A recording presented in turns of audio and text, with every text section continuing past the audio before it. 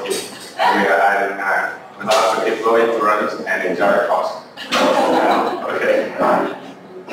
We have a rehearsal. And các bạn hôm nay thì mình sẽ được trình bày về cái giải phẫu cũng như là cơ sinh học của cấp 3. Thì mục tiêu của những con gồm có hai mục tiêu chính đó là giải phẫu và cấp 3 hoạt động như thế nào.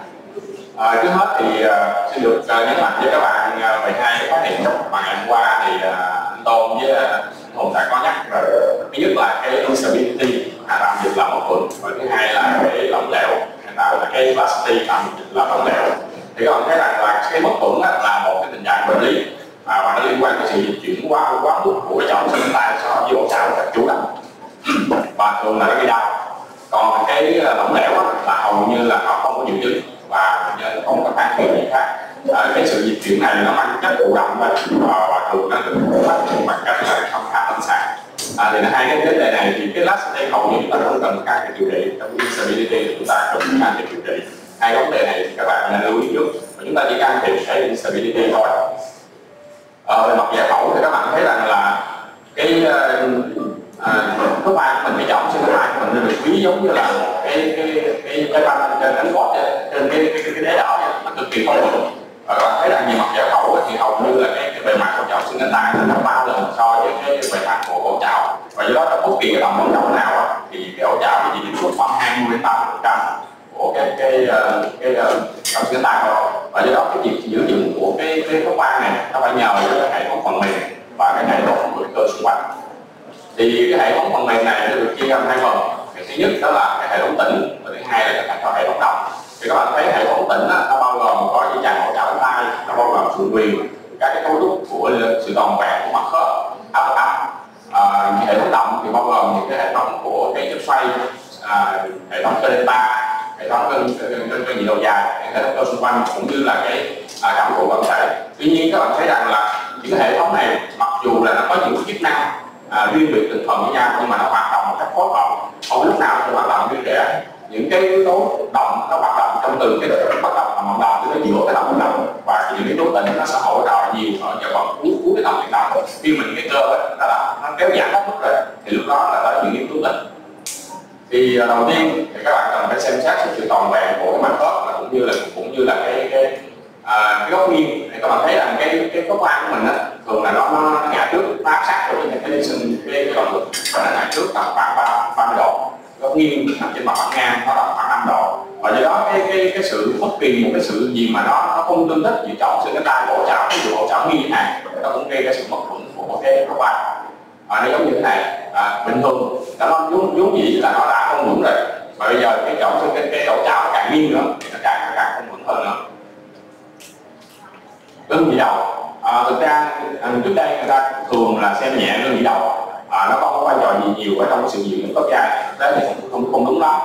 Người ta thấy rằng là cái gân nhị đầu nó cũng có vai trò trong sự đè cái chỏng xương cánh tay áp sát vào trong cái ổ chảo.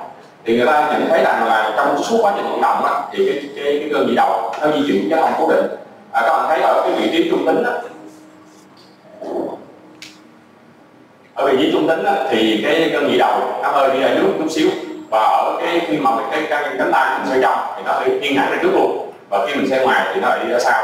Thì chính vì nó di chuyển như vậy đó, thì trong quá trình vận động thì cái gân nhị đầu nó luôn áp sát, nó giúp cho áp sát cái chậu xương cánh tay của mình, áp sát vào cái chậu, và do đó nó sẽ giữ những cái khớp vai của mình.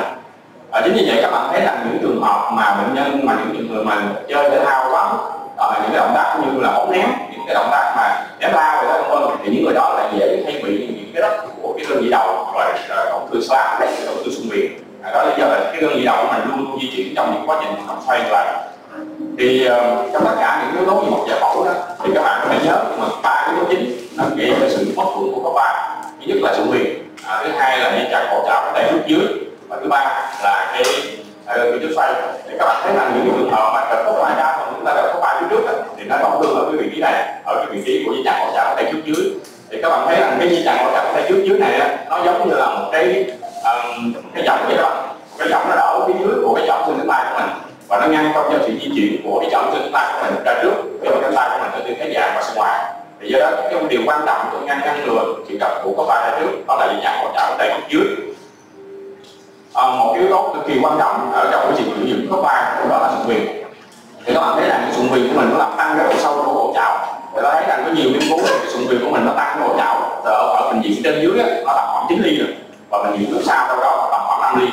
Thì do đó là khi mà người ta thấy là khi mà mình cắt cái sụn viền bỏ thì hầu như nó làm mất đi cái độ sâu của cổ chảo của mình tầm tới 50% trong tất cả các hướng này, và nó làm giảm cái sự chống trật khoảng 20%. Và do đó vai trò sụn viền nó cực kỳ quan trọng. Các bạn thấy là không chỉ vậy, cái sụn viền của mình nó còn là chỗ bám những cái dây chằng đó là chỗ bám cái hỗ trợ tay trên, hỗ trợ tay giữa, hỗ trợ tay trước, cả trước và sau. Và còn nó có một cái nhiệm vụ là một cái gờ, nó cái gờ giống như là các bạn thấy các bạn chạy xe máy mà đi vào trong những cái khu dân cư ấy, trước khi bạn vào khu dân cư nó có mấy cái gờ đó, thì mình tới đó là mình phải chạy chậm lại. Thì nó cũng giống vậy, cái trọng xương cánh tay của mình muốn trật qua được nó phải vượt qua được cái gờ đó thì nó mới trật được. Thì nó có một vai trò giống như cái gờ vậy đó.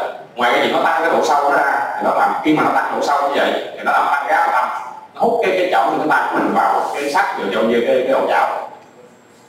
Thì các bạn thấy là nếu mà cái sụn viền nó càng sâu thì cái trọng xương cánh tay của mình nó càng vững, có nghĩa là cái lực tác động muốn trật ra được đó, nó càng nhiều hơn thì nó mới trật ra được này. So với những cái trường hợp mà chúng ta mất sụn viền và sụn viền đất thì cái độ sâu nó không còn nữa, thì chỉ là một tác động nhỏ thôi nó cũng trật. Thì về mặt cơ sinh học thì các bạn thấy rằng là cái khớp vai của mình á, nó không giống như là khớp háng. Khớp háng là một khớp của obi, nó vững trong nó lọc cho nó là nó vững thôi, nó rất là khó chập. Vậy là nó vững nhờ cái hệ thống xương, và nó cũng khác với cái khớp gối hoặc là cái khớp cổ chân, nó vững bằng hệ thống dây chằng. Thì các bạn thấy là khớp gối hoặc là khớp cổ chân hoặc thậm chí là những cái khớp liên đốt của ngón tay chẳng hạn, thì luôn cái hệ thống dây chằng nó luôn ở cái trạng thái là đánh đường, nó giữ cái khớp của mình là được vững. Tuy nhiên cái riêng khớp vai á, thì dây chằng nó lại không có nhiều cái vai trò. Khi các bạn làm nghỉ ngơi hoặc là khi các bạn vận động tới giữa tầm vận động thì dây chằng luôn ở trạng thái động, nó không có ở trạng thái động khác. Nhưng mà cái hoạt động trong quá trình chúng ta hoạt động thì cái giữ vững đó lại nhờ hệ thống cơ chứ không phải là nhờ hệ thống dây chằng. Thì cái sự để hiểu rõ hơn về cái sự liên quan, cái sự mất vững này thì mình cần phải nắm một cái khái niệm, đó là cái khái niệm phản ứng lực. Có nghĩa là cái sự tương quan giữa lực tác động nó liên quan với cái bề mặt của ổ chảo. Thì giống như vậy thì cái phản ứng lực đó, phản ứng lực đây là tất cả những cái lực tác động của khớp vai. Thường những cái lực này nó có khuynh hướng là nó dồn theo vuông góc với cái bề mặt của cái ổ chảo. Và cái thứ hai là cái góc cân bằng góc này. Thì các bạn thấy cái góc cân bằng là chỗ này. Thì góc cân bằng nó tính từ cái điểm giữa cổ chảo này cho đến cái điểm cao nhất của cái sụn viền. Thì cái độ cong này mình tính bằng cái góc cân bằng. Thì tất cả các lực tác dụng của cái khớp vai này nó làm sao nó phải nằm ở trong cái góc cân bằng này thì nó mới vững. Nó mà ngoài cái góc cân bằng đó thì nó là thành mất vững. Thì đó là cái mối quan tâm của chúng ta khi mà chúng ta điều trị hoặc là chúng ta đánh giá một trường hợp mất vững của bệnh nhân. Và cái lực cân bằng này nó cũng khác nhau nữa, nó cũng khác nhau ở phía trước và ở phía sau. Thì các bạn thấy là hồi nãy mình nói cái sụn viền của mình đó, nó dày lên theo cái chiều trước, cái chiều trên dưới là khoảng 9 ly và nó so ở chiều trước sau là khoảng 5 ly rồi. Do đó các bạn thấy là theo cái sơ đồ này thì rõ ràng cái chiều trên dưới ấy, nó vững hơn so với chiều trước sau. Thì các bạn thấy ở phía trên là chịu lực tầm khoảng, nó chịu lực tới 31%, và phía dưới khoảng 33% so với phía trước là chỉ có đâu đó tầm khoảng 18-19% thôi. Thì các bạn thấy là cái sụn viền chỗ nào sụn viền càng sâu thì nó sẽ càng vững. Và cái lực phản ứng này nó được tạo ra chủ yếu bằng cái nhóm cơ chất xoay.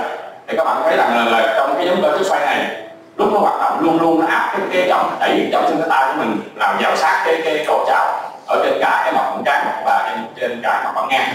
Thì các bạn thấy là trên cái mặt phẳng trên mặt phẳng ngang này thì cái cặp đối lực của nó đó là hai cái cơ, đó là cơ trên gai và cái cơ cơ delta. Trên mặt phẳng này thì cơ dưới gai và cái cơ dưới vai, và trên cái mặt phẳng trán đó là cơ delta và những cơ chất xoay. Thì điều này cho thấy rằng là khi các bạn thấy bệnh nhân bị đất chất xoay, mình bị đất chất xoay chỗ này thì cái nhóm cơ delta có hướng kéo lên trên, và do đó khi các bạn chụp X-quang trọng xương cánh tay nó thường có khuynh hướng là lên trên, nó cấn vào cái phần dưới mặt bụng, và khi mà bệnh nhân giãn nó gây đau. Thì khi mà những cái cặp khối lực này nó mất cân bằng, đồng nghĩa với chuyện là cái khớp vai của mình mất vững. Thì các bạn thấy là cái cặp này, những cái cặp đối lượng này nó hoạt động, nó giữ cho cái trọng xương cánh tay của mình, cánh tay của mình luôn luôn ở tư thế chuột và nó ngay trọng tâm của cái ổ chảo. Trong bất kỳ cái tầm vận động nào luôn luôn nằm ở cái vị trí đó, nằm trong cái mật cân bằng. Thì bất kỳ một cái trường hợp gì mà nó làm cho tăng cái độ nhảy, tức là trọng xương cánh tay của mình nó vượt qua khỏi cái bề cao của cái sụn viền, hoặc là nó mất cái sụn viền chỗ này, làm giảm cái góc cân bằng chỗ này, thì nó làm cho khớp vai của mình mất vững. Chúng ta có thể thấy những trường hợp ví dụ như bệnh nhân bị đứt cái gân cơ dưới gai thế này, hoặc là bệnh nhân bị bong cái chỗ cái móng lớn, hoặc là bệnh nhân bị mất cái vòng sụn viền thế này. Tất cả những cái trường hợp đó nó đều gây cho bệnh nhân bị mất vững. Hoặc là các bạn thấy hồi nãy khi ở đầu đó, cái độ nghiêng của cái bề mặt của ổ chảo đó, ổ chảo bình thường cái tầm ngang như thế này, bây giờ bình thường cái ổ chảo như thế này, thì nó cũng làm thay đổi cái trọng tâm, làm thay đổi cái góc cân bằng nó đi, làm cho cái xương cái khớp vai của mình nó cũng bị mất vững. Thì đó, vấn đề là ở chỗ là cái mối liên hệ giữa cái lực tác động và cái bề mặt của ổ chảo. Về vai trò của dây chằng thì các bạn thấy là dây chằng của trong khớp vai này là nó chỉ hoạt động nhiều nhất, nó hỗ trợ ở cuối tầm vận động thôi, ở cả tất cả các bệnh viện. Thì cái dây chằng này nó có hai chức năng thứ nhất nó giống như là một cái dây cương vậy bạn, dây cương nó kìm giữ lại, và chức năng thứ hai là nó có vai trò giống như là một vai trò đấu trọng vậy. Thì các bạn thấy trong những cái tầm vận động mà đến hết tầm vận động và cuối tầm vận động, khi bạn thép quá mức, bạn đưa tay quá mức như thế này, hoặc đưa ra sau quá mức như thế này, thì lúc đó những cái nhóm cơ đó, những cái yếu tố mà tác động mà động á, nó không còn tác dụng nữa, tại cơ nó đã giảm hết mức rồi. Thì lúc đó cái vai trò của dây chằng lúc đó nó bắt đầu nó căng thì nó sẽ được giữ vững cái khớp mình lại. Thì các bạn thấy đây là một cái sơ đồ, ta thấy khi mà cái nhóm cơ đã hết tác dụng rồi, bắt đầu nó xuống rồi, thì cái vai trò của hệ thống cái dây chằng nó căng lên, nó sẽ giúp cho giữ vững của khớp vai. Do đó cái hệ thống tĩnh và hệ thống động nó không bao giờ làm việc mà độc lập với nhau, mà đồng là nó phối hợp trong suốt cái tầm vận động từ cái bắt đầu tới khi kết thúc.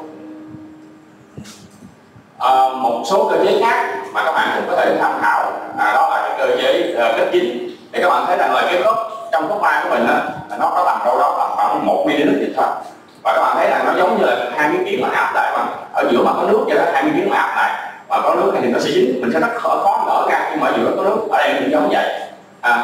Cái thứ hai là cái sức hút của cái ổ chảo, nó giống như là các bạn có những cái miếng dán mà các bạn hình như tượng cái đó không đấu luôn, mà mình không cần cái dán các bạn, nó giống vậy. Và cái điều đó nó tùy thuộc vào cái độ sâu của cái sụn viền này, nó giống như là một hút cá của tâm vậy đó. Và người ta thấy rằng sự phối hợp của tất cả các yếu tố này nó làm cho cái khớp của mình nó gặp được âm đâu đó tầm khoảng 42 cm nước khi mà đặt thế nghỉ. Và khi mà mình cầm một cái vật gì đó nặng thì cái áp lực âm này nó tăng lên nữa, ở đâu đó tầm khoảng 82 cm nước là. Và các bạn thấy một cái điều nữa, đó là cái thể tích của khớp vai. Thể tích của khớp vai là nó luôn giới hạn. Thì trong những trường hợp các bạn thấy rằng là khi mà nó liên quan cho lâm sàng, đó là khi mà mình phẫu thuật, các bạn mình phẫu thuật ở khớp vai, mình phẫu thuật xong mình tự nhiên mình thấy cái khớp vai nó có vẻ như nó bám đập ở đây. Thì trong những trường hợp này là cái khớp vai của mình nó mất đi áp lực âm, hoặc là các bạn đã mở khớp vai rồi, mất áp lực âm, hoặc là các bạn mở khớp vai này nó làm tăng cái thể tích của khớp vai và nó mất áp lực âm đó. Thì đó khi mà nó mất áp lực âm đó thì nó sẽ cái vai của mình nó mất cái sự hút vô của cái ổ chảo này và nó rơi xuống.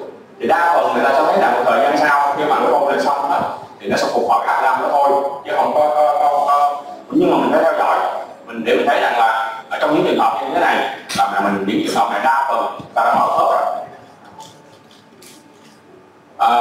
Cái cuối cùng trong cái vấn đề cơ sinh học, khi mà mình đánh giá một trường hợp cái mất vững của khớp vai, đó là cái khái niệm về cái vòng tròn. Thì cái khái niệm này được Warren thiết kế vào năm 1984. Thì ông thấy là đứng trước một trường hợp mất vững thì mình đánh giá giống như một cái hệ thống vòng tròn vậy. Và các bạn coi cái sụn viền có bị tổn thương không? Các bạn coi cái bao khớp nó có bị căng hoặc nó bị giãn hay không? Bạn coi cái ở vùng mà da trước xoay có bị không? Hoặc là bạn coi vùng xương ở chỗ cái trọng xương cánh tay, hoặc là cái chỗ của cái ổ chảo có bị tổn thương hay không?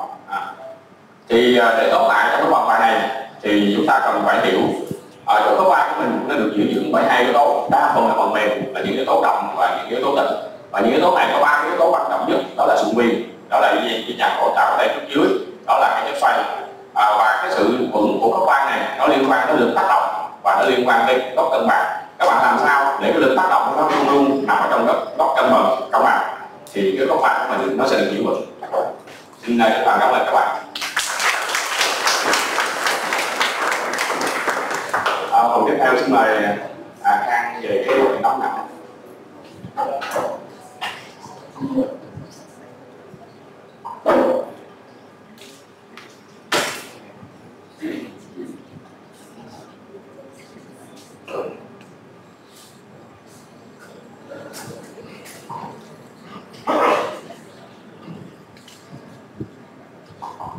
Em sẽ trình bày cái chuyên đề thứ hai của mình là về Albright Profile. Thì phần những trình bày gồm có 4 phần. Phần đầu tiên thì mình cũng đi làm được Technics, Protocol. Và thứ hai là nói Anatomy. Thứ ba, thứ tư là nói những bệnh lý về các trục xoay hay là móc khớp vai. Như vậy thì về Technics thì như thế nào chúng ta sẽ set up một cái quá trình móc khớp vai như thế nào là tốt. Thì chúng ta cần phải chú ý những điều này là hướng về đây là một kỹ thuật viên cho nó nặng. Tuy nhiên mình cầm một cái đốc phim chụp camera profile lên thì mình cũng cần phải biết được là người ta chụp phim có đúng hay không. Thì muốn biết đúng hay không thì nếu lá cắt của hình MRI thì chúng ta biết là hướng corona thì người ta phải trục, nó phải song song với trục của xương bả vai. Còn ASEAN thì người ta phải song song với trục của gân cơ delta. Tức là nó tóm lại tức là đây là một cách trục của khớp vai là theo trục của nhóm gân cơ chóp xoay chứ không phải là theo trục anatomy giải phẫu của cơ thể. Đôi lúc mình cầm lên những nơi mà nó chụp không có đúng thì mình đọc nó sẽ bị sai. Về protocol chụp camera khớp vai thì cũng tương tự như khớp gối thì nó gồm có 3 cái hình cơ bản thôi. Thứ nhất là T2 phát sát, BD phát sát và T1. Thì như vậy mình sẽ chụp một cái T2 phát sát 3 mặt cắt, một cái BD phát sát 3 mặt cắt. T2 để xem những cấu trúc gân cơ và dây chằng. BD thì có thể đánh giá được cái sụn viền và sụn khớp. Và sai tan T1 không phát sát. Thì đối với khớp vai thì nó thường chụp một cái sai tan hơn là chụp cái corona, bởi vì sai tan nó giống như cái tư thế e-view trên X-quang vậy đó. Thì sai tan là giúp đánh giá về hình thái mỏng cùng đánh giá những bệnh lý như là viêm dính vào khớp vai. Xin nhấn mạnh ở đây thì đối với protocol của MRI khớp vai thì tất cả này mình đều xài là phát sát, là dùng kỹ thuật để xóa mỡ, tức là xóa mỡ đặc hiệu. Đối với khớp gối thì một số trung tâm thì không có những máy móc tốt thì mình có thể chấp nhận ở mức 0.3 Tesla. Nhưng mà đối với MRI của hoặc là mình dùng kỹ thuật là steer để xóa mỡ. Còn đối với MRI khớp vai thì bất di bất dịch thì chúng ta phải xài tối thiểu là 1.5 Tesla. Và để xóa mỡ là chúng ta phải xài đó là phát sát chứ không, chúng ta không có được sử dụng cái kỹ thuật steer. Để chúng đi qua phần thứ hai là về nhắc lại một số giải phẫu trên cả 3 mặt cắt của MRI khớp vai. Đây là hình corona, đây là hình ASEAN, nó song song với trục của gân cơ trên gai. Đây là hình Saito. Thì hình thứ nhất là hình corona thì chúng ta thấy từ đây là một quạ, từ những chúng ta biết là một quạ sẽ xuất phát có 3 cái dây chằng, đó là quạ đòn, quạ mỏng cột vai và quạ cánh tay. Thì dây chằng thì tín hiệu thấp thì chúng ta thấy được những cái dây chằng như đây là dây chằng quạ đòn này ha. Đi lần lượt chúng ta thấy dây chằng đây là quạ cánh tay. Quạ mỏng cột vai thì dây chằng quạ mỏng cột vai thì chúng ta thấy là nó nằm ở phía trên của gân cơ trên gai. Khi nó có dày nó móc thường cái dây chằng này nó là một yếu tố để mà nó đè lên, nó gây ra một ổ trứng cống đối với gân cơ trên gai. Chúng ta thấy một cái cấu trúc giải phẫu quan trọng thứ hai đó chính là cái phần trên hố trên gai là ở phía sau của gai vai, nơi này có chứa thần kinh và mạch máu. Thì nếu như những cái đất sụn viền mặt sau á nó tạo nên ngang một trịch ở đây và nó đè ép lên thì nó có tổn thương thần kinh trên vai ở đây và đôi lúc nó gây tổn thương cái gân cơ trên gai hoặc dưới gai kết hợp. Một cấu trúc giải phẫu tiếp theo là ngắt nách. Chúng ta biết là ngắt nách thì ở dưới này nó có một cái dây chằng hỗ trợ ở đây dưới. Chúng ta chú ý khi nó có tổn thương đứt dây chằng chặt ở đây dưới thì nó gây ra những bệnh lý liên quan đến móc mỏng của khớp vai, là một cấu trúc giải phẫu. Ở đây là cái hình ở tư thế trung tính thứ hai là chúng ta thấy rõ ràng là một cái hình này rất là dễ hình dung ha. Mà hầu như chúng ta ai cầm một cái khớp vai lên thì chúng ta thường là cầm một cái corona, nó cũng giống như khớp gối thì chúng ta cầm một cái hình xoay tan vậy thì nó cho đánh giá gần như là toàn vẹn của gân cơ trên gai. Từ cái cơ đến hệ thống gân đến điểm bám của mối động lớn tại vị trí này. Thì chúng ta lần đầu đi ra phía sau thì chúng ta thấy có tổn thương, nếu có đó là tổn thương hiệu sách rất là đặc hiệu. Chúng ta đi qua cái phần là sai tan là một hình nó ưa thích mỗi người làm cho nó nặng hơn, bởi vì hình sai tan cho chúng ta một cái nhìn toàn vẹn tất cả cấu trúc của gân cơ chóp xoay trên gai, dưới gai, tròn bé. Chúng thấy cơ là tín hiệu màu sáng hơn, còn có những cái đen ở trong đây là nổi lông ở bên trong. Thì chúng ta đây là mặt trước, đây là mặt sau, ba cấu trúc cơ đây là mặt trước. Thì chúng ta nhớ là ngược phía ngoài đây là phải là gân cơ dưới vai ha, mặt trong đây là dây chằng của chặt ở tay giữa, và phía trong đây sẽ là một cái cấu trúc về sụn viền. Chúng ta nhớ là lượt ba cái này, đây là hội chảo. Và chúng ta đi lần lượt thì chúng ta thấy rõ hơn cái ba cấu trúc gân đây. Và chúng ta vị trí đây là hội thống cấu trúc xoay, vị trí này 2 giờ đây có mỏ neo gì đâu. Chúng ta lần lượt đây là một hình T1, hình T1 người ta tiêm thuốc tương phản từ nội khớp, cho nên cái bao khớp nó căng chứa đầy dịch lên, nên nổi rõ được cái cấu trúc của dây chằng. Đây là cấu trúc giải phẫu của dây chằng quan trọng ở tay dưới, nó có 2 phần, phần trước và phần sau. Như chúng ta biết khi mà một trình chụp một cái MRI file thường quy thì có rất dây chằng này chúng ta không thể đánh giá được, trừ khi mà bệnh nhân có dịch nhiều, một cái chấn thương có dịch nhiều thì chúng ta tình cờ chúng ta xét được cái những dây chằng này rất rõ. Với một MRI file thường quy chúng ta không đánh giá được. Ở đây là cái gì hỗ trợ có tay trên ha, đây là mỏ neo gì đầu lần lượt như vậy. Thì như vậy trên hình sai tam này chúng ta đánh giá luôn cái vị trí của nếu mà có những cái tam giác dưới mỏ quạ này, dấu hiệu tam giác dưới mỏ quạ trong chẳng có một cái viên dính vào cái vai đi kèm. Chúng ta đánh giá luôn cái hình dạng của ống hồng vai, đánh giá luôn giống như từ cái review như vậy. Đây là chúng ta tiếp tục đánh giá một cái cấu trúc của dây chằng hỗ trợ ở bên dưới. Ở đây hình sai ta hình ASAN thì chúng ta thấy mặt cắt là cắt song song với trục của gân cơ trên gai. Ở đây là cái gân thì nó là tín hiệu thấp.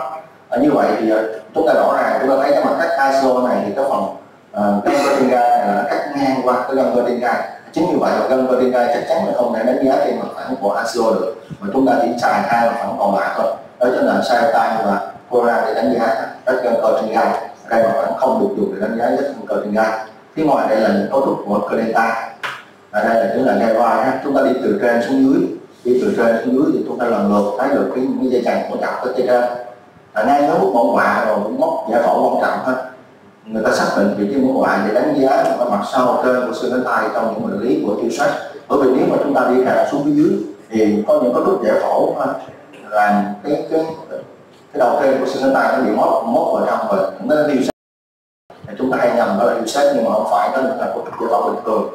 Ở đây chúng ta đang đi qua phần giữa thì chúng ta thấy rõ ràng nhắc lại một cấu trúc giải phẫu. Đây là cái phần rãnh nhì đầu, rãnh nhì đầu đây là cái gân nhì đầu đi trong rãnh nhì đầu. Chúng ta khám lâm sàng chúng ta không thể đánh giá được. Ở đây là cái gân cơ dưới vai ở mặt trước, thì giống như nói như hồi nãy trên hình ảnh sai tam thì chúng ta thấy là gân cơ dưới vai thì đi vào trong đó là đi hỗ trợ cái đi giữa. Ở đây là cái sự việc chúng ta nhớ là được 3 cấu trúc như thế này. Ở đây chúng ta đi xuống phía dưới ha, thì bắt đầu nó xuất hiện cái dây hỗ trợ ở đây dưới. Và đây là cái bao hộp dịch ở gân cơ nhì đầu. Thì mình nhớ là cái bao hộp dịch này của gân cơ nhì đầu lúc nào nó có một xíu dịch. Đây là một số dịch bình thường, xử lý bình thường không có thể.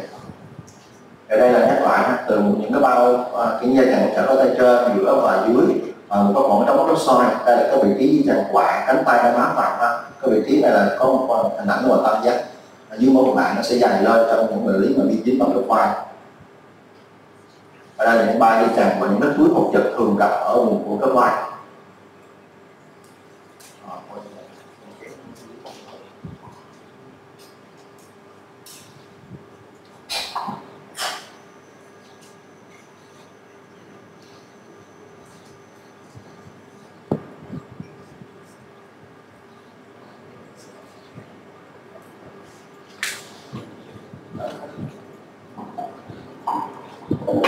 Em sẽ đi qua trước cái phần bệnh lý mất ổn cái vai thì chúng ta được phân là một cái sụn viền, một cái trật cái vai hay là tổn thương bệnh hỗ trợ cánh tay. Đây là cơ chế của một cái trật cái vai thì chúng ta biết rồi ha. Em xin lướt qua cái slide này. Thì như chúng ta biết thì ổ khớp của chúng ta cái vai thì nó vẫn ở trên, ở phía sau thì đa phần chúng ta sẽ bị một cái trật cái vai là ra trước và xuống dưới. Thì khi mà trật cái vai ra trước xuống dưới thì có hai cái tổn thương rất là điển hình của mình, đó là một cái tổn thương quanh cặp và hip sát. Ví dụ trên X-quang này chúng ta thấy rõ ràng là một cái tư thế, một cái nhận, một cái trật cái vai ra trước và xuống dưới. Nhưng mà thực sự ngay trong mũi tên đỏ này, một cái tổn thương của gờ dưới của cổ chảo này thật sự chúng ta rất là khó thấy và đôi lúc nó sẽ bị phập trong ảnh. Một ca khác thì sau đi mà phẫu thuật viên là án trật thì chúng ta thấy rõ ràng có tổn thương hip sát, một cái tổn thương gờ trước dưới cổ chảo, một cái tổn thương review. Đây là CT thì chúng ta thấy rõ ràng CT nó có một ưu việt rất nhiều so với X-quang. Nó đánh giá được, nó có thể đánh giá được cái diện tích của cái tổn thương hip sát này. Nó đánh giá rõ ràng cái tổn thương gờ dưới của cổ chảo. Ở đây là hình 3D dựng hình lên trong cái nhìn tổng quan về tổn thương của viên dưới của cổ chảo. Cái tổn thương hip sát như đã nói như hồi nãy thì chúng ta sẽ xác định có điểm giải phẫu quan trọng nhất là trong mẫu quạ. Mặt sau của mẫu quạ thì đây có một hình ảnh là bị móp xương ha, một cái nén xương tại vị trí mẫu quạ. Đây là cũng trên corona đi kèm. Ở đây là một cái trật cái vai đằng sau. Thì trật cái vai đằng sau thì như chúng ta biết thì nó tỷ lệ rất là thấp và khả năng chẩn đoán nó cũng rất thấp so với trật cái vai đằng trước. Bởi vì những dấu hiệu này thường nó không có điển hình. Người ta sẽ dùng cái từ là look strength, tức là mình thấy lạ. Thường trong X-quang AV là mình thấy lạ, tức là mình thấy nó còn ở này, rồi mình thấy cái chỗ xương tay nó bị xoay và nó có hình dạng. Nó không giống như hình dạng của một cái gậy mà da người ta chống gậy lên, nó sùi sùi trên mà nó hình dạng giống như một cái lay bút lên, thì ở đây còn hở thì chúng ta nghi ngờ đây là một cái file đằng sau. Ở đây là một cái tư thế e-view. Thì chúng ta biết là tư thế e-view là một cái tư thế chụp ở tư thế mà chúng ta đánh giá được cái trật khớp vai là trước và đằng sau rất là rõ. Nhưng trong những cái trật khớp vai mà nhẹ thì chúng ta cũng đôi lúc chúng ta bị âm tính giả luôn. Thì người ta khuyên rằng chúng ta sẽ một cái tư thế nách. Tư thế nách thì chúng ta đánh giá rõ nhất là cái của chạm chúng ta sẽ thấy rõ nhất và trật và trước và sau. Tuy nhiên người ta cũng khuyên là nếu mà khó quá thì chúng ta nên làm CT luôn. Thì thật sự đây là một cái thực trạng hiện tại ha, cũng giống như là thực trạng hiện nay, ví dụ như là những cái phim chúng ta chụp X-quang phổi hàng ngày như vậy, chúng ta chụp một X-quang nghi ngờ một cái u phổi đang phim thẳng thì thường là người ta tiến đến người ta chụp CT luôn, chứ không phải là người ta cần chụp một X-quang tư thế nghiêng hay một cái tư thế chết giống như hồi xưa vậy. Đối với X-quang, đối với cơ xương khớp cũng vậy, ngay cả những cái gãy cổ xương đùi mà ra đến tiếp 1 người ta lớn đóng là có hay không, như vậy người ta cũng chuyển cho CT, và trong trường hợp này cũng vậy. Bởi vì sao? Bởi vì CT ngày nay thì giá thành thì nó cũng tương đối là áp dụng được. Với thứ hai là có tính ưu việt của CT, và thứ ba nữa là cái liều tia đối với CT của em với X-quang ngày nay là nó không hơn là bao nhiêu. Một cái hình CT thì nó hơn là X-quang khoảng 3 đến 4 tấn thì liều tia như vậy. Cho nên đây là một cái chỉ định tương đối tùy thuộc vào cái bác sĩ lâm sàng sẽ hướng bệnh nhân như thế nào cho nó rõ ràng. Chúng ta đi tiếp cái phần là van cạp và organ của van cạp. Thì chúng ta thấy rõ ràng đây là một cái van cạp. Như vậy một cái trật khớp vai ra trước xuống dưới thì nó sẽ tổn thương một cái van cạp. Van cạp đây là một van cạp chính của nó, tức là có tổn thương sụn viền và rách bao khớp. Thì đây là một cái van cạp ngược. Đây là một cái van cạp xương. Thì chúng ta thấy nó rõ ràng nó bị bóc tách luôn phần xương. Và có tổn thương glass, chúng ta thấy rất là dễ dàng, tức là nó tổn thương cả sụn khớp và sụn viền. Đây là một tổn thương áp sang cũng rất là dễ thấy, là bởi vì chúng ta thấy khi nào một có dịch trong khớp nó sẽ bung cái bao khớp trước dưới này ra, và cái phần sụn viền này nó rất mà nó bong ra phía trước. Và tổn thương cơ tim này, tổn thương này nó khó nhận dạng hơn so với những tổn thương khác. Khó là bởi vì sao? Chúng ta thấy rõ ràng nó giống như cái van cạp này, tuy nhiên là nó không có bóc tách cái sụn này ra, và nó phải có cái đường dịch nó len vào. Và muốn có cái đường dịch len vào thì chúng ta làm sao chỗ này nó có dịch. Muốn có dịch thì thường cái tư thế của chụp chúng ta nó phải đặc biệt một tí. Thứ hai là bệnh nhân phải có dịch khớp chẳng hạn, hoặc là chúng ta dùng tương vật từ đầu khớp thì chúng ta thấy rõ được cái sự bong như thế này. Thì đây là trường hợp thứ nhất là tổn thương van cạp. Chúng ta thấy rõ ràng chúng ta sẽ nhận diện được có lúc sụn khớp là màu xám ha, còn sụn viền thì nó sẽ là màu đen. Thì màu đen này chúng ta biết là sụn viền sẽ bám trên bề mặt của sụn khớp. Thì đây là màu đen này ha, đây là sụn viền sau. Đây là sụn viền trước mất đi, và đây là cấu trúc của sụn viền trước, có dịch nó len qua, nó rách cho khớp. Đây là có dạng điển hình của một cái van cạp. Ở đây là một ca thứ hai là van cạp xương ha. Chúng ta thấy đây là hình bên ngoài cái van cạp xương, đó là tổn thương xương. Ở đây là một tổn thương mà chúng ta thấy rõ ràng đây là nó mốt ở trên, như vậy nó có một tổn thương yêu sát. Chúng ta nghi ngờ mà chúng ta đi từ trên xuống dưới, người ta đây là một cái tổn thương sụn viền trước ha. Và đây là phía ngoài, đây là một cái dây chằng hỗ trợ đến đây nhiều quá đó. Chúng ta đi lần lượt đi xuống dưới và chúng ta thấy rõ ràng là nó có tổn thương xương. Như vậy ca này nó là một cái tổn thương sụn viền trước dưới, nhưng mà từ 3 đến 6 giờ, nhưng mà nó có lan lên ở phần trên nữa. Như cái ca này thật sự nếu mà mình làm em nói không quen thì mình không biết là nó một cái tổn thương của xương, một cái van cạp xương. Mình phải nhìn quen hàng ngày, bởi vì em nói thì nó không phải chuyên biệt về tổn thương xương giống như là X-quang hay là CT.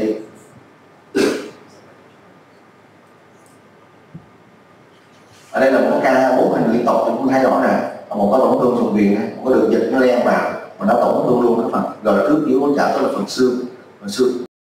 Trên màn hình CT chúng thấy rõ ràng phần xương có tổn thương và rất là rõ ràng, nhìn thấy ngay cả tương phần từ đầu khớp LYA có tiên hướng thì chúng ta cũng không thấy rõ đánh giá phần xương. Cho nên phần xương thường nó sẽ có thể là âm tính để MRI, thì đó là một cái yếu điểm của cái phương pháp kỹ thuật MRI này.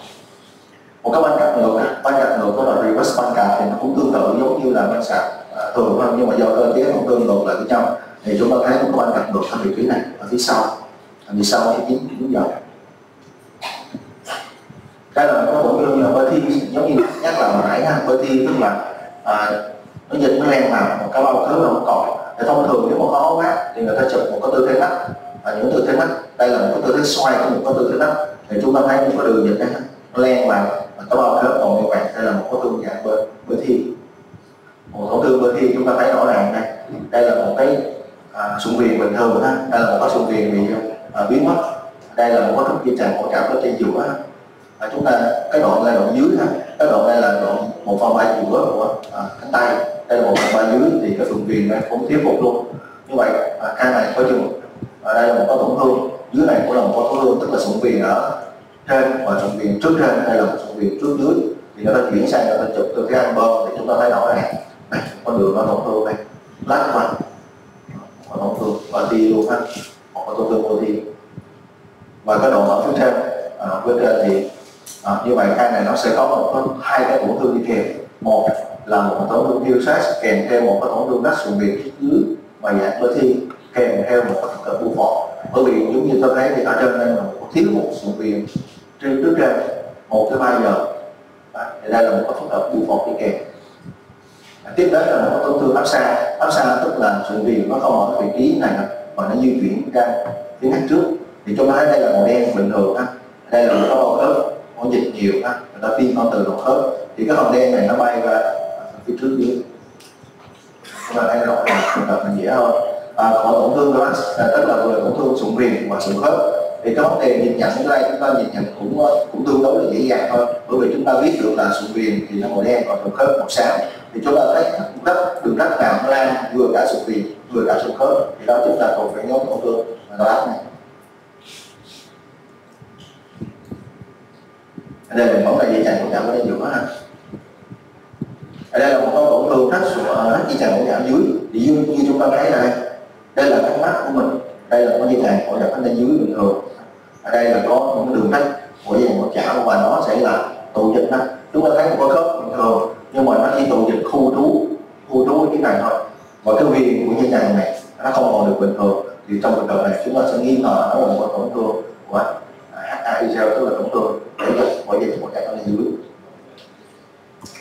Để chúng ta sẽ đi thử một ca này thật sự rất là khó. Ví dụ đây ca này chúng ta sẽ thấy được đây là nó mốt ở trên này, tức là một nghi ngờ tổn thương tiêu sát. Và khi chúng ta thấy được một tổn thương tiêu sát thì chúng ta nghi ngờ nó là có tổn thương sụn viền trước dưới hay không. Đó là một cái cặp tổn thương phải đi kèm. Chúng ta sẽ đi từ trên, chúng ta đi xuống dưới, đây là một trên xanh, đây là tổn thương một cái tiêu sát. Chúng đi trên thì chúng ta thấy ngay cả sụn viền trên nó cũng có đường bất thường tín hiệu. Như vậy có bất thường tín hiệu ở cái phần sụn viền trên này thì chúng ta có nghi ngờ đây là một biến thể hay là một tổn thương slash. Thì chúng ta lần lượt đi trên xuống dưới thì chúng ta thấy ở đây là cái ngang mức của 1/3 giữa này. Chúng ta thấy là cái sụn viền sau có lúc sụn viền trước nó cũng bị biến mất. Như vậy chúng ta nghi ngờ nó có thể đi kèm một cái tổn thương như là nách sụn viền hay là bu phổi hay không. Ở đây là cái gân cơ dưới gai, gân cơ dưới vai sẽ bám vào cái của lớn của cô bé một phần vào của lớn chèn vào cái phần của gân cơ di động. Chúng ta đi trên xuống dưới, đây là một cái sự thiếu hụt của sụn viền. Chúng ta đi xuống dưới mà chúng ta thấy rõ ràng cái đường tín hiệu từ phía trên từ 10 giờ đến 1 giờ và nó lách ra phía sau. Như vậy rõ ràng đây không phải là một cái biến thể của tổn thương sụn viền trên được, mà đây chính là slash. Như vậy câu hỏi đầu tiên là chúng ta có được cái tổn thương slash ở vị trí thứ 2 giờ chứ không phải là một cái variant. Còn đối với sụn viền trên thì đây là một sự thiếu hụt của sụn viền trên trước trên ở vị trí 1 tới 3 giờ. Như vậy ca này có thêm một cái tổn thương nữa là tổn thương là bu phổi. Rồi tiếp đến là ở trên này chúng ta thấy có được một cái khuyết, đây là một sát. Như vậy chúng ta lần lượt đi xuống dưới và chúng ta thấy rõ ràng ở 1/3 trước dưới này nó không có một cái sụn viền trước dưới nữa. Sụn viền trước dưới này không thấy được. Và chúng ta đi xuống dưới thì chúng ta thấy một cái nút màu đen đến hiệu thấp mà nó lạng ra phía trước đây. Đây chính là một cái tổn thương, một cái thương sụn viền không nằm ở đây mà nó bay đây, đó là tổn thương của chi.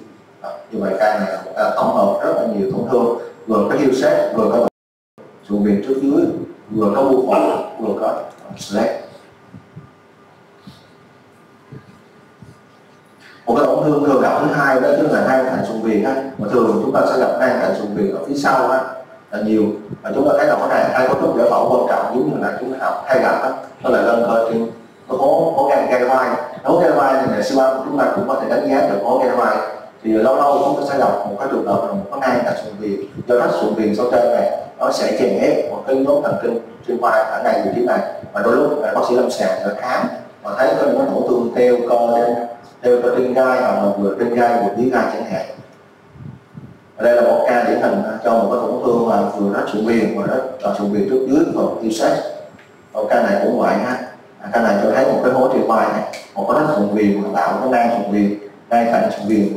Đây trên hình ảnh corona và đây là trên hình ảnh rách sụn viền ở vị trí 1 tới 3 giờ. Đây là một cái ngay ở vị trí hình ISO chúng ta thấy được cái hố trên gai. Ở trên bài của em đến đây sẽ hết.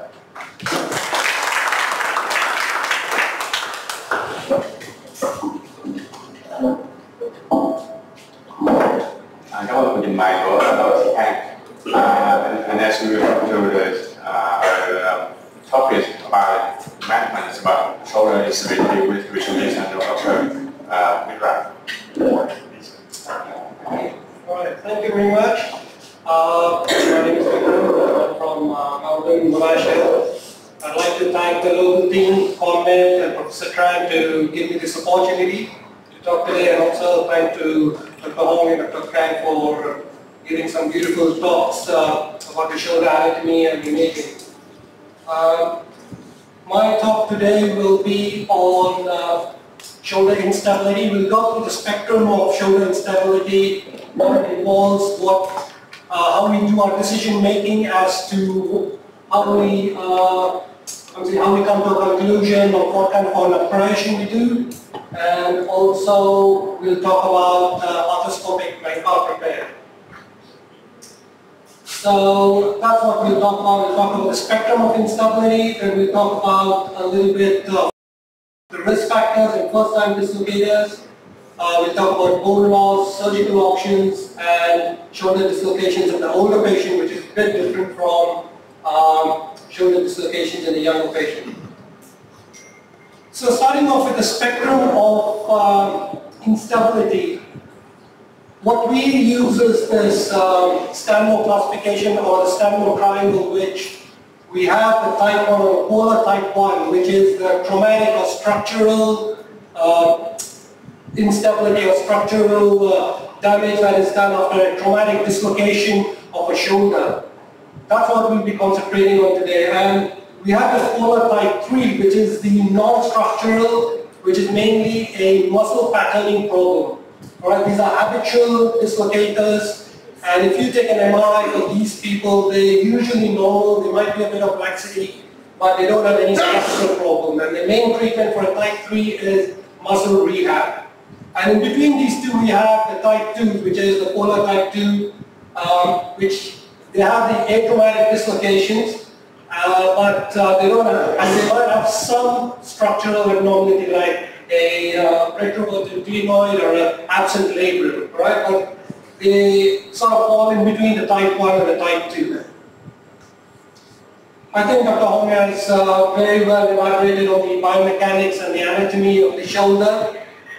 So the main thing, as Dr. Hong said, is the shoulder is a very shallow joint, and the main stabilizing factors are the soft tissues, which is the inferior glenohumeral ligament and the capsule, which acts like a hammer that supports the humeral head in the glenoid. Alright, and when you have a Bankart tear, something like this, what happens is that tension on the hammock, you lose the tension on the hammock, and the hammock falls down, and that causes the instability. And when you do your Bankart repair, what you're trying to do is restore that tension in the hammock and restore the stability in the shoulder. I think Dr. Kong has gone through these various lesions, and mainly I'd like to highlight the critical lesion in this. That is the humeral avulsion. A lot of time this is missed and a cause for recurrent instability or after surgery. So it is important, in the MRIs to recognize this Hagel lesion and address it at the initial time of dislocation. In the older patients, we'll touch up a little bit more later in the talk, but your main issue is not instability. Your main issue is a cuff problem, which will cause sort of instability. But you can have,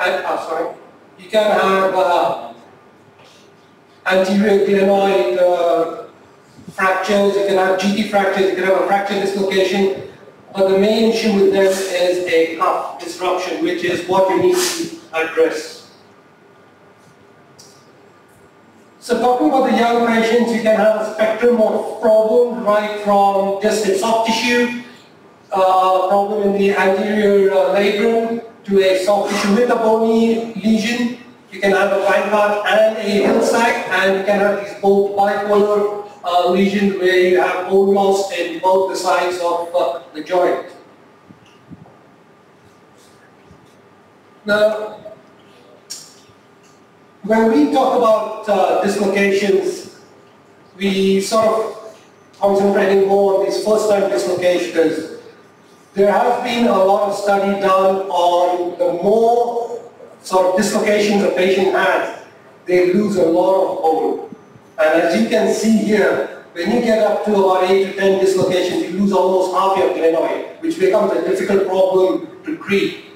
And that is the reason why a lot of us now are becoming more aggressive in first-time dislocators and acute injuries to try and fix them early.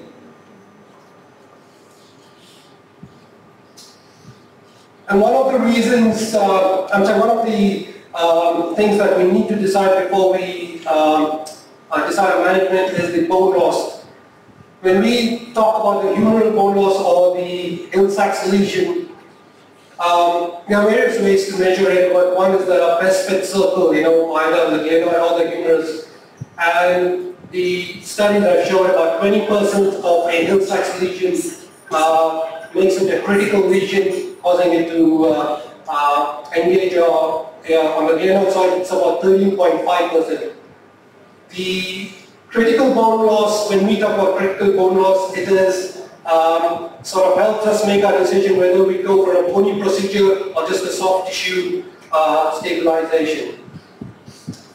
The other concept to understand with bone loss and these bipolar lesions is this on-track and off-track lesions. I don't know if you'll, maybe you'll come across this, but it is something sometimes difficult to understand, but it is like a road and a tire on a road. Okay, so that's the glenoid and that's the humerus. And when you start having lesions on both sides, so you have a glenoid lesion and the Hill-Sachs, and when that sort of becomes critical, all right, your tire falls off. Okay, and that is called a off-track lesion. And those are the ones that are quite difficult to sometimes manage. And it's important to recognize these as they are a reason for recurrent dislocations if you don't recognize them. The way you calculate your on-track and off-track can be a bit complicated, but it's basically the amount of bone loss on the humerus towards compared to the bone loss on the glenoid. And there have been studies done that show that 83% of the width of the glenoid is what is sort of the critical or that's a critical lesion for a off-track lesion. Now, what are our surgical options? Now that we have sort of decided what the pathology is, how much of a bone defect, if there is any, then we got to decide on what we do. Okay, and the decision making is not simple. I would say it depends a lot on what the patient is, like what do they want to do, their natural history of the problem. Sorry. So if they are high-level sports people, if they want to return to play, if they are in season and off season, and are they playing recreational or are they playing club level? These are things that we have to consider before we sort of decide what to do. With the bone loss, mostly if it is a non-critical bone loss that's less than 13.5, we can get away with the arthroscopic Bankart repair. A lot of us now add a ring massage to it because it does decrease the amount of redislocation rates, which we'll talk about later. There is now an increasing incidence of us doing open Bankart repairs. It used to be done about 40-50 years ago, but it is coming back in vogue because it does decrease the amount of redislocations, especially in the contact athlete and the overhead athlete. Just a arthroscopic Bankart does lead to a high rate of redislocation. So that is where at least most of the American surgeons are going down the track of going back to open Bankart repairs. Subcritical bone loss, that's between 13.5 and 20%. Most of us, if they're not contact athletes, we can get away with an arthroscopic repair. But if you're looking at, again, high-level athletes, you're looking at open bony procedures like a lavage or adipose bone graft. And if you have more than 20%, that's a critical bone loss, then you more sort of you get better results with your bony procedures. The other thing that can help you with your decision making is this ISI score, which was sort of developed by the French, and it gives you points for a lot of the risk factors for redislocations like age, their sporting abilities, hyperlaxity and amount of bone loss, and once you put all these into, you give them points accordingly. If they have less than 6 points, most likely you can get away with an arthroscopic stabilization. Anybody with 6 or more points, you're looking more at a lavage or a bony procedure. Now, we did talk about the first-time dislocators, that we're getting more and more aggressive with these. And the reason for these is patients who are less than 20 years, you're almost 93 to 95% risk of redislocating. And some of the studies have even shown 100% risk of redislocating. As you can see, as they grow older, the risk of redislocation does come down. All right, so when you're 25 and 30, you will be less aggressive in treating the first-time dislocators. But a patient less than 20, a teenager, 15, 16-year-old, you're almost 100% risk of redislocating.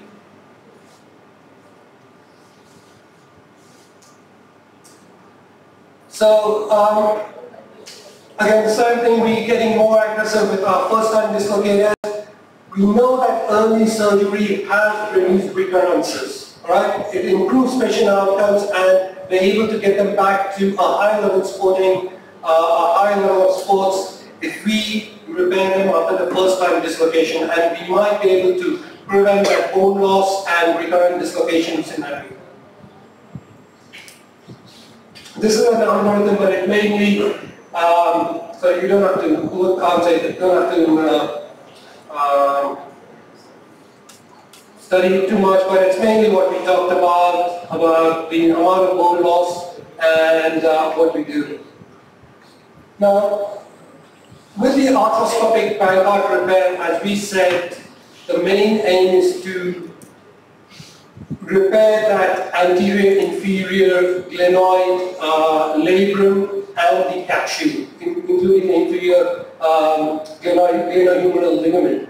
And the main thing in this, I'd say, is restoring the tension in that capsulolabral complex. It's just not repairing the labrum, but you've got to restore the tension.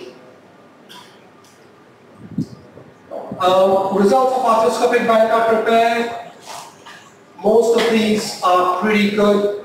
A lot of patients are very happy with these, and unfortunately in the younger patients, as we have talked, especially in the 15-16-year-olds, you have almost a 16 to 20% rate of recurrence, especially in sporting people. All right, and as we can talk, the risk factors for failure of your repair is mainly sporting people, male, hyperlaxity, and bony lesions. We talked about REM massage. Now, addition of a REM massage brings down that recurrent rate from 18% to almost 4%. Right? So even if they have a very small hill sacks, most of us, sort of shoulder surgeons, are now going in to do REM massages for almost all our patients. And that is because the rate of recurrence, failure of our isolated Bankart repair does improve. Now, open Bankart repair, we did talk about. It has again been popularized by the Japanese in contact athletes and in overhead athletes. it has less redislocation rates and has better outcomes than an arthroscopic pancreatic repair. And when we talk about open repair, it is mainly re-tensioning this capsule and doing like almost a double folded or a double breast of the anterior capsule to recreate that tension in the inferior capsule. So you do a superior shift, or an inferior shift where you pull all the inferior capsule up and you double breast it and tighten it up. The other boning procedures are the ladder J's, and the way the ladder J works is threefold. So one is the sling effect. So ladder J is mainly your coracoid osteotomy and putting that coracoid into the front of your glenoid. Okay, and the three ways it works is the sling effect, that is the conjoint tendon going over the inferior part of the subscapularis. Okay, so every time they try to dislocate, this part sort of tensions up and it causes the sling effect to prevent the dislocation. The other thing is your capsular, we do repair the capsule and the labrum, or try to as far as we can, so that also helps. And then of course by putting the bone block there, we try to recreate the glenoid bone loss, or we sort of fill up the glenoid bone loss. So the reasons for doing a ladder J, as we talked, is mainly our critical bone defects in revision surgeries. And a lot of time in high-level sporting people like rugby and Australian rules football, a lot of people would go to ladder J as their first surgery of choice. There are different types of ladder J's, which I'm saying mostly we do an open, I know there's been arthroscopic, and depends on how you put your graft. You could have a congruent arc or a on leg. Other options for shoulder instability, you have your distal tibial allograft, which is very popular in USA, but I don't think it's very popular here or in Australia. The hidden hyphenate, which is an iliac crest allograft in cases of revision surgeries. Now, shoulder dislocation in the outward patient, we'll have a sort of a brief talk about these. As I said, the main issue with them is the rotator cuff tear. Most of these fractures can be managed non-operatively. The anterior glenoid rim fractures that you have, you don't need to address it. It's mainly, if they have a displaced GT fracture or a rotator cuff injury, that is the main stabilizing or the dynamic stabilizing factor for these patients. Mostly after 40-50 years, there's almost a 50 to 60% incidence of rotator cuff tears. So I would strongly encourage any older patient getting a dislocation, if you're not very sure clinically if their cuff is intact or not, they should be imaged either by an ultrasound or an MRI to make sure that the cuff is intact. Because if that is, it's an easy fix at that time, doing an acute repair in these patients, rather than coming back 3 months or 6 months later and trying to repair the massive rotator cuff tear is a big problem. So as I said, all these patients, either image them or be sure that clinically you can assess the rotator cuff that it is intact. Prompt repair of the rotator cuff is highly recommended, and you can ignore all the other fractures. As long as you repair this, the stability will be restored in these patients.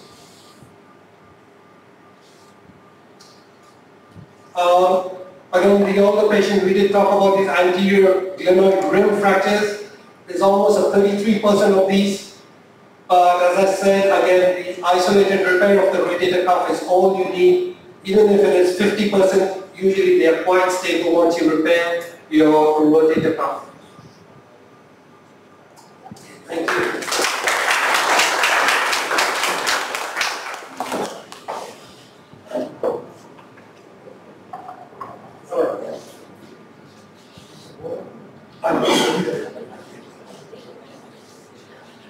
The next talk is a more technical talk on the surgical aspects of how we do a bank card repair. So we've gone through the pattern, we'll talk about the principles which we have touched a little bit. We'll talk about the setup and step-to-step approach for the bank card repair, and as we talk along, we'll talk about the tools and the problems that we can face. So we talked about this, and as I said, the main thing with this is doing this shift or recreating the tension in that anterior inferior labrum. Okay, so it's not just enough to repair them, you've got to shift this whole capsule up. Okay, to recreate the tension there and tighten the anterior capsular labral complex.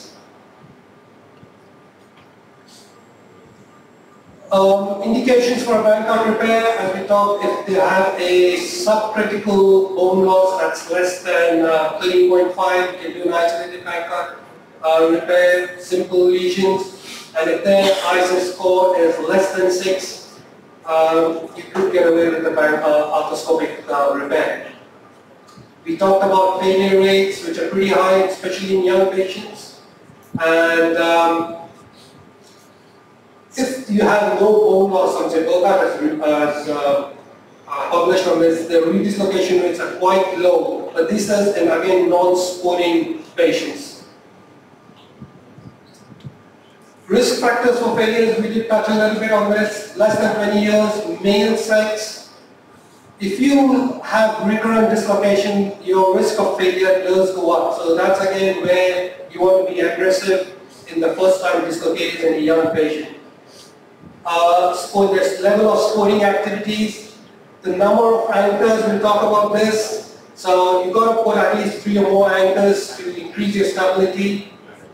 Bone loss we talked about, or bony defects, and generalized ligaments laxity also reduces your success rate. With the anchor placement, we said minimum 3 or more if you need. The most ideal positions are the 530, say 534 and 3 are go up to there. So these are the most ideal, these are the 3 anchors that you would need, and if you need more anchors you could put them even higher up, but anything less than 3 anchors have been shown to again increase your redislocation rates. The type of anchors, nowadays we use all suture anchors, and the reason for that is it's better for imaging, they preserve bone stock, they have hardly like 1.3 or 1.8 drill holes, so you don't damage a lot of bone. There's less risk of cysts and osteomyelitis around these anchors. And we did talk about the remplissage adding to our success rates. Position, you could do it either lateral or beach chair. I prefer the lateral for these, it's better joint destruction, but you could do it either way. So before you start, you always mark your portals, you mark your landmarks. The standard would be to have 3 portals, your posterior standard viewing portal, your anterior portal, and your anterior superior or anterolateral portal, which will be your working portal. Alright, so just going through the techniques that we do. The first step we do is to identify the pathology. We liberate the labrum from the front. Now when we say liberate, we use one of these liberators or like a bone elevator. When we liberate it, you should liberate it enough that the labrum just floats up at the end. Alright, so you should release it all the way medially, that there should be no tension on this, and when you just leave it, it should just float up and reduce itself. And that's a good sort of liberation for the glenoid, for the labrum. Next is, you prepare your bone bed, use a rasp or a ring curette, prepare your bone bed, and what you want to do is put your anchors a little bit on face. So you sort of repair this rim here rather than right on the side.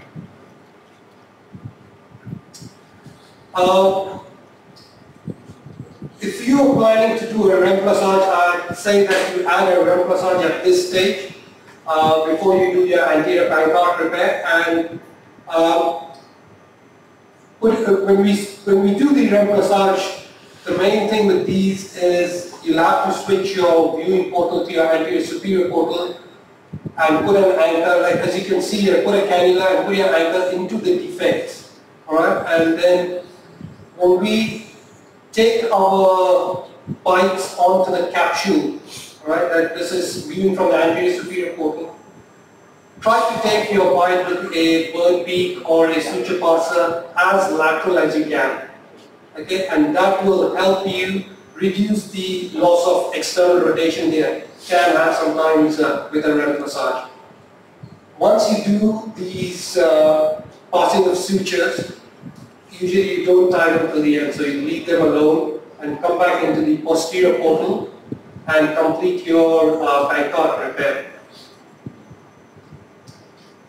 So doing the pancreatic repair, you have these cannulas in the front. I usually use a little pump under the axilla, and that helps you distract the joint and give you a better view. And then the first anchor is usually the lowest anchor, the 530 anchor. Use a curved guide and get down as low as you can. And once you put your anchor, as I said, you've got to retension it. So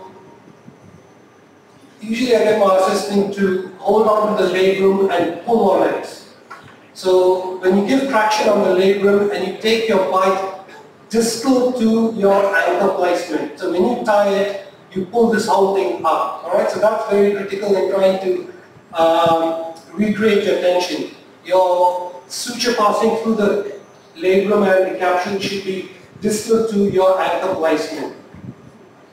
And when you do that, as you can see here, and when you tighten it, it brings this whole thing up. Alright, and that's recreating the tension.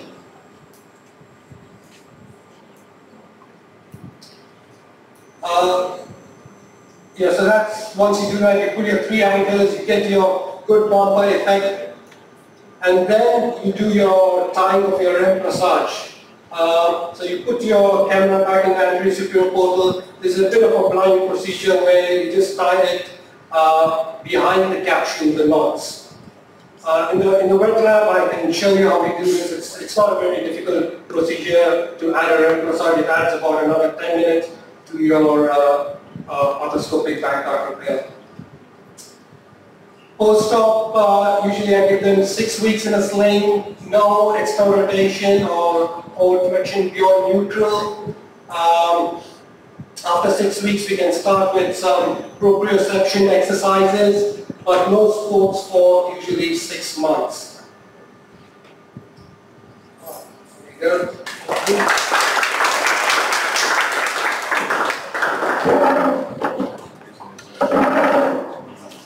Thank you so much. And as we will go for the rehabilitation, sorry, this video with the presentation is video.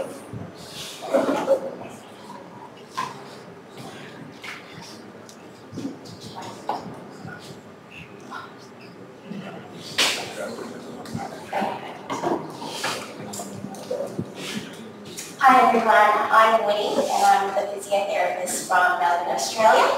Today we're going to discuss the rehabilitation after shoulder instability or after surgery. So today's outline, we're going to mostly discuss the post-operative shoulder assessment, so what we need to ensure after the surgery, what we need to consider for rehabilitation, as well as discussing the similarities and differences of the anterior and posterior stabilisation rehab protocol. So what do we do as physiotherapists after the surgery? We as physiotherapists really need to ensure we complete a comprehensive initial assessment to ensure they are safe to discharge, as well as make any particular plans for rehabilitation. So before we even see the patients, we really need to check with the surgeons as well as the post-op orders any movement or weight bearing restrictions, and may vary from surgeon to surgeon. When we do see the patient, we really need to ensure we check the pain levels, have changes in sensation in the upper limbs, whether there's any numbness or pins and needles.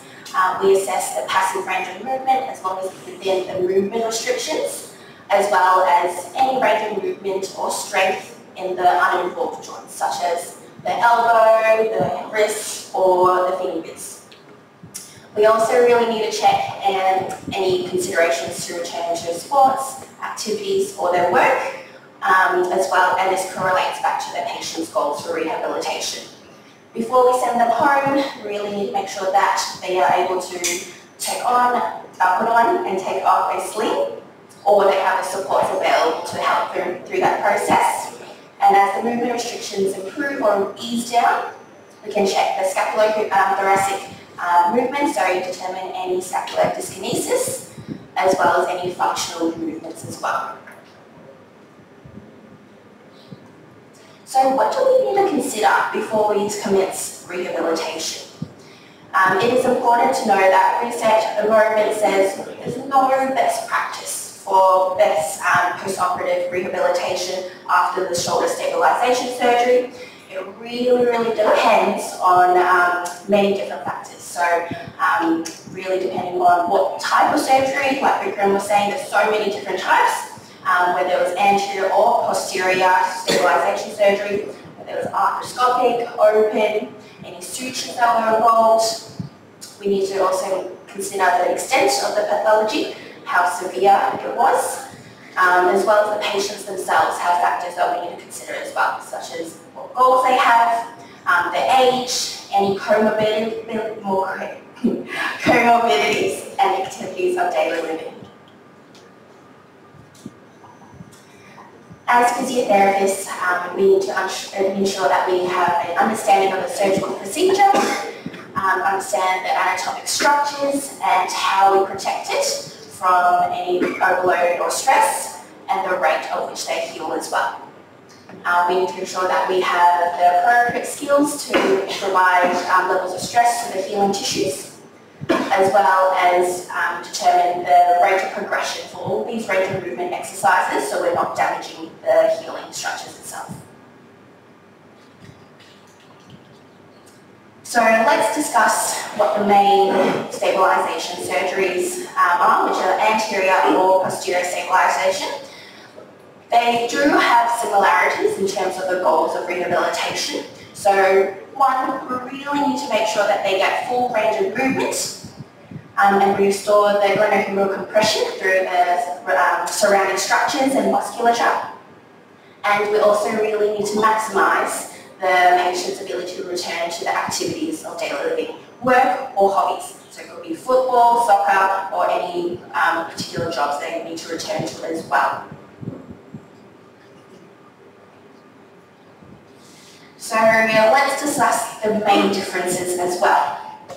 Keep in mind that the time frames that are included in these in this table, as well as the movement restrictions, is purely a guide, and it's what I'm most experienced in. However, it can change, and we really need to check that with the surgeon prior as well.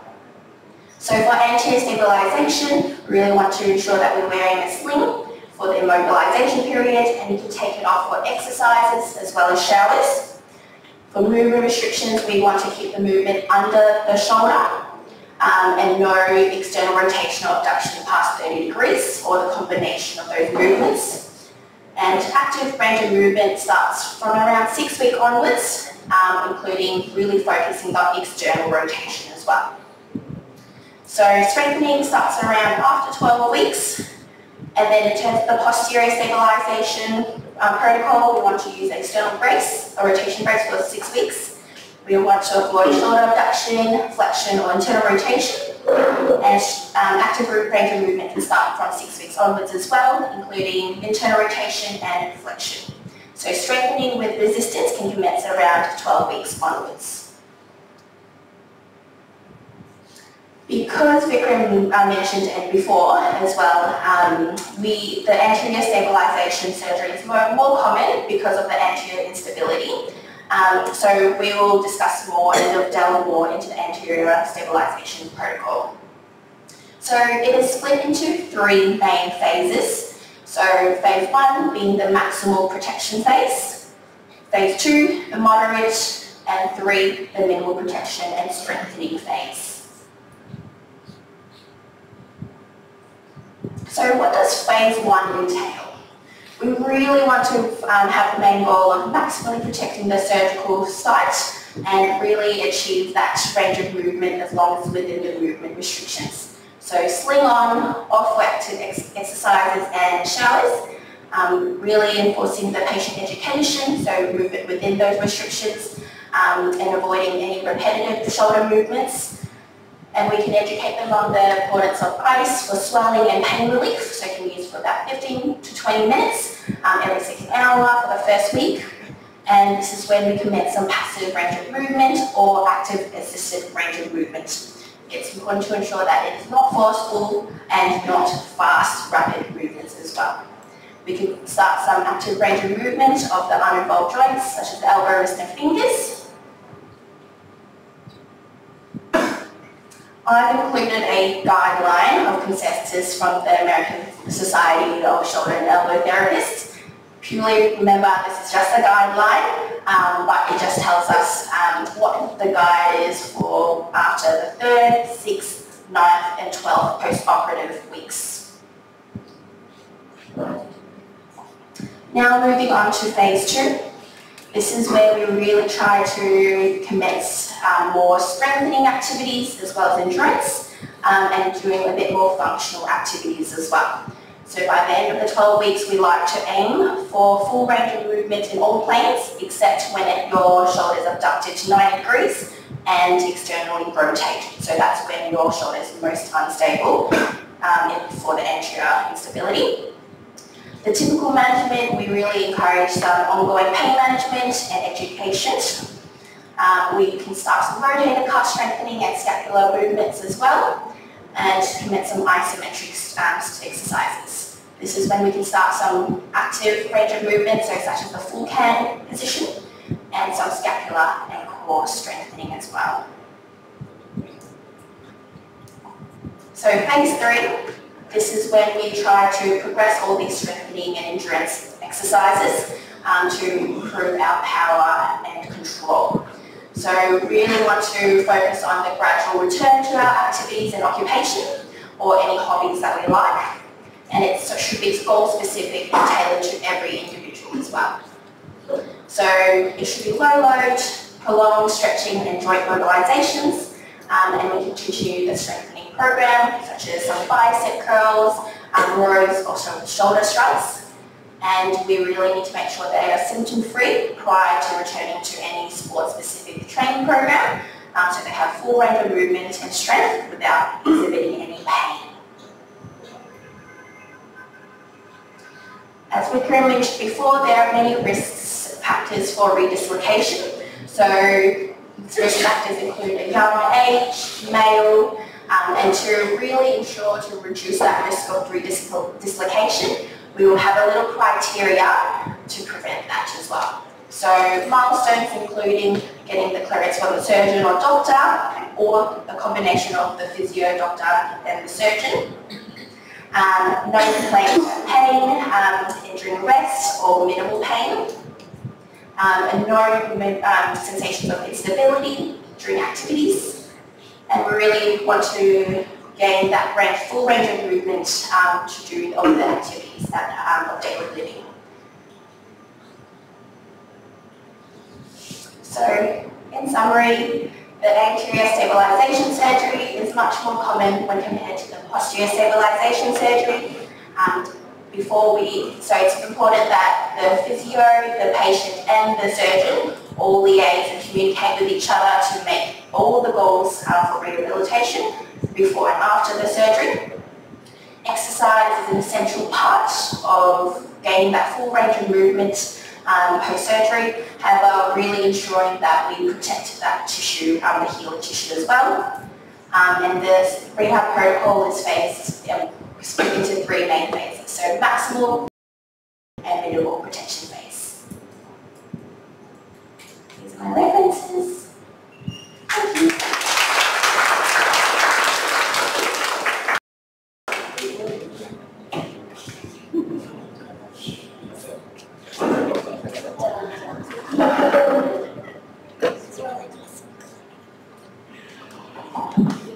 Thank you so much, and I can see now you can tell the rest, right? Okay.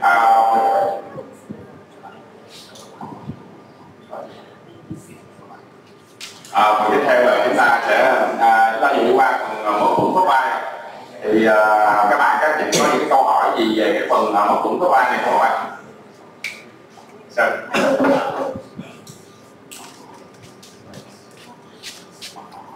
Em muốn hỏi giáo sư Tôn này, tức là cái chỉ định cái điểm cắt của so I want to ask about the cutting line when you change the from when you decide to the lateral procedure in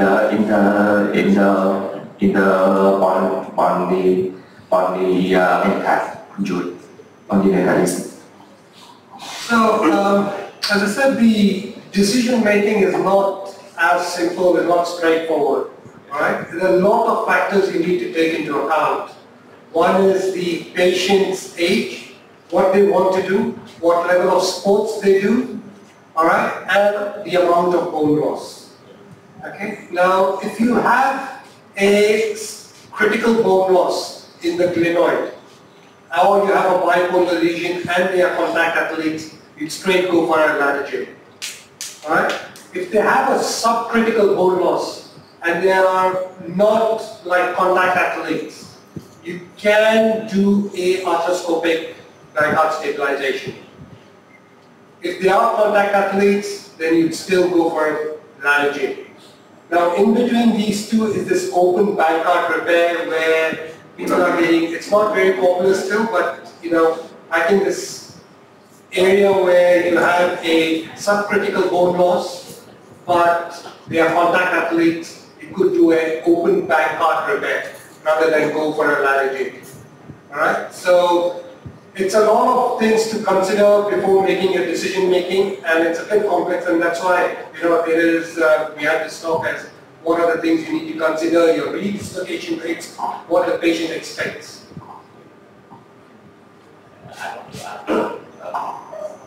Can you explain why the open bankart is have a lower grade relocation than the arthroscopic? So with arthroscopic repair, all you're doing is sort of taking the labrum and the inferior capsule and just pulling it out. With an open bankart repair, we do the inferior shift and we double breast it. So we do tighten up, we can get more tightening and more tension on that capsule. Because with arthroscopic, you can get maybe just a few millimeters, maybe 3 or 4 millimeters of tensioning back. But with an open, you can really pull it up. So it's better tensioning. You could just talk about the subcapillary difference between subcapillary and capsule tension. Yeah, so when you do a open bankart repair, you have to take, what you do is your subscapularis, you can even, when you're doing your double breasting, yeah, so either we do a split of the subscap, or you could even tighten up the subscap in front. Alright? And when you do this double breasting, that's when you get your increased tension on your capsule. The subscapularis, ideally, you don't want to over-tension because that is when you lose your external rotation completely. Alright? But if you do take down the subscapularis, and you can sort of use that to double breast your anterior capsule. What's the problem with over-tightening subscapularis? You mainly use your external rotation, they become very stiff. And in the long run? Arthritis? Yeah. Now, once all of them lead down to arthritis. Yeah, they get the posterior ground. Yes. Yeah, so a lot of posterior loading. The whole thing is lots of posterior OA. Biết là anh Sơn sẽ hỏi là cái giải thích về chuyện mà khi nào sử dụng cái laser đúng không? Cái phẫu thuật laser đúng không? Thì không nói là cái mình đi thẳng như vấn đề mà làm laser liền á, nó rất là khó, tại vì nó sẽ phụ thuộc vào rất nhiều cái chuyện, nhất là ở nơi bạn làm, bạn quen làm nó chưa, dụng cụ nó chưa. Thứ hai là cái bệnh nhân á, trước khi mổ là mong đợi bệnh nhân là sau mổ mong đợi bệnh nhân như thế nào, rồi sau mổ là bệnh nhân người ta hoạt động cái gì, cái tuổi bệnh nhân là sao. Thì nếu mà trong những trường hợp mình xem xét những yếu tố xong mà các bạn thấy rằng là nếu mà bệnh nhân lớn tuổi xin lỗi, mà nếu mà bệnh nhân cái xương nhiều quá, mất xương nghiêm trọng thì bạn có thể làm cái xe đó luôn. Còn nếu mà có thể là mất xương mà nó không quá nghiêm trọng mà nó cũng mất xương thì bạn có thể, nếu mà không làm được cái phẫu thuật nội soi bạn có thể là phẫu thuật mở để khâu cái tổn thương mạch cạc lại, cái trong trường hợp tổn thương mạch cạc xương. Còn bạn hỏi tiếp là ông nói là tại vì mình khâu cái băng cạc xương mà mổ mở thì nó vững hơn là so với cái chuyện là mình nội soi. Tại vì mình mở ra thì mình có thể khâu từ dưới lên, xin lỗi, phần nội soi không thì mình chỉ có thể là nâng cái phần tổn thương sụn quyền lên mình đính lại thôi. Còn trong khi mổ mở là mình có thể đem phần dưới lên mình làm vuông ngắn lại con khớp lại được, nó chắc hơn nữa. Do đó là cái mổ mở thì nó tăng vững hơn là so với nội soi trong cái việc mà mình khâu cái sụn quyền không. Nói thêm là nếu mà mình trong nội soi mình khâu đôi lúc là mình khâu luôn nên mình tròn qua luôn cái phần cái gân cơ dưới vai và do đó nó làm hạn chế động tác bên ngoài, thì do đó là cái mổ mở nó có thể đáp ứng được phần nào thì đó. Cái thứ ba nữa là nếu mà phía trước nó rãnh vật lỏng thì mình làm cái mà dễ nhất là cái level repair nữa. Nếu nó vật lỏng thêm thì mình kéo chặt được cái khuôn khớp nữa. Còn nó vật lỏng hơn nữa thì mình double press cái subscapularis luôn. Okay. Nhưng mà tùy theo cái lúc mình khám bệnh nhân thấy nó lỏng cái cỡ nào.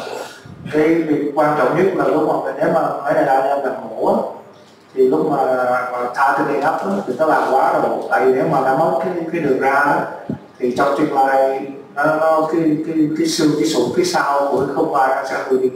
Hồi xưa tôi anh làm thì lúc nào kéo lên rất là chắc, kéo nguyên cái cơ lên luôn, chung theo cái khớp luôn thì bệnh nhân không có kéo lên được, nó kẹt như này. Thì trong tương lai cái sụn phía sau của xương nó sẽ hư. Nghĩa là ra lúc mình mổ lúc nào chính là điều chỉnh qua cái neutral. Yeah, even if you do a subcapital advancement, you keep it neutral. Yeah, so lúc nào cũng giữ nó khoảng số 0 hay đừng có giữ nó sát. Nhiều khi mình sợ nó hư á, kéo nó chặt quá.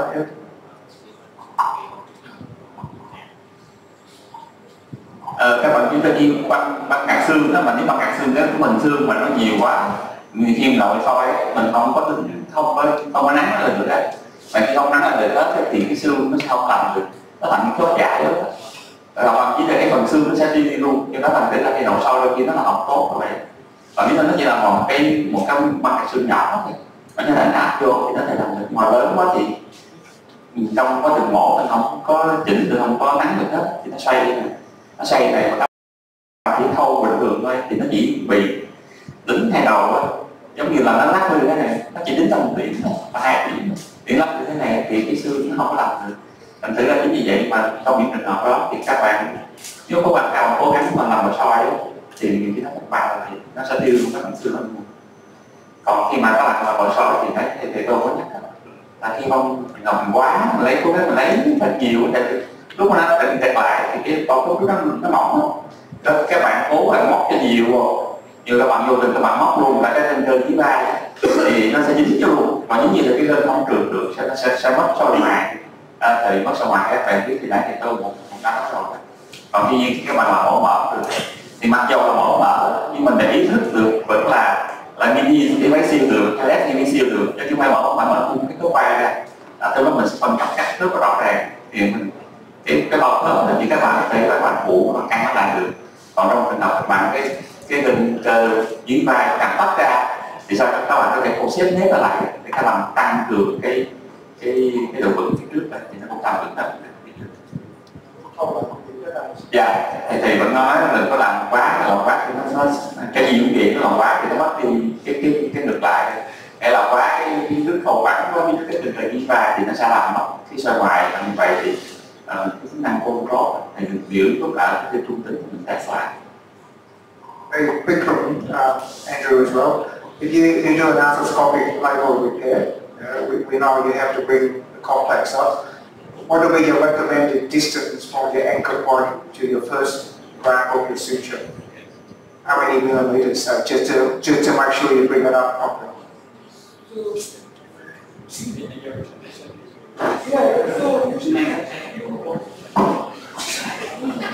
So usually we have our first anchor inferiorly at around 5 mm. Can go as low as you can.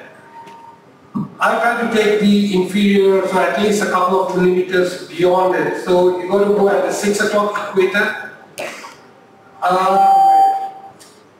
far as you can go, Yeah, as far as you can go. As far as you can go. Usually, I think on an average you get about 3 or 4 millimeters. You can't do more than that.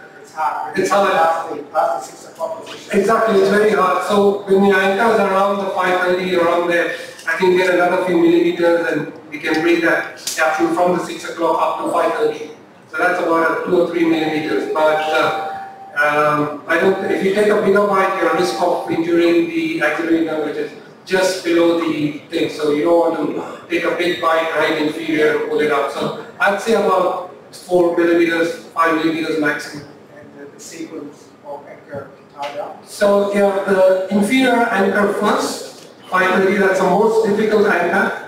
Once you get that, tighten up the thing, you've got most of your tension back. Then your 4 o'clock, and you pass your anchor, tighten it, tie it down, and then your 4 o'clock, and then your 3 o'clock, and then keep going down. You don't put the anchors in at the same time. No, yeah, so do one, tighten, tie it off, cut the sutures, and then keep proceeding. Yeah. Just to echo Vikram's thoughts there, I think when you start doing these, that liberator step is really, really important.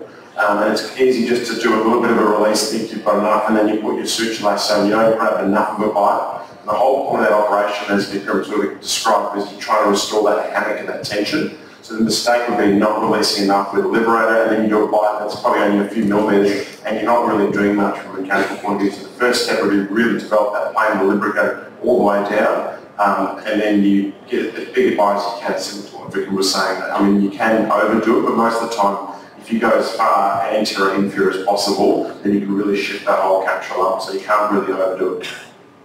The concept is to, at the side, you've got to release enough to let the label come up. Yeah. It doesn't come up. When you move it, one block. Kéo nó, kho nó nặng lên vậy nó còn cạn nữa. You use the No, I just use the liberator. So we are not if you are trying not to use cause articular damage with the heat. free up the air to your This is a great idea. There have been things that the heat fluid can damage cartilage.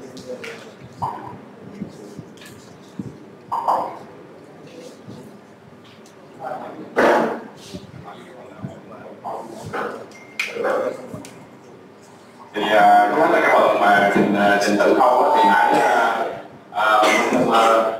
tác giả để trình bày thì làm khâu ở những vị trí 5 giờ rưỡi, 4 giờ, 3 giờ. Thì đi cái vị trí mà 5 giờ rưỡi thì các bạn có thể khâu xa xuống dưới này được. Thực ra các bạn muốn tới 6 giờ cũng các bạn cũng tới được. Mà các bạn khâu ở vị trí tầm khoảng sau 5 giờ rưỡi trước thì cái mũi đó là mũi khó nhất.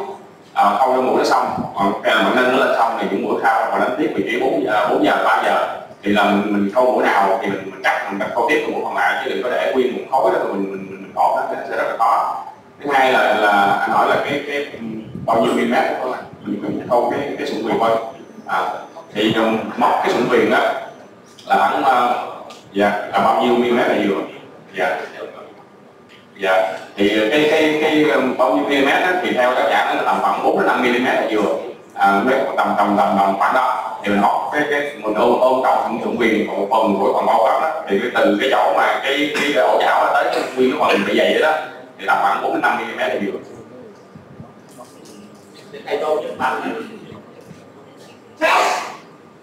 Là first là phải release hết, còn không giải phóng hết, nó dính ở dưới làm sao giải phóng thì nó ngọt cái sụn viền nó trồi lên rồi đó, lúc đó mình thải khâu, chứ mình chưa giải phóng hết, mình cố tình mình khâu cái bao khớp không thì mình chỉ là căng cái bao khớp rồi, còn cái sụn viền nó không tái tạo được, nó ốc là gì thì nó không tập được, thành ra bao giờ phải giải phóng cho hết thì cái sụn viền nó trồi lên rồi, lúc đó mình hãng khâu, lúc đó mình sẽ vừa bao khớp vừa không bao khớp.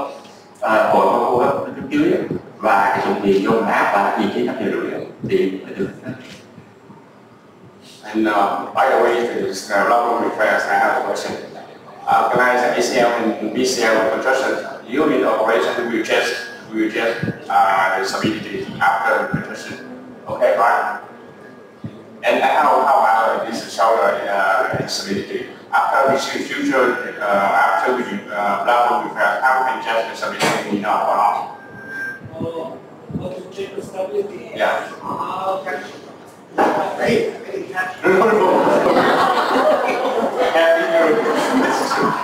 So I think intraoperatively, before you start, you can see that the shoulder is subluxing in the front. Yeah? And when you put your scope in, you can see the glenoid and the humeral head is usually not centered. Once you finish your repair, that humerus should be centered on the glenoid. Alright, in all movements it should be centered. You can go through testing it and all that, but you don't want to load your repair too much initially. So I usually use it, getting a good pump effect, making sure that the humerus is centered, and adding a temporal heart really pulls the humerus back and helps you center that. So I think they are the main things to make sure you've got your tension back, your humerus is centered. I wouldn't really go and test them immediately post-op. So comment on how you assure the integrity I guess you get the bumper effect and you make sure that you're not the whole labrum and your sutures are tied up and there's no gap between the labrum and the glenoid. I think you have to have that thing stuck on top. How do you verify? Use a probe. Use a probe to here. I think you've got to make sure that the repair is tight and intact and there's no gap between the glenoid and your repair. Yes. I have a little bit of confusion because in your presentation you say that in most cases you will lumbar repairs associated with the ram cell procedure regardless of the acute site lesion, right? But after you lumbar repair, you do everything is okay, the center is okay. How do you need to rectify repair? So as we said that in the younger patient, adding a rem massage has shown to reduce your redislocation rate. Okay, and that is the reason why even with a very shallow rem massage, I add it on regularly in patients less than 20. In more than 20, you don't need to, but in less than like a 16, 17-year-old, I regularly add it on. It does not reduce any range of movements or anything if you take your bite of your rem massage very lateral and don't take a medial bite, but it does reduce your redislocation, and that's the only reason I add it on. Thank you so much. Mình hỏi là cái giống như cái tạo gì chéo á, cái tạo gì chéo trước của những cái sau thì sau mình đã là trong lúc mình đã tạo sau mình đã tạo á, là mình sẽ kiểm tra cái độ vững, coi cái là cái mình đã tạo xong nó vững chưa hay chưa. Nhưng mà trong cái cấp 3 của cấp 3 khâu xong là mình cũng biết là mình kiểm tra sao để vững thì mình đủ chưa. Điều đó là khi mà mình vào cái scope nội soi á, hoặc là trước đó mình sẽ thấy là cái chậu chúng ta nó không nằm ở vị trí trung tâm so với cổ chậu, nó giống như nó bán cặp rồi. Mà sau khi các bạn đã thực hiện xong những cái thủ thuật mình khâu lại xong đó thì mình thấy là cái chậu chúng ta của mình nó sẽ đưa về cái vị trí trung tâm của cổ chậu là có nghĩa là nó đồng đục đó, thì là nghĩ là nó đủ vững. Thứ hai là khi mà mình khâu cách khâu á, mình khâu kiểu bumper có nghĩa là nguyên một cái sụn viền á, nó gờ lên soi cái cổ chậu kiểm tra là nó không có khoảng trống, bằng cách mình dùng cái rót cái đuôi trong giỏ mình kiểm tra là nó sau khi mình khâu xong á, thì cái sụn viền phải áp chặt vô cổ chậu, nó không có là nó bự thì cái đó là đủ. Còn thứ hai là nếu mà sau khi mà lấy cái móc thử coi nó có bự không, cái nếu mà có đó, lấy cái hút cái nước ra, em mà hút cái nước ra mà thấy cái bằng thấy nó dở lên, nó lên xuống là mình chưa thay ra quyết định. Lúc mình cột cái dây chằng xuống á, nếu mà lấy cái ống hút á, hút cái nước ra thì cái đó mà nó di động á là mình chưa có vững. Như cái quan trọng biết là ông nói là nhất là phải ba cái suture á, dưới đó nó cái hai giữa như cái bỏng nhất, còn hai cái đầu xuống chính giữa nó vẫn lên xuống. Móc vô cũng được nhưng mà hút nước ra thì dễ hơn coi là so sometimes we see movement of suction, perfect and stuff on it. So you see no repair moves as well. Same like the ACL nowadays everyone has lesion. yeah. Right. Yeah, same thing with like rem massage. You have stability. Do you change your rehab? You have a round massage which is without a head massage. Còn một chuyện là tại vì trong cái phần trình bày của anh đó là ông sẽ khâu làm cái thủ tục ra Remisa, bất kể là cái kích thước của cái hiệu sắc, tại vì ông nói là mình làm như vậy đó, mặc dù là khi mình khâu cái sụn luyện xong mọi thứ nó trở về trung tâm rồi, nhưng mà nó vẫn có nguy cơ là nó tái hợp trở lại. Thì đó là trong đối với những trường hợp này, khi mà nó có tổn thương hiệu sắc theo ông là nó đã gây rồi, nó đã tì vô phía trước rồi, thì ông sẽ tăng làm thêm cái phần Remisa nữa, chỉ để giảm cái trẻ bệnh nhân trẻ mà trên thang đại học để giảm cái tỷ lệ tái hợp. I have a question for you. What do you think about the leg adjust theory? Leg adjust theory. Yeah, theory. Leg adjust theories. I mean, Leg adjust. Yeah. Bây giờ em muốn đầu ra sẽ Bây giờ em muốn đầu. Yeah. What do you think about this theory? Yeah. Yeah, structure. Yeah. Structure. The way.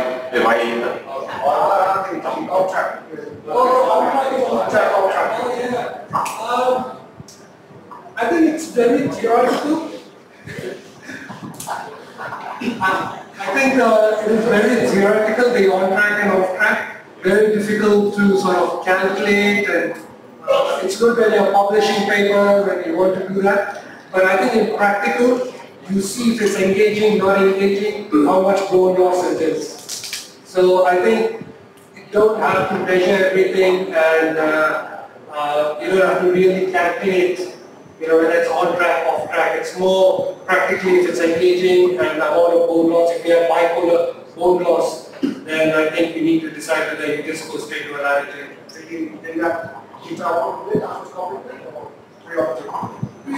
Preoperatively and arthroscopically, you can see as soon as they go even neutral, they're trying to hit, you see that it's engaging and going out. So I think you can make that decision clinically pretty much. If you see on the scans, they have a glenoid and a hillsides, and we think it's pretty decent, like more than 20%, I'll just go for a lateral. Yeah. Thì mình biết là khi nói tới cái bất vững thì người ta nói cái thuyết mà cái landing up, tức là cái đường đi của cái lỗ cái vai lên trên cái ổ chảo thì nó sẽ có một cái đường là cái chắc là cái đường giống như đường cây sừng lưỡi vậy đó. Thì ông hỏi ông nghĩ cái nào thì từ cái thuyết đó rất là hay và có nhiều cái bài báo về nói đó. Nhưng mà để thực tế lâm sàng như thế nào thì cái ổng thì đối với thậm chí xem cái đó trong những trường hợp mà nó mất xương mà hai phía mất xương nhiều ở cái ổ chảo và mất xương nhiều là cái chỗ cái quan trạng thì ông có xem xét cái đó không bình thường, ông không có để ý mà đúng như vậy. Lúc đó mình phải xem xét, mình phải đo cái xương mất này bao nhiêu, mất mình bao nhiêu, rồi trong lúc mình mổ mình xem cái outstruct, cái abstract mình xem cái gây sao rồi dạng sơ ngoài để xem cái chỗ mà nó có bị cấn vào trong cái chỗ cái bề trước của cái ổ chảo. Thường lúc đó thì làm cái ATG cho nói anh em sau khi phẫu thuật xong á thì thuốc chống đau mấy bác sĩ đã dùng gì để cho giúp cho mấy người phục hồi chức năng làm việc? Ở những cơ sở các bạn điều trị thì ở chỗ các bạn sau khi mổ xong thì các bạn cho dẫn làm cái gì? Ở Việt Nam có cái chỗ cho các bạn thì có là cái catheter dùng tạm đau thì có para thông thường rồi kết hợp thêm NSAID rồi bảo đảm cái catheter ở đây từ khoảng 3 ngày cho thuốc tê cho bệnh nhân. Hoặc là tại vì nó có thể là ăn sót hoặc là catheter ở đây thì phụ thuộc vào cái bác sĩ gây mê người ta làm được không? Bác sĩ gây mê là single shot hay là infusion? Tùy bác sĩ gây mê có hôm thì người ta làm nó cũng không phải là một protocol, thì có hôm mình thấy là single shot thì không đâu được 12 tiếng, còn có hôm thì Có hôm thì họ đặt đi catheter được 2-3 ngày. Sau khi xuất viện gì cho thuốc gì? Cũng para paracetamol. Dạ, xong đôi khi có ánh sáng. Ai quyết định cái việc đó? Cái thuốc đấy là mình bác sĩ phẫu thuật viên. Đấy không chức năng có bao giờ kêu mày ăn thì không? Không, phẫu thuật viên nhiều khi không có gặp bác sĩ mổ nên họ không tham gia được. Chỗ thầy ơi. Nhiều khi ở Việt Nam thì khi bác sĩ hay là các bạn kỹ thuật kỹ năng chỉ cộng lan bác sĩ bệnh nhân không chứ còn mà nói trực tiếp bác sĩ phẫu thuật viên không có đâu. Cái cộng lan bệnh nhân là không bệnh nhân cái bệnh nhân khá hơn mình, cái bệnh nhân đó là bên này nó có chuyên chỉ vậy đó. I'm just asking him what the priority pain management is, including discharge medication, to allow the physio team to look after. What would be your post-operative or priority pain management for shoulder surgery?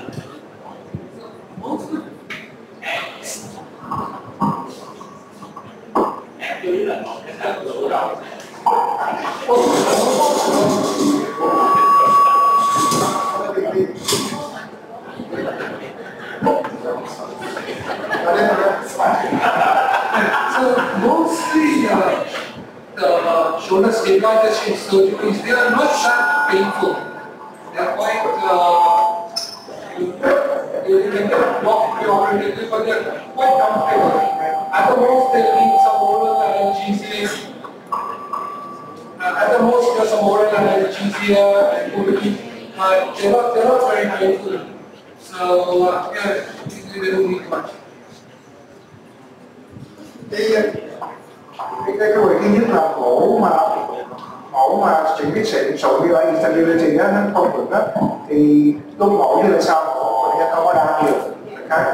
Thành ra thường thường về chỉ cho paracetamol thôi. Nhưng mà nếu mà biết như vậy á, mà cái bệnh nhân về mà đau nhiều á, và cái nhóm phục hồi chức năng phải hiểu là có cái việc gì không có ổn rồi. But contain the complicated. So what do you do? Các bạn mổ cắt tổn thương cắt. And discharge medication usually some codeine, endo, regular anti-inflammatories. That usually takes them through, and then a sling. So first 2-3 weeks they are very sore. So just keep them in a sling, let everything settle down, let the pain settle down, swelling settle down before you start moving them. But usually some codeine, endo, and anti-inflammatories. Nếu mà mổ khâu với cái xương nó đứt á, thì bệnh nhân khác có một cái cao đó là đau nhiều hơn á. Thành ra phải biết là cái ca đó mổ đó là phải cho bệnh nhân nhiều thuốc thêm, mà thuốc mà thường thường phải tới là codeine hay là tramadol gì đó thì mới chịu. Nhưng mà người ta kể thứ nhất là không có làm được hết. Trong khi mổ thường you insist on a thuốc. Only if they are chronic pain. Yeah. Only if there are some pain issues and not preoperatively needed address. Nhưng mà nếu mà bệnh nhân mà trước khi mổ mà bị đau nhiều á, đau thường xuyên á, thì thường mình phẫu thuật và mình phải chịu trách nhiệm cho bệnh nhân. Thì mình nói như bác sĩ nghe là phải cho đây thường thường nó đang không có dùng infusion, chỉ là single shot đó. Nhưng mà lúc mà sau mình mổ xong, sau khi mổ xong bệnh nhân đau á, người ta mất tiền thưởng của mình. Sau đó là cái người phục hồi chức năng đó, người ta không có tình thường, không có bao có đồ đó. Các bạn hãy bình giữ cho người ta không có đau.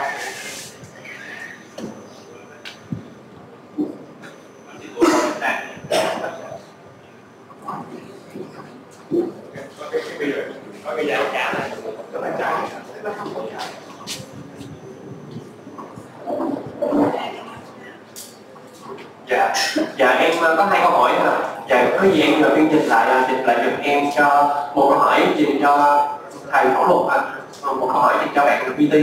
Dạ thì để em thấy là có cái mô hình phân loại của Stable Triangle của thầy á, mô hình 5S thì là ví dụ như một cái người bệnh người ta tới với một cái chấn thương thì người ta phân loại cái người bệnh đó là với thầy phân loại cái nhóm chấn thương các bạn cái nhóm 1. Vậy thì nếu như mà bằng cách nào thì thầy bằng cách nào thầy có thể phân loại người bệnh đó theo cái mô hình tam giác đó, và nếu như thầy đánh giá là nó không phải ở lại một là do chấn thương tổn thương cấu trúc gây ra nếu mà nằm ở loại 2 hoặc loại 3 thì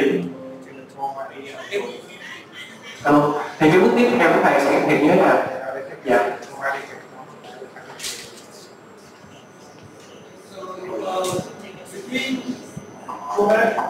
I'm saying one is through history. Yes.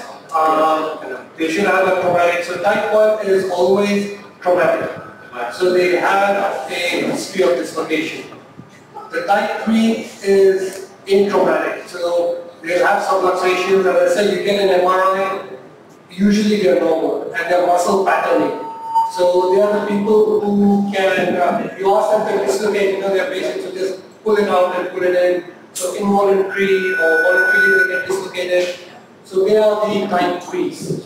And it's very difficult to treat them because there's no structural problem, and operating on them usually does not give you good results. And they actually get into chronic pain and they get into more problems. And the main treatment for type 3s is muscle rehab. They have these things nowadays. There's a pacemaker called a muscle pacemaker where they put electrodes into the muscles, especially your posterior periscapular muscles and all, and you retrain the muscles for that. Right? So it's all muscle patterning problems. So that's the main thing, is trying to your history and then finding whether you have any lesions in it. Thank you. Thank you so much. So the 2 is somewhere in between.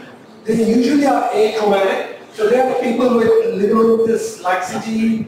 They might have some, deficient glenoid labrum or some glenoid retroversion. So they are atraumatic, meaning they come in with these subluxations. And again, unless you see a major pathology, I'd say 90% of them are treated again with rehab. Yeah, with a lot of again muscle rehab. Okay, and they, unless you see like retroversion of, they come with posterior instability and a retroversion of 24 degrees. Those are the things that you have to take the glenoid osteotomies and all that. But most of them are again mainly muscle patterning and rehab. It's not the same between retro and century. Maybe the same. So type 2, as I said, they might have some structural things. So they might have a glenoid retroversion, they might have an absent labrum. Okay, they might have capsular distension like hyperlaxia capsules. So there are things sometimes, if you identify, you may be able to fix those. Okay, it is not very clear cut. As I said, it's somewhere in between the 2. And it depends on when you image them, what kind of pathology is there. If it's something you can fix, then they're more towards type 1 or they're more towards type 3. Thì bạn hỏi là làm sao khi mình bệnh nhân tới mình và làm sao mình biết là cái phân loại bệnh nhân này là một khuẩn độ 1 là loại 1, loại 2 là 3 đúng không ạ? Thì đối với loại 1 là loại chấn thương, có nghĩa là bệnh nhân này trước đó bình thường, bây giờ sau khi chấn thương ta bị đập, thì đó là cái loại 1. Còn cái loại 3 là não nhân ta không có chấn thương gì hết, nhưng mà bây giờ là người ta cảm thấy người ta mất tuột cái 3, tức là ta làm chủ động là cái 3 người ta ra trước, hoặc là ta đương như các bạn thấy thường á, ta chủ động cái 3 nó mất tuột được á. Thì trong những trường hợp loại 1 là mình phải điều trị trong cái trường hợp chấn thương mà loại như cái loại 3 nếu có nhiều yếu tố, tại vì mình do đối với loại 3 thường là mình nhìn trên cận lâm sàng em ra chẳng hạn là mình không thấy tổn thương gì hết, và đa phần những cái nguyên nhân cho thấy là cái do những cơ, đặc biệt là những cơ phía sau.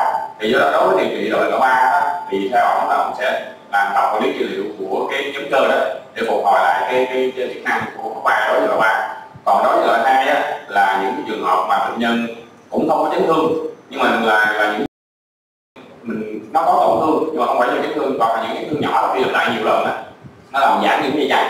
Đây là ví dụ đặc biệt là những trường hợp bệnh nhân dạng chơi những cái môn thể thao mà dạng xoay quá mức như này thì ta giãn những dây chằng đó, thì đôi lúc những trường hợp ra phần là ông cũng sẽ tập quản lý trị liệu trước, và sau đó thì nếu mà không được cái gì khác thì cũng mới tính cái việc là có can thiệp gì cái phần tổn thương đó hay không. Thì đó là cái câu trả lời của anh tôi bổ sung thêm. Qua được nhất những cái bệnh nhân vô là các bạn mình đi rất là kỹ nhé, chứ không phải là tiếp nhận bệnh nhân là dissertation nó khác nhau. Thì thường thường nói là nếu mà bị tổn thương mà nó đi lộn một đường thôi, nó kêu bằng traumatic unidirectional thì là thực hiện phẫu thuật nó dễ hơn. Còn ông nói là atraumatic multidirectional thường thường đẩy qua phục hồi chức năng để gì thì hai cái căn bản nó dễ lắm. Okay. Nhưng mà bao giờ cũng phải hỏi bệnh lý người ta. Cái phần số 2 là chẳng hạn như là người ta tập mũi nhiều quá hoặc là tập tạ nhiều quá thì thường người ta nói cái bệnh lý nó là khác chút xíu, mình cái này của mình mà đẩy ra phía sau thì cần họ một xíu. Thì những cái ca như vậy đó thì mình phải làm lâm sàng coi CT hay MRI có cái gì mà hư không, nếu mà không có hư á thì thường mình phải quyết định theo cái ý nghĩa của mình, kinh nghiệm của mình đó là mình bệnh nhân đó là chẳng hạn là 1,5 hay là 2,5 1,5 thì mình đẩy vào bên phẫu thuật, còn 2,5 mình đẩy vào phục hồi chức năng. Thì cái sự quyết định đó là theo kinh nghiệm của mình thôi nhé. Nhưng mà các bạn biết là phải chia ra là cái mà traumatic unidirectional thì mình phẫu thuật, còn atraumatic multidirectional thì mình phục hồi chức năng. Can I ask Winnie or the physio team what technique you have to treat the type 3? That's what you're going to have to deal with, yeah? Dạ, Share your experience. em có thể bổ sung thêm vì một lời của thầy hỏi bạn có biết dữ liệu là cái polar dạ thì em cũng nói là ví dụ như trong quá trình mà sau ví dụ của bạn một tí thì sau khi phẫu thuật rồi á thì có những cái trường hợp nó do khớp một cái hoạt động khớp vai nó gồm có 4 đến 5 khớp và xung quanh thì ví dụ như vậy á thì là ngoài cái việc mà sau đó người ta tái tạo điều chỉnh cấu trúc rồi tái tạo cấu trúc thì có những cái vị trí của những cái vị trí khớp đó nó chưa có được ổn định đó, và nó cần đặt một cái vị trí tốt hơn để cho các cái cơ cũng như là cái sinh cơ học của cái khớp đó hoạt động tốt hơn. Thì không biết là bạn có gặp những cái trường hợp đó và bạn có điều chỉnh nó như thế nào trong quá trình tập luyện phục hồi sau phẫu thuật không? Anh thì anh nói chuyện gì anh chưa hiểu em nói cái gì mà anh nói lại anh chưa hiểu.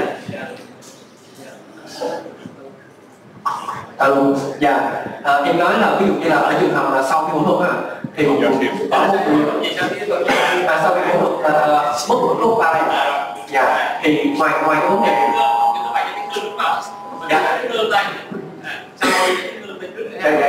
nó chung kết để sau chấn thương rồi.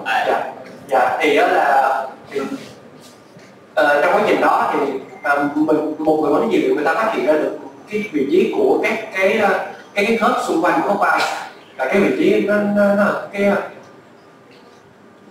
bốn khớp ví dụ như khớp ở chảo cánh tay rồi khớp ức đỏ khớp vai đỏ này thì nó có bất thường ở những cái vị trí đó thì trong như thế nào cho nó cụ thể bất thường cái khớp nào ví dụ như là có cái sự co cắn và co thắt của cái cơ đó, nó điều chỉnh những cái góc xoay của cái xương bầu hoặc là cái gì nó sẽ bị phần mềm đúng không? Chứ em nói là nó bất thường. Đúng rồi, nó sẽ kéo phần mềm. Là cái phần mềm ở cái quanh cái vai số 2 nó bị như thế nào đó. Ok. Thì trong quá trình mà bạn áp dụng cái AI đó cho việc tập luyện thì bạn có gặp những cái trường hợp mà cần điều chỉnh lại tập luyện để điều chỉnh lại những cái vị trí khớp nó phù hợp không? Đây là nhờ bác sĩ Hường dịch.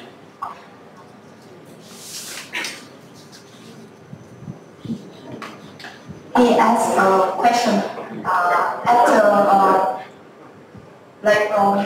after surgery. If you can see case beside abnormal shoulder joint, is there any abnormal of other joint related to shoulder joint, such as AC joint, or scapular abnormal?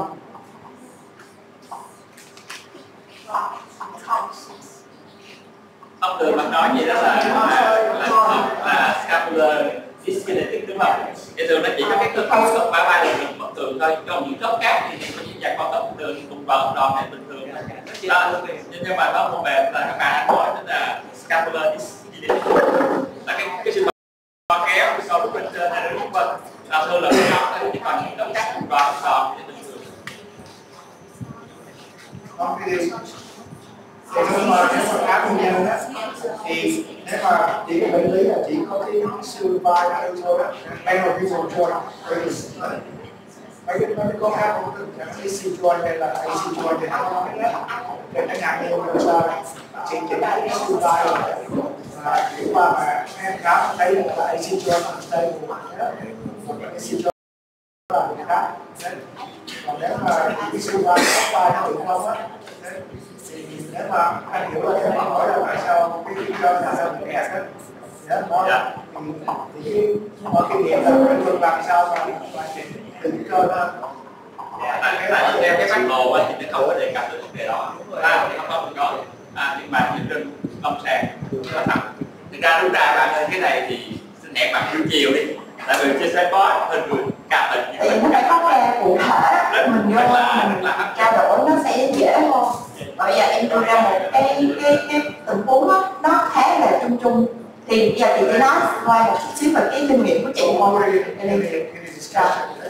But I think the question is about how to isolate different lines of countries and how to isolate possible. That was a small work. I'll put it to for discussion. Like you read that much. Còn lại ở đâu còn lại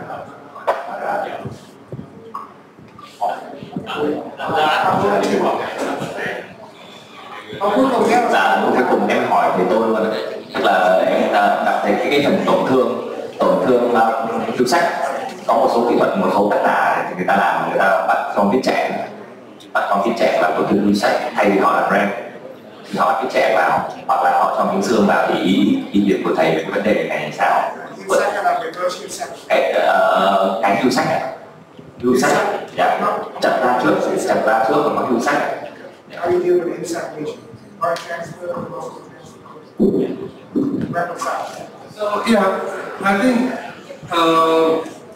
Hillsack is all you can do is making the intra-articular defect into an extra-articular defect by putting the, like a red where you put the posterior cuff into it. Bone blocks and all don't really help, but it's more for anterior reverse Hillsack rather than the regular Hillsacks.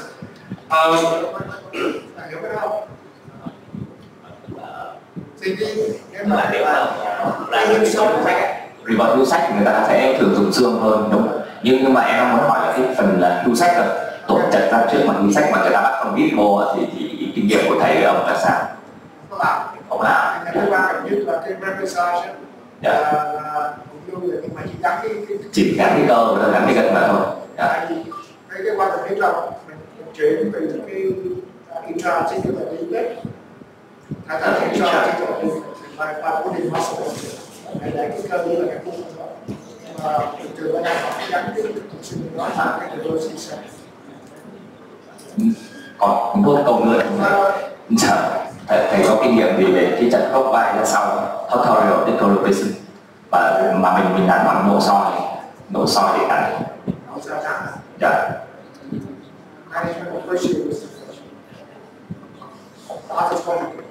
So posterior dislocation, if you have a posterior band-cut and a reverse Hillsacks, my thing would be to do a arthroscopic posterior labral repair and do a subscap like a McLaughlin arthroscopic. So put a couple of anchors into the defect and tie the subscap onto it. And usually that's the same concept, making the intra-articular defects, filling up with subscap so it becomes extra-articular and non-engaging. Hiểu không? Cái mẫu đặt phía sau họ cũng giống như bình thường, phần lớn nó như ở phía trước mà chỉ làm luôn thôi.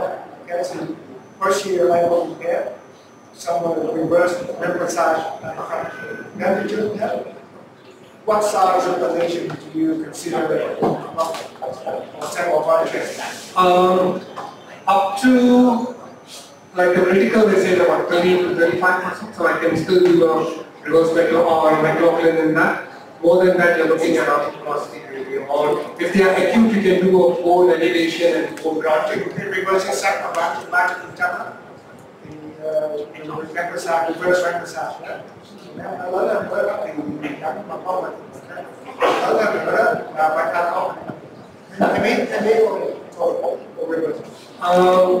Depend on your age, you know. Yeah, depend on the age. And young ones, if they're very young, I try to, you know, either do a bone allograft procedure or something, reconstruct it. Các sự các bạn nốt một phần nữa là nếu mà chặt nó sò kẹt thì mình đánh phải Same principle.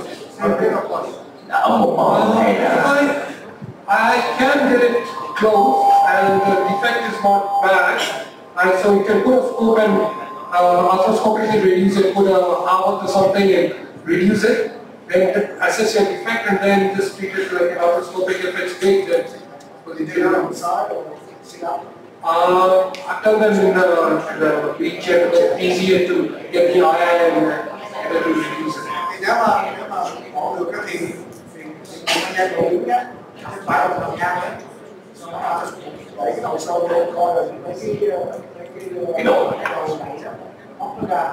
Sau khi mình chuyển cho rồi thì coi cái relation như là đang cao hay không cái đâu. Đó là sao? Cảm ơn. Nhưng mà hỏi lại có khi nào thấy các bạn kẹt chưa? Là có một cái kẹt này. Cho tới sau kẹt chắc có. Những ca đó là trên những ca đó lý làm sao? Nó bị chấn thương có thể nó té xe mà bị động. Té xe nó bị trục vào sau cái đó thì em làm bộ màu em làm ở mắc ring. Cái đó là nó đang bị nó là rất lớn. Cái ca mà thường mà bị mất á, chuyển sang như thế nào?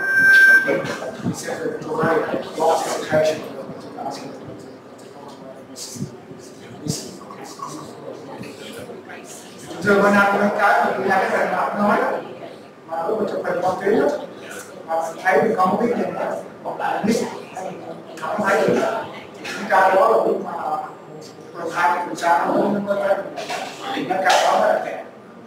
Còn cái ca bị chưa thì thấy là cái đó đem được xem như là cái cú mình làm chỉ thị để thấy nó mới vậy đó. Hai ca mà từ mắc kiến thức cũng là bị động kinh đó.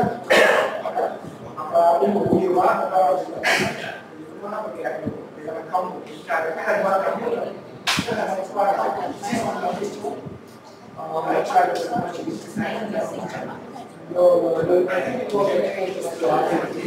cái hành quan trọng nhất là nói là cái lipo desiccation đó cái hành quan đó.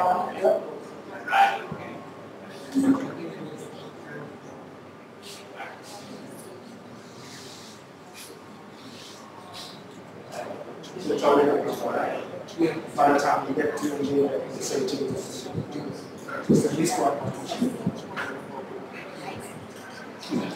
Cái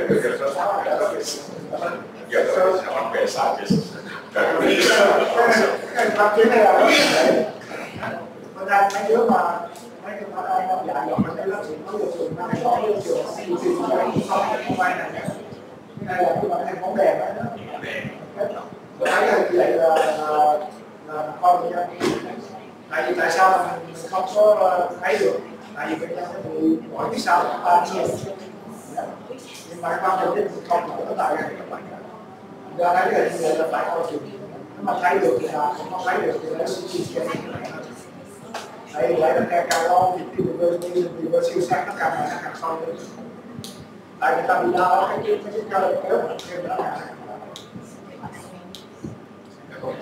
cái chủ đề này là các bạn thấy rất là hứng thú với nhiều câu hỏi quá, nhưng mà thời gian cũng có hạn các bạn, thì cho nên kết thúc cái phần thảo luận về cái môn ngữ các bạn này thì chúng ta sẽ lên đây. Nếu các bạn còn đang vui này, còn đang rất là đẹp trai là cái các bạn lên đây chụp tấm hình ha, chụp tấm hình là kỷ niệm. Trước khi cà phê rồi thứ các bạn lên cho các bạn chụp tấm lên chấm đi các bạn, lên chấm.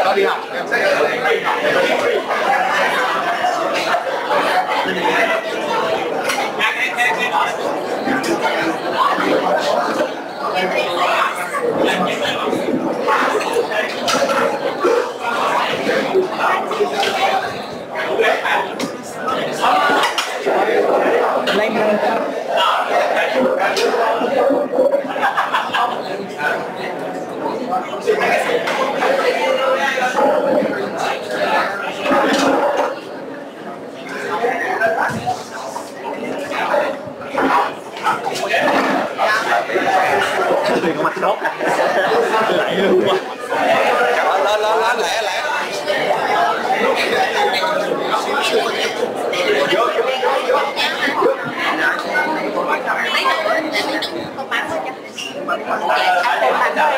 Bữa rồi. Bữa nè. Bữa đâu? Mày đi. Ba mắt đi. Canh góc đi. Lấy hết rồi. Phải lấy được chứ.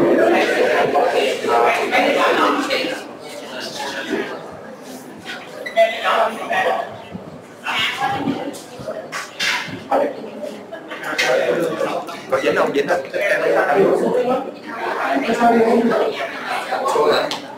Đó. Đi chung chơi.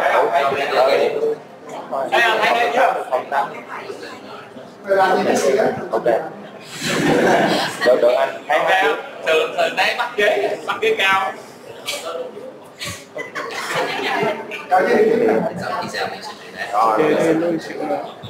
Rồi ok. Mấy cái ban dưới đây 0.8 lên nó 0.7 thôi. Ok, vô đi.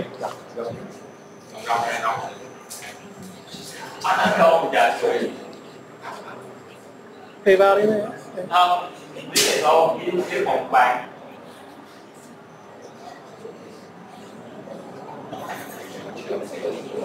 Mình nhớ rồi, hiểu.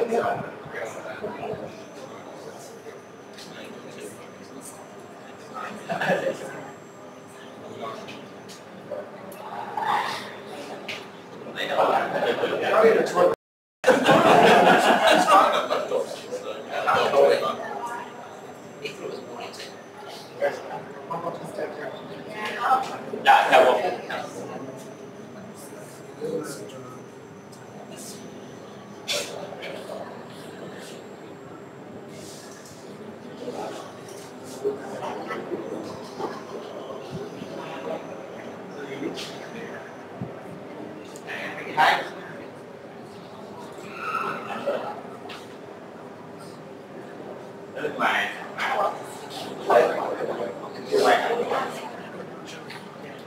Lật.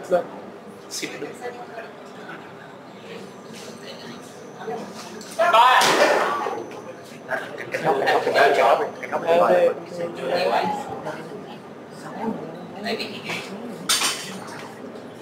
Kìm like. Chọc. Dạ.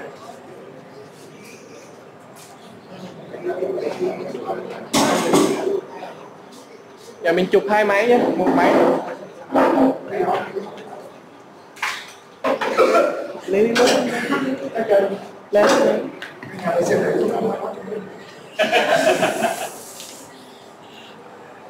Một. 1, 2, 3. 1, 2, 3.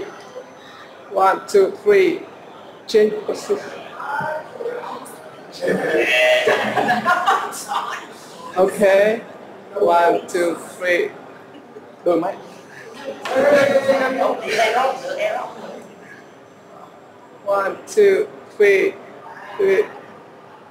Okay. Không cần đổi không cần.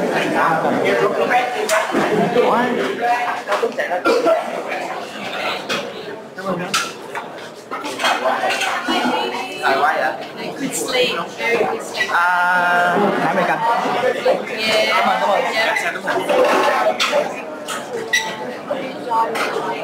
Em qua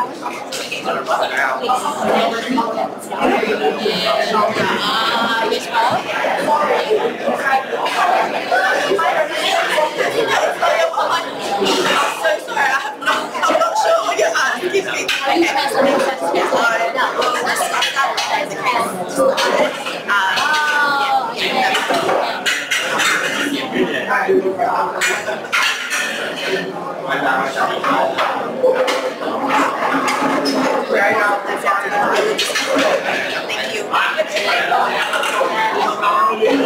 Very much.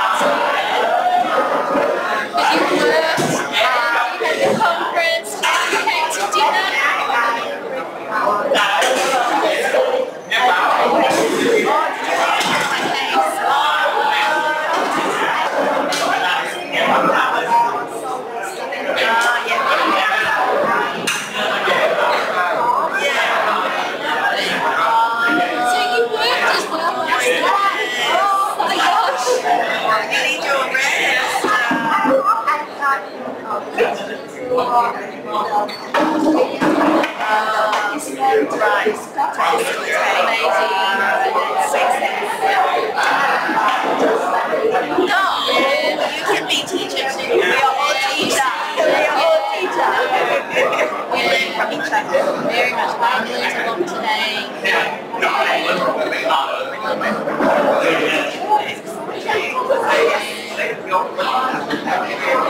Might get a drink later. Did you have nice tea yesterday?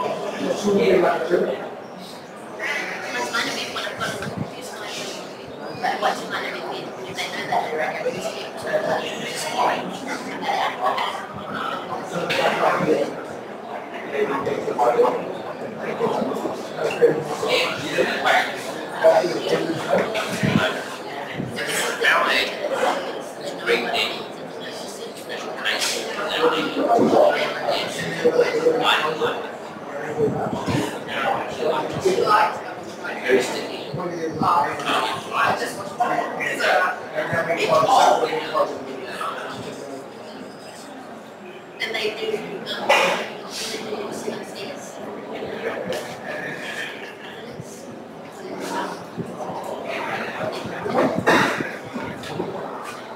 oh yeah, they do make sense.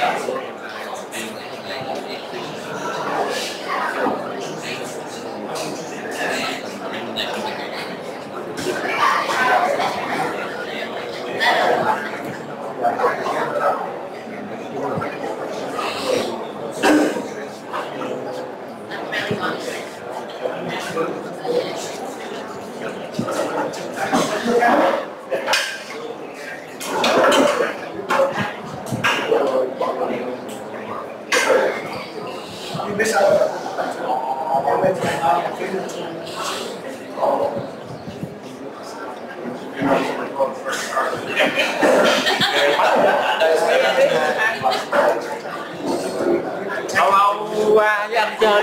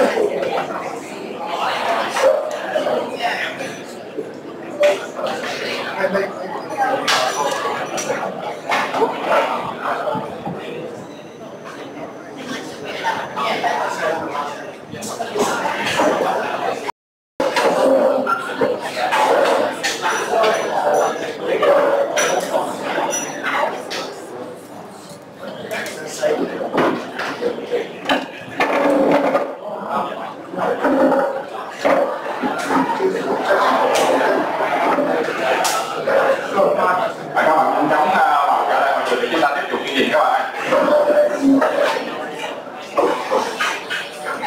Các bạn mình cho hỏi các bạn.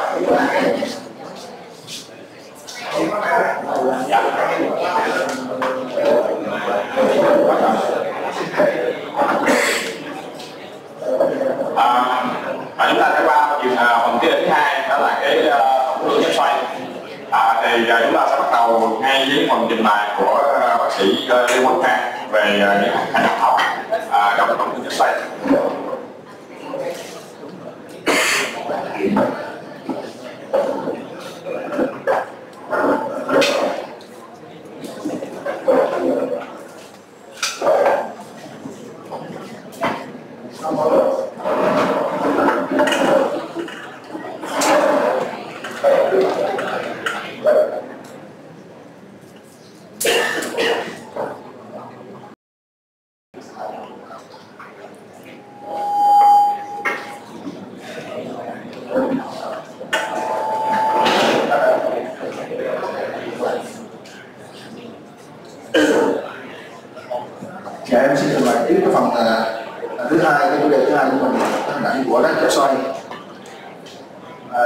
chúng ta biết thì đất đai hình ảnh bình thường người ta lấy ví dụ của một cái gân cơ trên gai, đây là cái diện bán của gân cơ trên gai, người ta gọi là cái diện bán nhận ra trên dịch. Ở đây là một đất chốt xoay bán phần thì người ta chia là bán phần khớp, một đất bán phần dịch, là một đất ở trong nội gân. Ở đây là một đất chốt xoay hoàn toàn, thì trong cái chốt xoay toàn bị dày á, mình đi làm hai nhóm, một cái nhóm là complete, một cái nhóm là incomplete. Complete là toàn bộ các sợi của đứt hoàn toàn luôn. Thì incomplete tức là gần như là các sợi hoàn toàn đứt, chỉ còn một vài sợi là không đứt thôi. Trong cái việc đánh giá của đất hoàn toàn của chốt xoay thì người ta chia làm, người ta sẽ bổ sung vào hai cái vấn đề mà chúng ta cần phải lưu ý. Vấn đề đầu tiên đó là retraction, tức là sự co rút phần còn lại của gân như thế nào, chia làm bao nhiêu độ. Thứ hai là sự thoái hóa của cơ, thoái hóa của cơ như thế nào, cần phải đánh giá được hai cái đặc điểm này. Chúng ta đi vào phần đầu tiên là một đất còn bị dày của gân cơ chốt xoay. Thì chúng ta trên hình ảnh Android thường quy trên hình ảnh T2 phát sát thì chúng ta thấy một cái huyết gân, một cái dịch huyết gân đi từ mặt khớp đến mặt hồng dịch, và tín hiệu cao như là tín hiệu T2, tín hiệu cao mạnh trên T2. Đối với MRI A, tức là MRI tương phản từ mặt khớp, thì chúng ta cũng thấy từ dịch cái sắc tương phản nó từ mặt khớp cho đến mặt hồng dịch ở dưới cái bao dịch dưới delta và dưới vẫn còn bay luôn. Đánh giá các tín hiệu khác đi kèm thì thường là chúng ta sẽ đánh giá theo người đó là có bị co rút hay không, có bị teo cơ hay không, có bị nó mỏi hay không, cái chỗ sinh tấn tay được chuyển lên trên hay không. Những cái vị trí của gân cơ chốt xoay thì chúng ta biết là cái gân cơ mà bị tổn thương nhiều nhất và luôn luôn đó là gân cơ trên gai. Rồi gân cơ dưới gai là thường khi mà rất ít, khi mà hiến có rất đơn độc á, thường nó sẽ kèm theo một rách của gân cơ trên gai. Cũng như vậy gân cơ bị đầu thì nó cũng liên quan đến phần của rách gân cơ trên gai. Gân cơ còn bé thường nó sẽ liên quan đến những cái tổn thương của ban sau. Đây đó là người ta đánh giá cái teo cơ, người ta đánh giá teo cơ trên gai và teo cơ dưới gai thì chia làm các mức độ. Còn đây là đánh giá cái sự co rút của gân cơ còn lại. Ở đây là người ta đánh giá cơ là có rút màu sáng, người ta đánh giá sự thoái hóa mỡ. Thì mỡ thì nó là sẽ màu trắng trên là đánh T1 và T2. Người ta xem được mỡ quanh cơ như thế nào và mỡ trong cơ này như thế nào. Ở đây mình cho thấy một cái rất hoàn toàn của gân cơ trên gai. Giống như nãy mình nói là trên ảnh corona nhưng mà tư thế qua đoạn giữa đó là một hình ảnh mình thấy rõ được hình thái từ cơ cho đến gân bám vào cái diện bám của lớn trên cái tay này. Thì trong trường hợp này là một rất hoàn toàn của gân cơ trên gai, kèm theo là ảnh co rút của gân. Như vậy nhưng mà trong cái hình ảnh đây là T2 phát sát. T2 phát sát thì chúng ta chỉ thấy được hai cái tổn thương này thôi. Thì đối với một hình ảnh không phát sát thì chúng ta thấy được rõ ràng cái hình ảnh của thoái hóa mỡ này. Như vậy tóm lại thì chúng ta xem một hình ảnh quay thì chúng ta luôn luôn xem một cái đầy đủ trọn vẹn tất cả các chuỗi xung, từ những cái chuỗi xung mà phát sát đến chuỗi xung không phát sát. Chúng ta cần phải đối chiếu qua lại để chúng ta xem được. Như trong hình ảnh này thì chúng ta mới thấy là một cái lợi ích của một cái chuỗi xung không phát sát thì chúng ta thấy rõ được cái thoái hóa mỡ trong cơ là cao hơn so với chuỗi xung phát sát. Thì cũng đúng như vậy thôi, bởi vì chuỗi xung phát sát là được dùng để đánh giá các tổn thương của khớp, còn chuỗi xung không phát sát là đánh giá cấu trúc giải phẫu của khớp, giải phẫu của gân và cơ. Ở đây là một ca minh họa thực tế trong hai lớp hoàn toàn của gân cơ trên gai. Đây là siêu âm. Siêu âm đối với các gân cơ trên gai hoàn toàn và rất hoàn toàn và hoặc là rất bán phần khớp của gân cơ trên gai thì hầu như là siêu âm rất là dễ thấy, đánh giá cũng rất là tốt, tương tự như đối với MRI. Nhưng các tổn thương khác đi kèm, ví dụ như sụn thì nó là mặt hạn chế đối với siêu âm. Ở đây là một ca minh họa cho thấy một rất hoàn toàn thấy một cái dịch khớp. Đây là trường hợp người ta tiêm hoãn từ đầu khớp, đây là một cái ca tiêm hoãn từ đầu khớp, đây là một MRI thường quy, một cái T2 phát sát. Thì cả hai trường hợp này chúng ta đều thấy một cái dịch đi từ mặt khớp, cái mặt dịch đây là một trường hợp rất hoàn toàn của gân trên gai, kèm hình ảnh co rút. Ở đây là một cái T2 phát sát thì cũng là thấy rõ với trường hợp rất là điển hình. Nên giá trị của hai cái kỹ thuật này nó tương tự với nhau. Cái này cũng tương tự như vậy, cho thấy một rất hoàn toàn của gân cơ là dưới vai ở trước. Ở đây một ca cho thấy một cái đất đây, một đất sụn viền một viền phía dưới kèm rất hoàn toàn của gân cơ trên gai. Ở đây là có trường hợp minh họa đánh giá có teo cơ theo bọc nha, để đánh giá có teo cơ trên gai. Ở đây giống như tư thế mình đánh giá chữ Y, tôi thấy chữ Y 5Y trên nền X-ray. Đánh giá thấy quay teo cơ ăn béo mỡ. Đây là một cái trường hợp nước hoàn toàn gân cơ trên gai. Chúng ta thấy một cái teo cơ và thoái hóa mỡ. Đây là T2 phát sát, đây là một hình T1, đây là một hình T2 mà không số mỡ, T1 không số mỡ. Thì chúng ta đánh giá được cấu trúc mỡ xong đó còn một là cơ. Đây là thoái hóa mỡ trên cơ, quanh cơ. X-quang cho thấy một cái sự trật một cái chỗ xương máy bay lên có được có một cái nước hoàn toàn của lông cơ trên gai kèm theo co rút và thoái hóa mỡ của lông cơ trên gai. Tiếp theo một phần thứ hai đó là thắt bát phần mặt khớp, thì anh chỉ làm hai nhóm, đó là mặt khớp và mặt cột dịch thắt bát phần. Đối với mặt khớp thì chúng ta thường mà gặp tỷ lệ này nhiều hơn, và chúng ta thường thấy là ở bề mặt khớp và mặt dưới thì gân nó sẽ bị tưa và các cái ổ khuyết gân. Và giá trị của hai cái chuỗi xung là như thế nào? Thì chúng ta thấy được là cái một phát sát mà tiêm phân từ đầu khớp thì chúng ta thấy phân biệt tốt giữa những cái đất chốt xoay bán phần mặt khớp với các chốt xoay toàn bộ bị dày. T2 phát sát thì nó là trong cái bộ chuỗi xung thường quy thì chúng ta không thể phân biệt được cả hai trường hợp này nếu mà chúng ta nghi ngờ nó ổn đồng với nhau. Và đối với các bán phần mặt dịch thì sao? Thì thường là chúng ta thấy cái tỷ lệ này thích gặp hơn so với bán phần mặt khớp, và chúng ta thấy mặt hột dịch này gân tưa nó không đều, nó mất đi cái sự nguyên vẹn của đường mỡ dưới bao dịch. Thì tất cả những điều này là có độ nhạy cao nhưng mà độ đặc điểm nó lại không có cao. Và so sánh giữa hai cái giá trị một cái T2 thường quy với một cái T1 phát sát thì người ta nói là không có sự khác biệt đáng kể, bởi vì khi mà đất bề mặt hột dịch ở trên thì cho dù là tiêm từ từ đầu khớp thì cái dịch nó cũng không có thông từ mặt khớp đến mặt hột dịch được. Ở đây là một căn bên ngoài ta thấy một cái đất nghi ngờ một cái đất bán phần mặt khớp, đây là T2 thường quy. Trong ta thấy một cái đường đất sát vào mặt khớp, tuy nhiên sau đó người ta chụp một cái bơm tiêm từ đầu khớp, người ta thấy rõ ràng đây là một cái đất toàn bộ bị dày. Như vậy đây là một cái giá trị của ảnh tiêm từ đầu khớp, nó sẽ chuyển chúng ta từ cái trận đó ban đầu là đất bán phần mặt khớp thì nó chuyển thành các toàn bộ bị dày.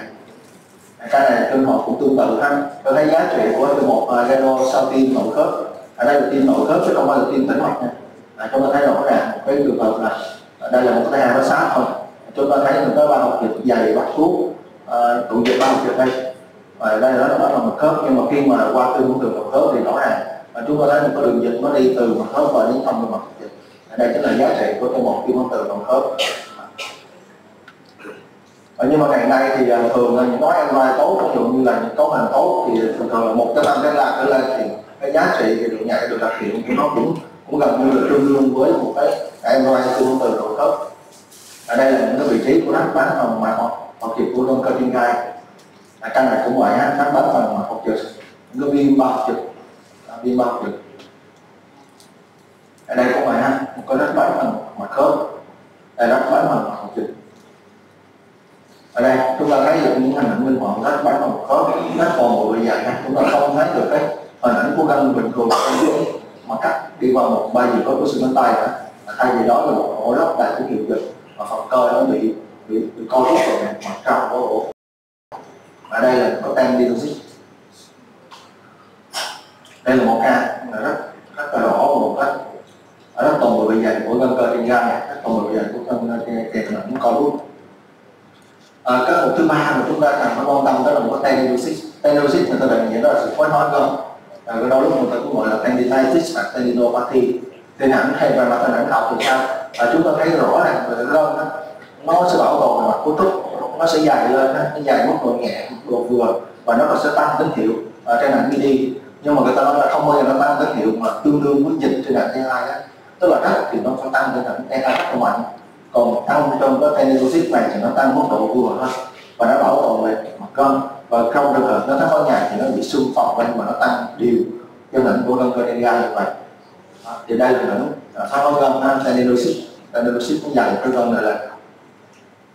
Còn canxi rắn động canxi mình hay gọi là viêm gân đóng môi đó, thì nó có nhiều dạng và nhiều cái giai đoạn của gân, và đôi lúc và đa phần thì nó sẽ được sự phát triển ha. Một số ca thì nó gây ra đau, suy giảm chức năng, và thường là thấy gặp ở phụ nữ từ 30 đến 50 tuổi.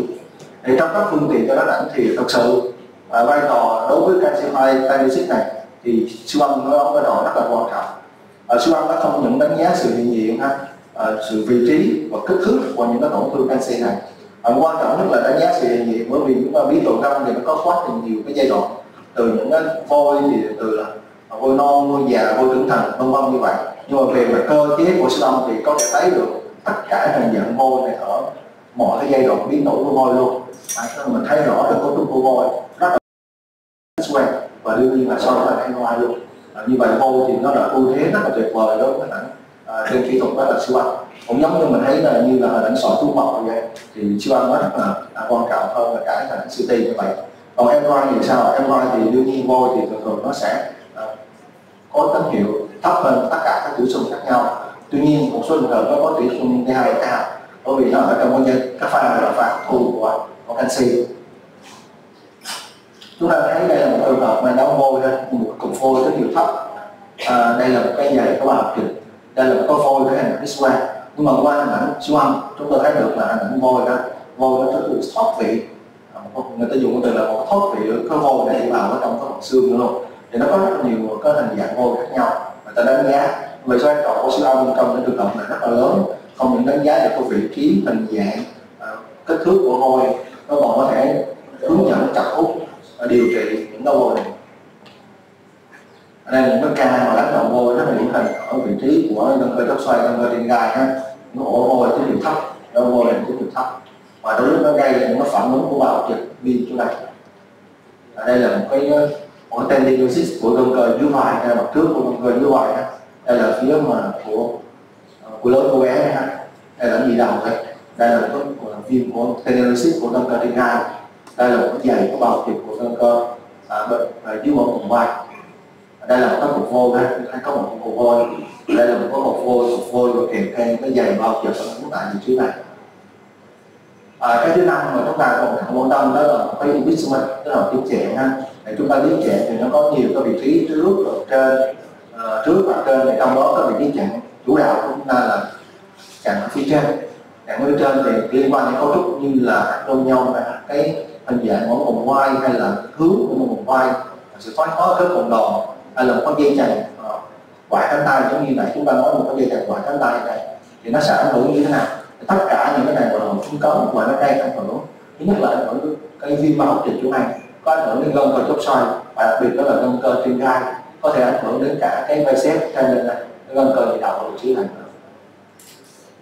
Thì đánh giá trường hợp thứ nhất là chúng ta thấy đây là một trường hợp thoái hóa của khớp cộng đòn ha. Ở đây là ảnh T2 phát sát, chúng ta đánh giá được cái phi đại thoái hóa khớp cộng đòn dài cái bao trực này lên, và trên đây là một hình ảnh T1 không phát sát và không xóa mở. Chúng ta thấy rõ được cấu trúc của gai, có chút xương nó chồng xuống và ép cái bề mặt của gân trên gai ngay cái vị trí này. Như vậy sự kết hợp tương hỗ những một cái hình phát sát, một hình không phát sát để cho chúng ta một cách nhìn tổng quan hơn về cái sự chèn ép, sự thoái hóa và sự chèn ép cắm vào cái bề mặt trên của gân cơ trên gai. Ở đây là hình dạng cuối cùng thì chúng ta biết thì có 4 hình dạng này. Thì cái sơ đồ này mình gọi thì hai cái gân cơ này có thể bị cùng với nhau. Đó là một cái bicep tendon và một cái gân cơ trên gai đây. Thì cái mỗi vòng vai tiếp 3 thì đánh giá thì nó thường nó gây ra ảnh hưởng nhiều nhất. Như vậy trong 3 cái tiếp 4 tiếp này, tiếp 3 là cái tiếp quan trọng nhất mà gây ra hội chứng cống. Thì cái mục đích người ta chụp cái sao thanh T1 thì người ta đánh giá được hình dạng mỗi vòng vai thì tốt hơn là hình ảnh của corona.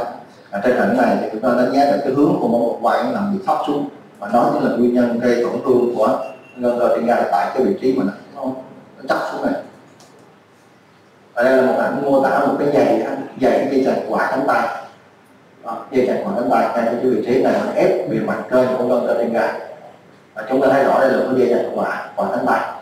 Đây là quải cánh tay nó dần lên và nó chính là cái ép tổn thương bề mặt ốc giật của gân cơ trên gai tại cái vị trí này.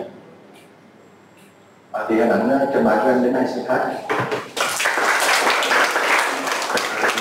Bạn của anh và chúng ta thấy cái hình ảnh về cái góc xoay. Now we will come to treat executive focus about rotation up. Please. Right. So I thought about the talks, but we'll try and do one after the other if we can. So what I'll try and cover is initially the incidence of cuff repairs, why we do what we do in terms of the decision making when we decide when we decide to operate on these, what are the indications for each. We go through the steps for a cuff repair, and then we'll talk about massive cuff repairs and the SCR or the superior capsular reconstruction technique. So we know that cuff tears are very common, okay? And on an average, they are about 20 to 40% in the normal population. That increases with age. Now, fortunately, most of these are asymptomatic, so they're very incidental findings. The older you are, the more likely you're going to have an asymptomatic tear. And because of this, there is a large load on the health system and we can't be operating on all of them, so we need to decide which ones we need to fix. So how do we decide or what helps us guide our treatments? Firstly, we need to know what is the tear, what kind of tear it is. Is it an acute tear or a degenerative tear? And what is the natural history of these rotator cuff tears? What are our goals of treatment? Is it just pain relief? Is it restoration of function? If we decide to repair it or surgically do a surgical cuff repair, what are the risk factors for failure, or what is the success, or what is the chance of our success? And then of course patient factors like age and medical comorbidities will influence our decision making. Natural history. Now, we don't know a lot about this, but there are being studies up to 10 years, and we know that once a patient has a rotator cuff tear, their tears do not heal. Some of them will progress, not all of them progress with time. And the end stage of a complete cuff tear is rotator cuff arthropathy. Now, fortunately, only 4% of complete cuff tears end up with that.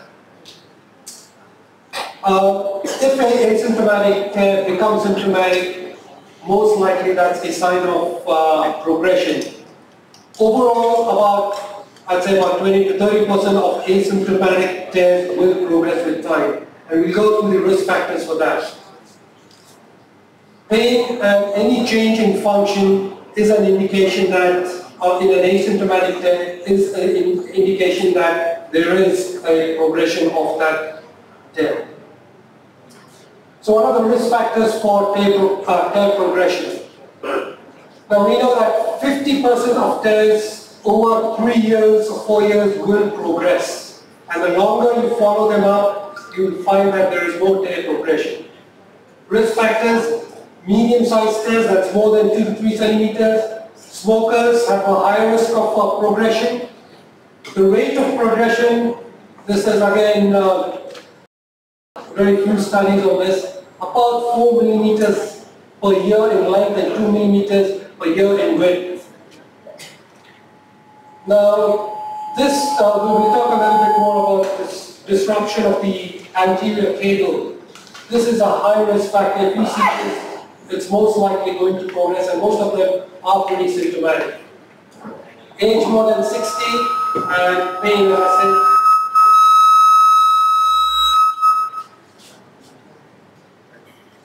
Is a risk factor for progression. Now, we talked about this anterior disruption. So the location of tear is important. Most commonly, we see tears in this mid portion of supraspinatus, which is about 1 to 1.5 centimeters behind the biceps tendon. All right, these are crescent-shaped tears, and these are the most common tears we see. When we see disruption of this anterior cable, that's here, right? That's a biceps tendon. These are tears that have a high likelihood of progression, and most of these are pretty symptomatic.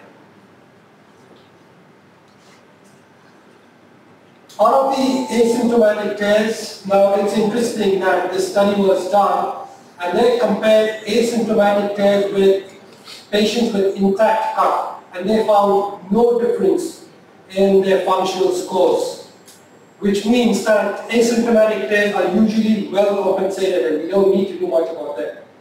If they're having pain in these asymptomatic patients or new onset of any symptom, that's an indication that they are decompensating. Now we need to define our goals of treatment. What do we want to do? Is our goal just to make the painful tear into a painless tear? Are we aiming to provide a long-term solution that's do an early surgical repair or restore loss of function. So if we decide our surgical repair, all right, one of the things that can affect our decision making is this rotator cuff healing. What is the potential, what is this success, what is the chance that our repair will be successful?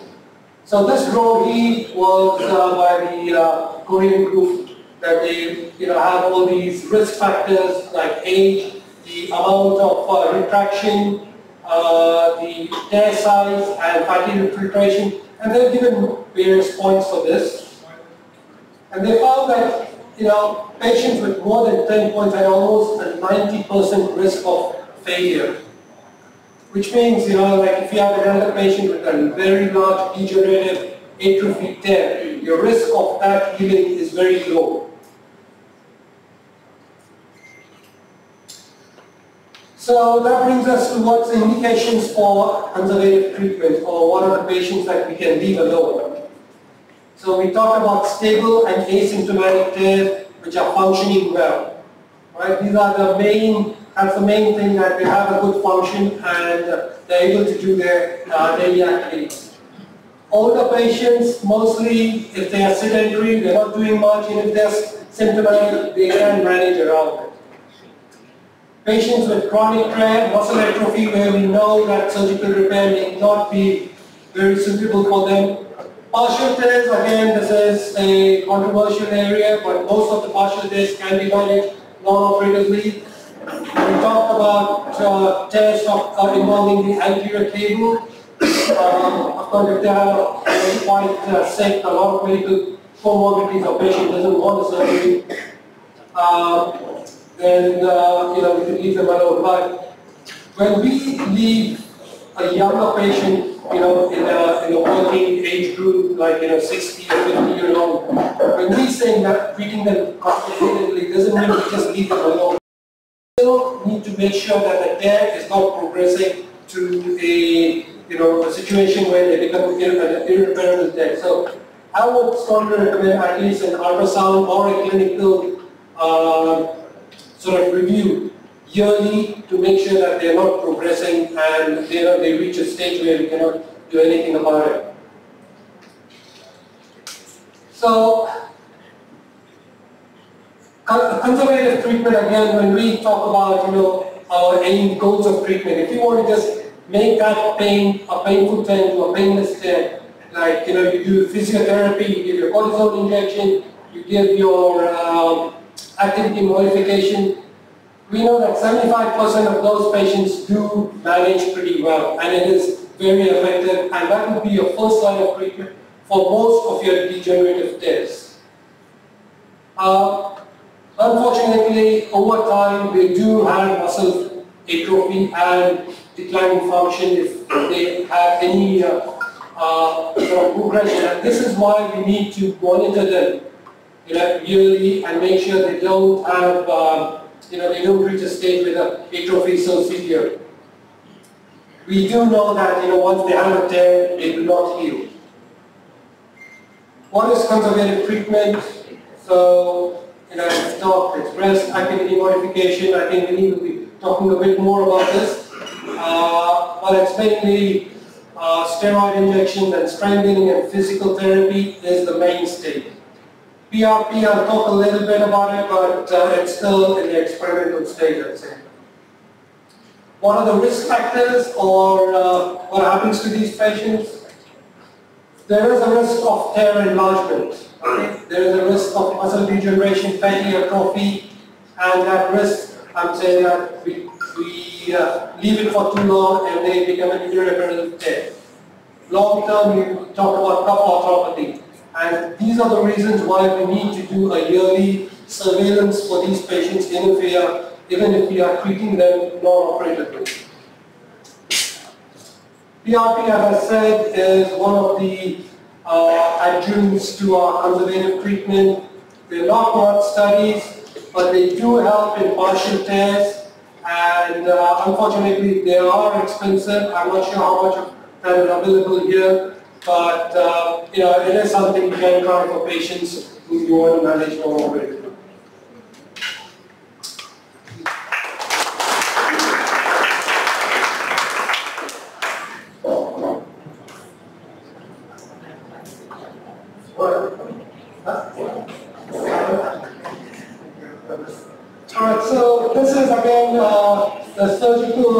more technical aspects of rotator cuff repair. So we'll talk about a little bit about the indications. We'll go to the techniques and the step-by-step guide for a cuff repair.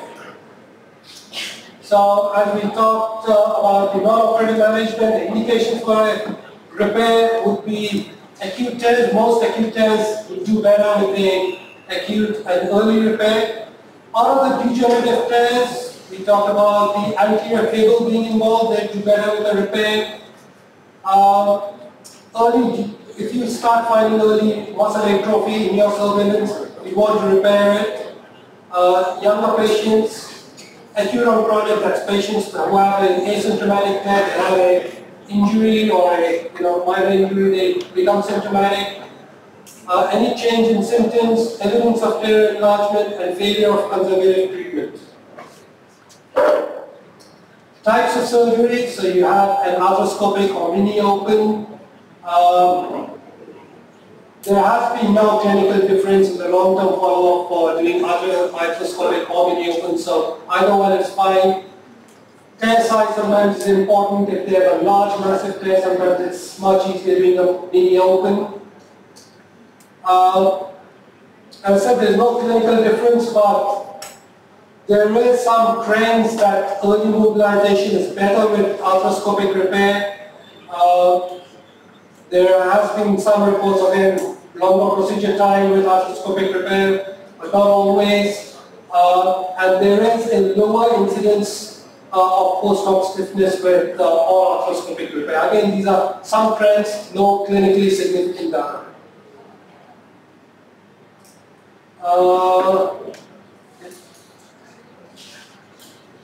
So, again, with your type of surgery, you can do a single row repair or a double row repair. Again, there's no clinical difference between these. All right. There have been a lot of biomechanical studies in laboratories to show that double repair is stronger than single repair, and maybe they are better in larger tears, but there is no clinical difference between them. There's a higher instance of type 2 failures, that is, type 2 failures is failure at the musculo-tendinous junction that's more proximal with a double row, and you can imagine that you're putting your anchors a bit more proximal, so you get failure more proximal. With a single row where your sutures are a bit more lateral, you have a more type 1 failure, that's a failure in the tendinous area. Again, you can do a knotted or a knotless repair, no clinical difference. Again, there's no clinical difference, but again, some trends to a higher re-tear rates with a knotless repair. Anchors, now most commonly we've been using metal anchors, which are cheap and very easy to use, but they do interfere with our imaging. More commonly used now is the slide composite or PEEK, but cost is a factor with them. And lately we've been starting using Pulse suture anchors, which are sort of not that expensive, but they have some limitations in terms of you need good bone, because they do rely on cortical bone to anchor themselves. So you need to have good bone to have purchased with these soft anchors. Types of sutures, we can use tapes to just normal sutures.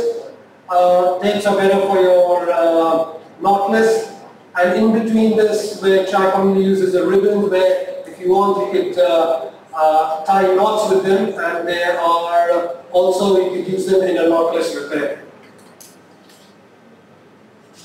So what is our principles when we do these repairs? The main thing is you want a tension-free, stable, strong repair of your cuff, and you can start mobilizing them early. You want to have a good interface between the bone and your tendon, so there should be nice contact area there. You want to restore your force couple in the shoulder by mechanics. Setup, so you could do either lateral or B-chain. Each one has advantages and disadvantages. With the B-chain, your main risk is your cerebral hypoperfusion, which you can get, especially if you have prolonged surgery, and if the patient is quite comorbid. With your lateral, your main risk is neurovascular if you over-traction them, or if you put them in traction for a long time. Also, if you're planning to do a dentopoctoral or an anterior open, it's pretty, you're going to reposition the patient, and also you've got to sort of think about what you want to do before putting them into a lateral position. So what we'll talk about is your portal placement, then we'll talk about a little bit of recognizing the tear pattern. The next thing you do is your biceps. You can either do a tenotomy or tenodesis. The first thing you do is address your subscap before you address the rest of the cuff. Then we'll talk about repairing your posterior superior cuff. And then we'll talk about anchor placement, and then you complete your repair. So, portal placement, it's important right from the beginning, again, as we said initially, to do all your markings. Most commonly, you'll have your anterior and posterior portal, you'll have a posterior superior portal for viewing, and you can make as many accessory portals as required, for putting your anchors. So as I said initially, after doing your diagnostic scope, the first thing you do is address your subscapularis tear. When you use your regular 30-degree scope, sometimes it can be difficult to really visualize the whole subscapularis. Flexing and internally rotating the arm, like shown here, brings that lesser tuberosity into view. And then you can see these hidden lesions in the subscap. So this is seen with the arm in neutral position, and looking at this, the same thing with the arm in flexed and internally rotated position brings up these tears. You can use a 70-degree scope, but usually you can just flex and internally rotate and use your standard scope. I usually make an additional anterosuperior portal for repairing the subscap, and when you have your subscap tears, especially in the massive tears, like when you have a whole complete tear where you have a supra and the subscap whole thing torn, the important thing is recognizing this comma tissue.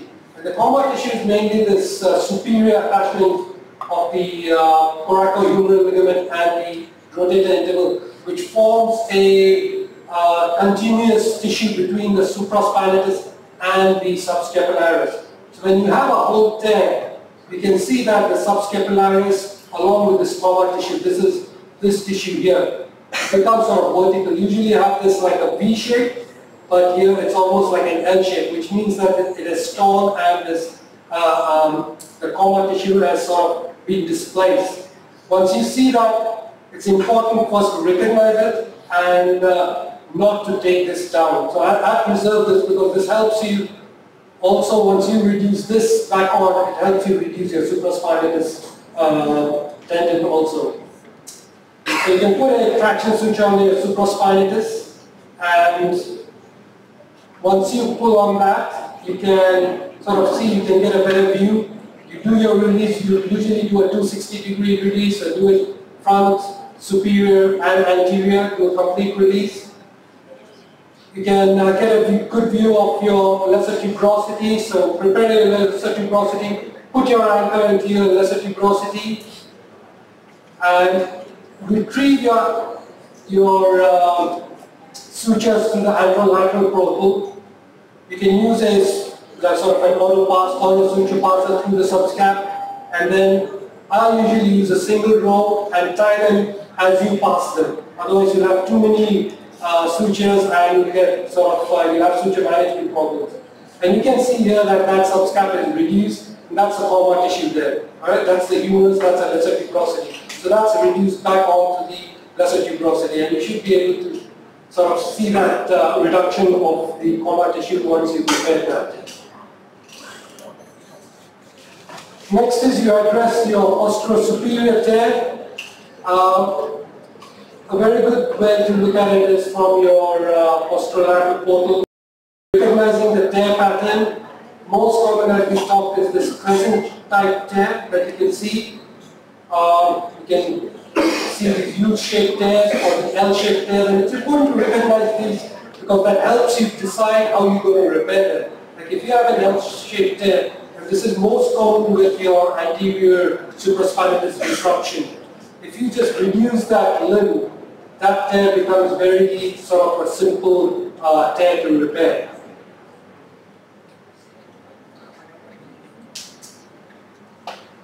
Many a times you can get a good view from inside the joint, and when you have a good view, you can just do all your preparation of the cuff and of the GT from inside the joint. That saves you some time.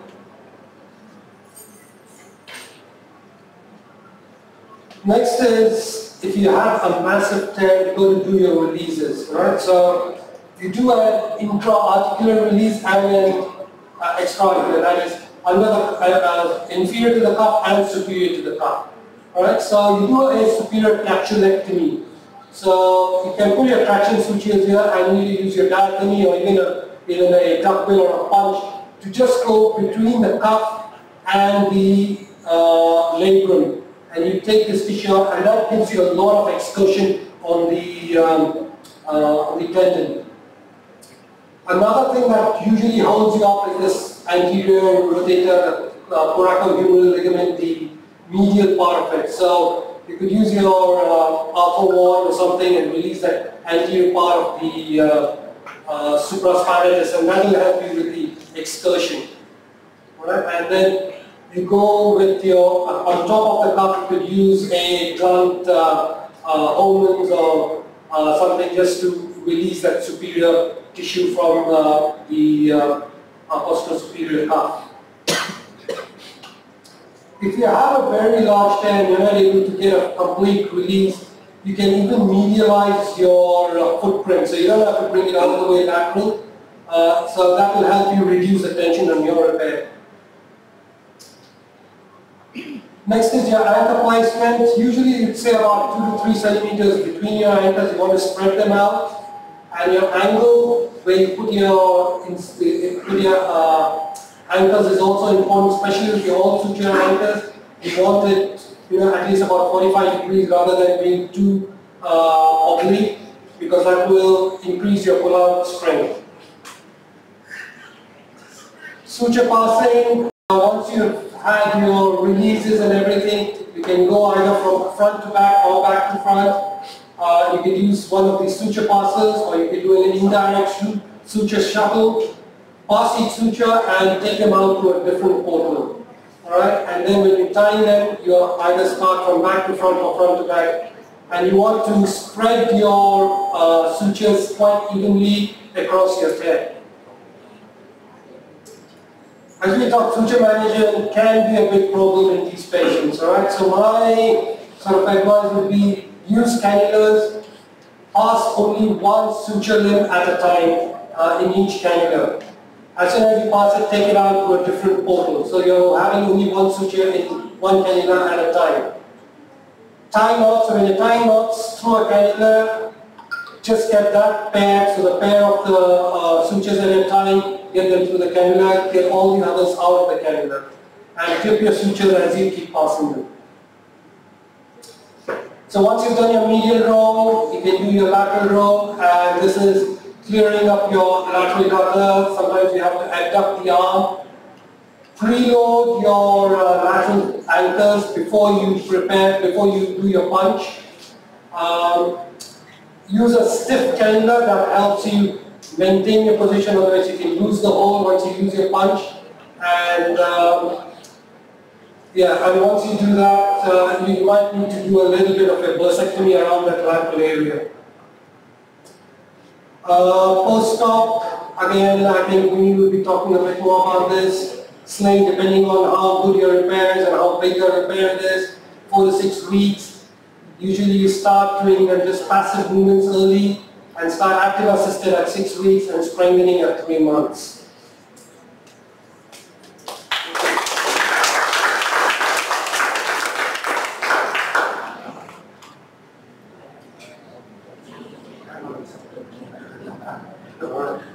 Okay, so the next talk is this massive cuff test.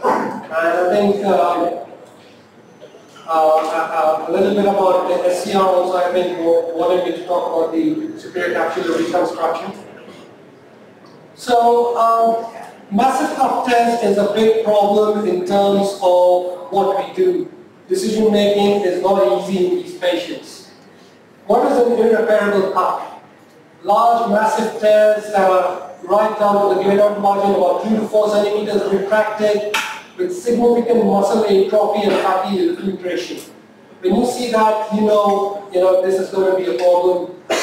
Even after mobilizing the tendon, you may not be able to get a good tension-free repair. So how do we decide on what to do with these patients? Again, it is a difficult problem. There's no sort of quick answer for these. You've got to take into account the patient's age, their activity level, if they're still in the working age group, or they're retired and elderly, how symptomatic they are, what's their functional problems, and is this tear at least partially repairable or completely irreparable in the presence of arthritis.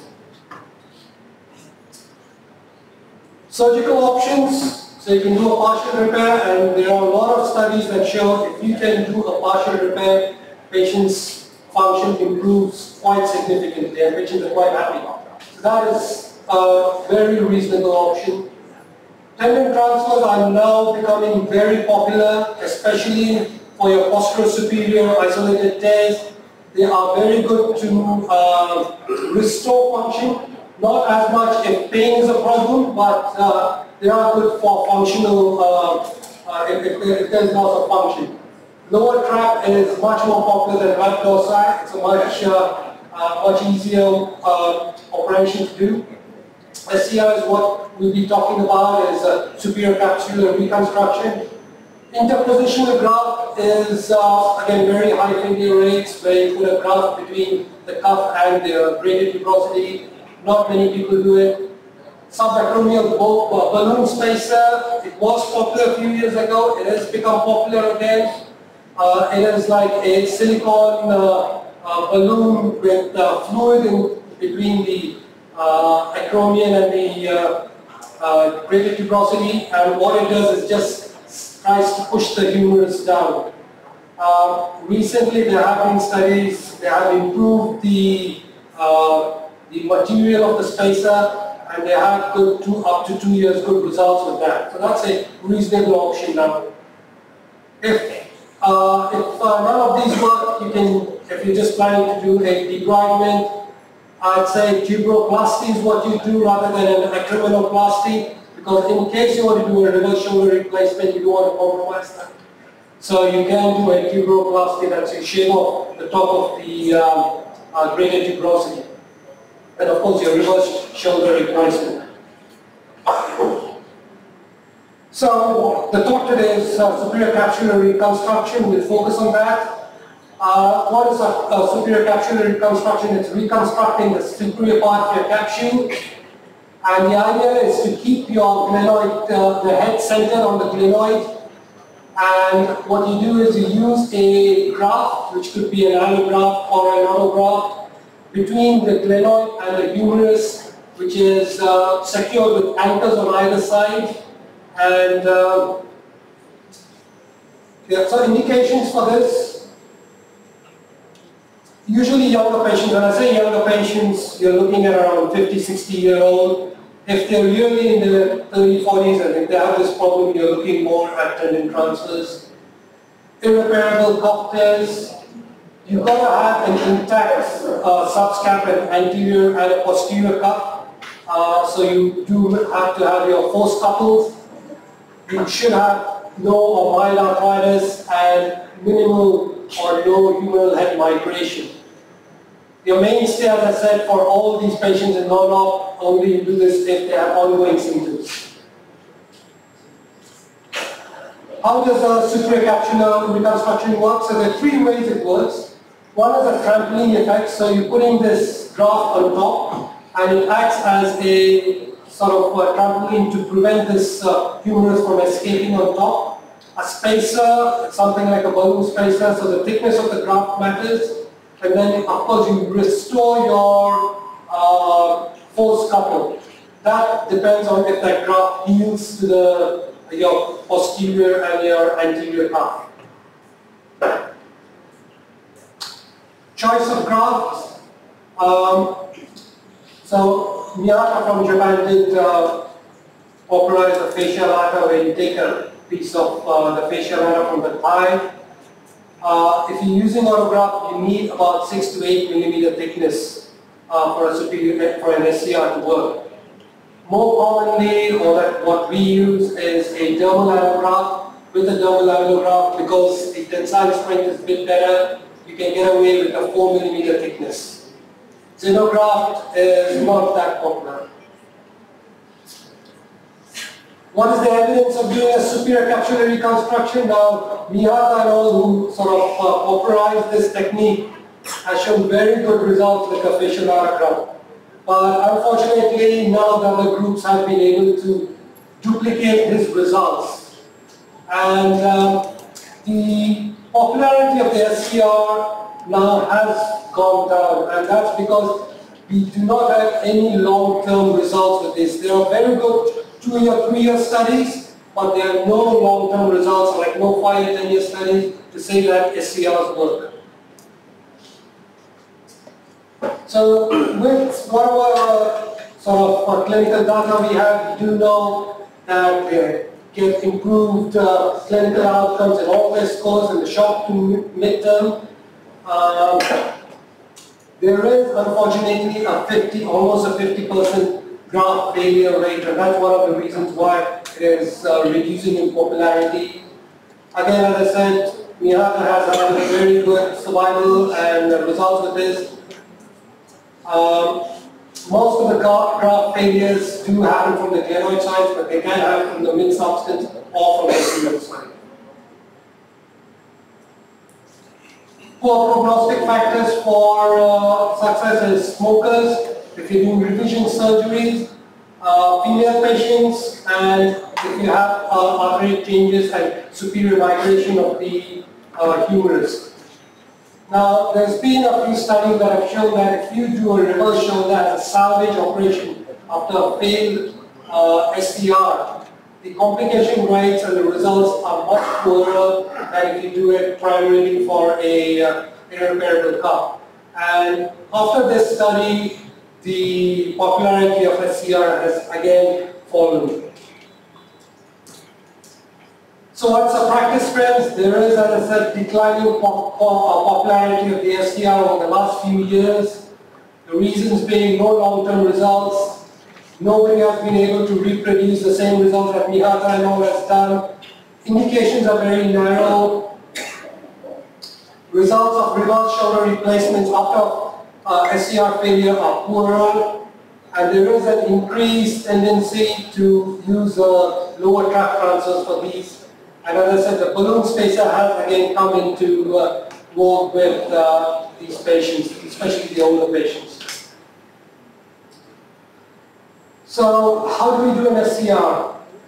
Again, you can go do a V-chair or lateral. Portals, usually you need about 2 or 3, but you could use as many portals as you need.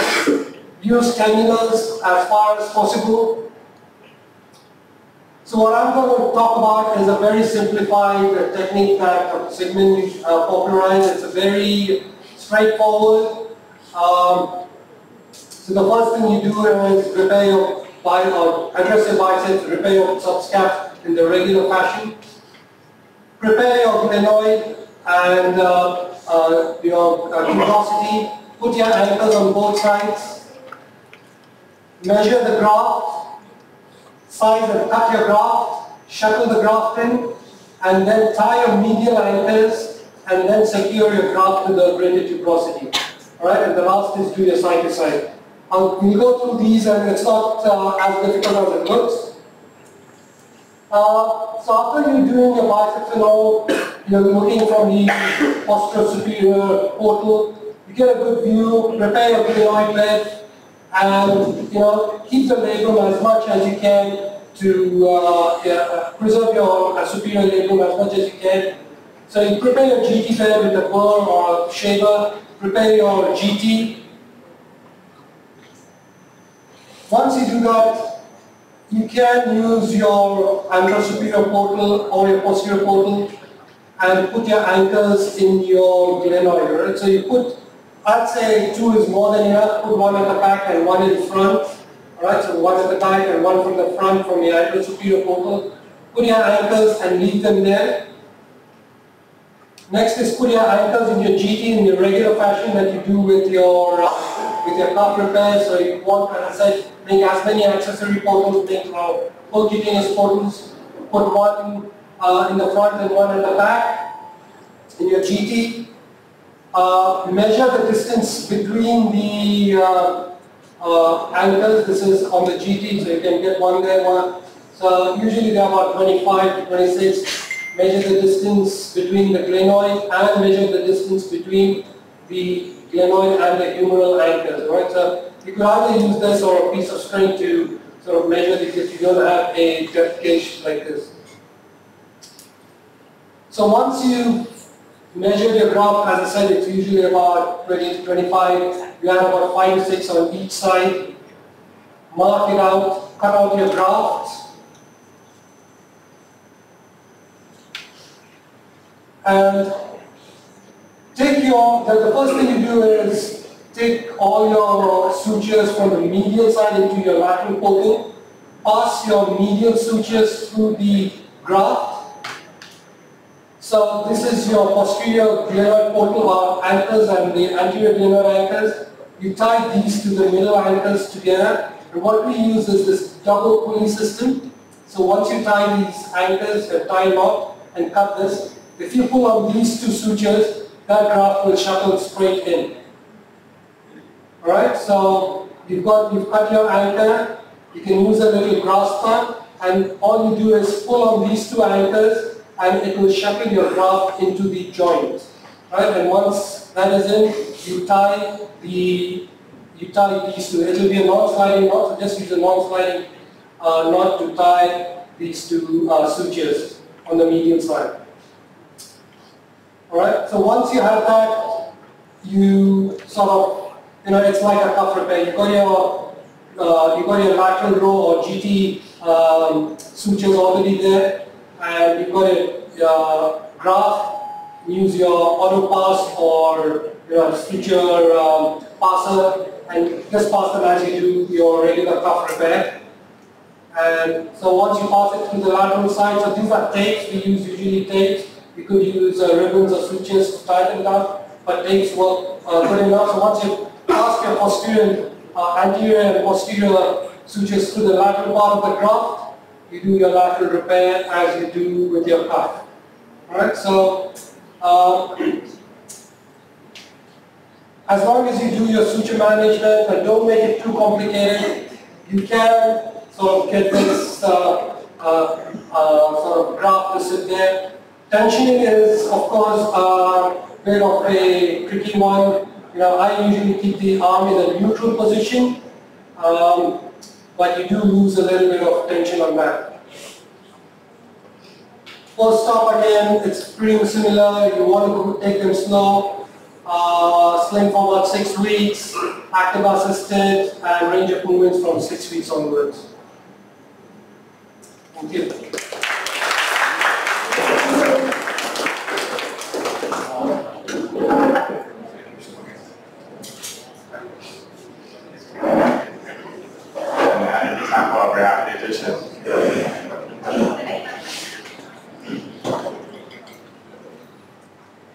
So I'll be discussing the rehabilitation after rotator cuff repair surgery. Vikram did touch on it more a little bit, so I'll delve into it a little bit more. So the outline of the session today is, as well, is post-operative shoulder assessment, considerations of rehabilitation, and the rotator cuff protocol.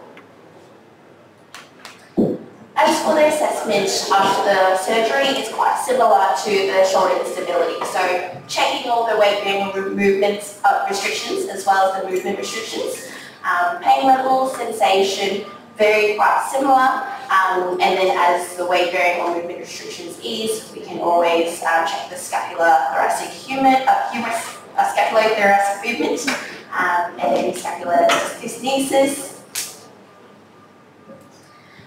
An outcome measure that I tend to use or have used previously during the rehab protocol is called the Upper Extremity Functional Index.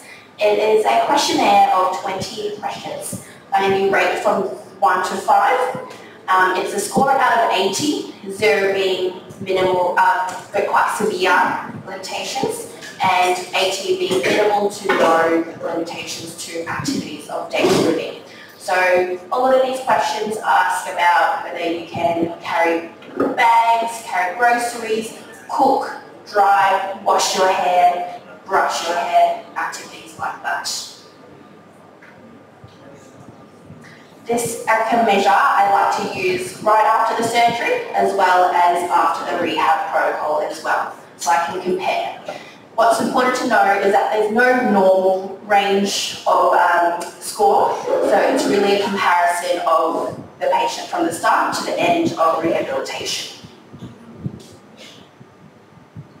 So in terms of what we need to consider for the rehabilitation protocol, it also varies, so we really need to be mindful of the surgical technique used by the surgeon, any of their preferences in terms of movement and weight bearing restrictions, as well as biological factors from the patient as well. So severity of the tear, whether the tear was traumatic or degenerative, the quality of the tissue as well.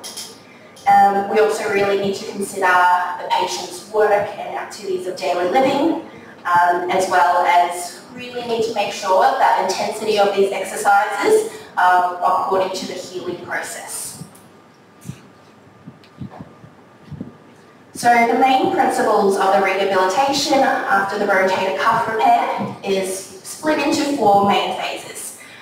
What's really important that this rehabilitation is individualised and tailored to each patient, and the time frames is also dependent on the surgeon as well. So phase 1, it's all about education and preventing that post-op stiffness and reducing the pain and pain as well as swelling. Phase 2, we want to increase the mobilisation of the shoulder and the scapula.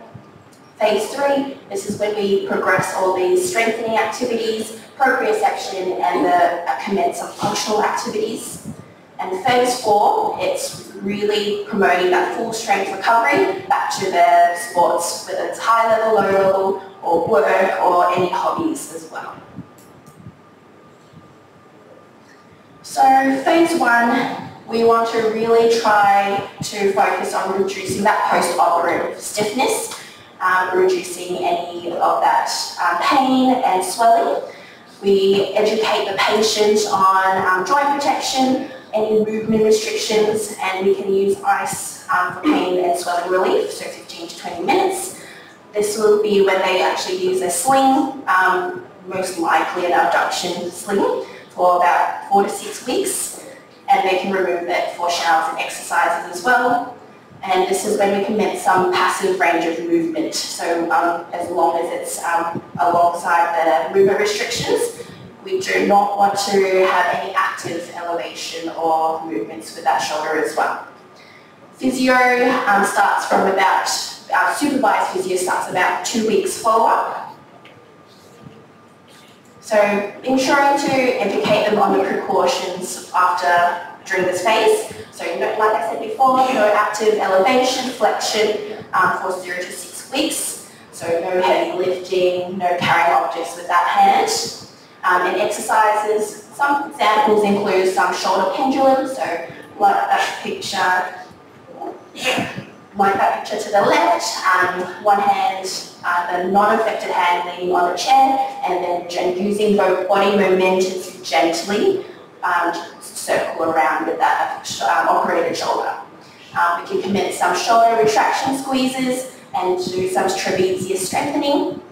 And then it's really important that we try to prevent any muscular atrophy in the uninvolved joints as well. So doing some elbow, wrist and grip strength activities as well, and some neck range of movement. We need to, as physiotherapists, we want to make sure they have frequent rests and monitor the pain throughout the whole exercise regime. So how do we know when to move on to the next phase?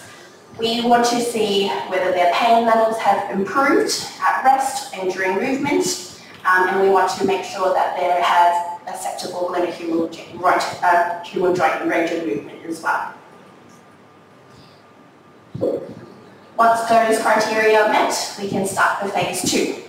So phase 2, our main goals are trying to improve our range of movement, so aiming for about 90 to 120 degrees of flexion and abduction.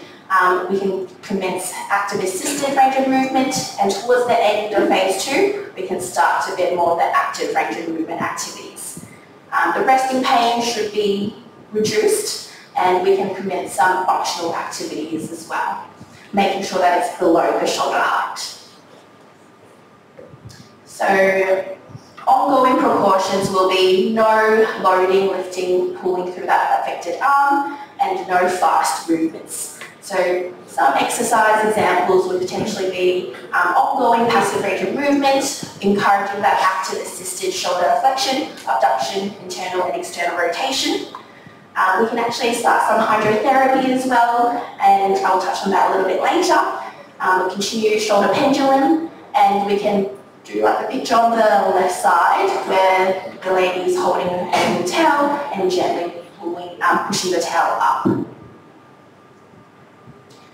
So hydrotherapy is a really great alternative to land-based therapy. If you have access to it, it has lots of benefits as well. So it can commence once the wound is intact, and also just double check that with the surgeons that they're happy for you to go into the water with, making sure that the dressings are appropriate. So benefits include that it allows the shoulder to perform all these motor patterns with the assistance of the buoyancy, and the warm temperature also helps to reduce pain and also allows relaxation. So typical temperature range is around 33 to 36 degrees Celsius.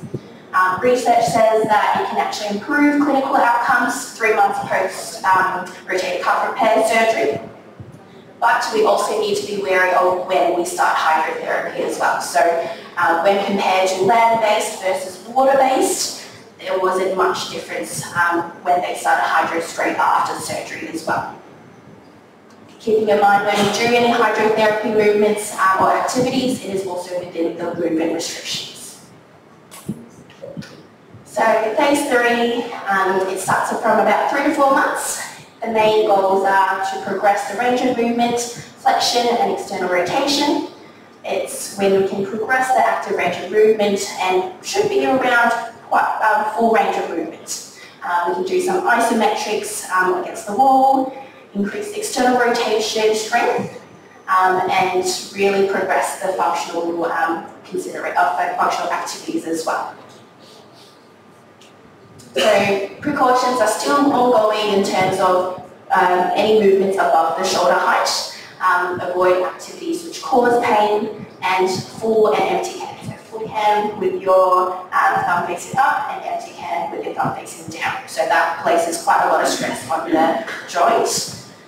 So typical examples of exercises include the overhead wall sliding, using like a little ball to stabilize against the wall as well. And we can commence some isotonic contractions with the shoulder joint. During phase 4, we can aim for that full pain-free range of movement. So we want to increase that strength and stability with the focus on the external rotation of the shoulder. This should be specified towards the functional activities of daily living. So we can start to do a lot of these activities above the shoulder height and really progress the strengthening program. So the main precautions with this phase is just making sure that the movements that you do complete with that shoulder is pain-free. Once you feel that pain, it's important to tell the patient to slow down and avoid that movement if possible. So possible exercises is just to really redirect that back to the sports or the hobbies or work they need to complete. Yes, and in terms of criteria, we want to try and making sure that they are cleared from the physio as well as the doctor in terms of being able to return to work. They have limited, reduced or minimal pain during movement or during activities, and they have good range of movement to perform all their work or hobbies, and they have sufficient strength and endurance as well. In terms of the time frame for how long the tear will heal, it really depends on the severity of the tear. So small to medium tears, usually it takes for almost complete within the first year. However, when it's larger massive tears, it's much slower and less consistent. So making sure we're mindful of that. And the greatest degree improvement is within the first 6 months after the surgery and can take up to 1 year. So in summary, the rehabilitation should be taken to each individual and really focusing on what the patients want, what their goals are, what they want to be able to do after this surgery. Exercise is very important after surgery to get that movement and strength and really supporting that shoulder joint. Early mobilisation really helps to improve the patient outcomes after surgery, and really ongoing research is required to determine the optimal timeframes and when exercises should be introduced as well. So rehab after surgery is split into 4 main phases. So really focusing on the goals of protecting that shoulder joint and reducing that, making sure that we restore the functional range of movement as well, and returning the patient to the sport-specific and labour-demanding tasks. Thank you.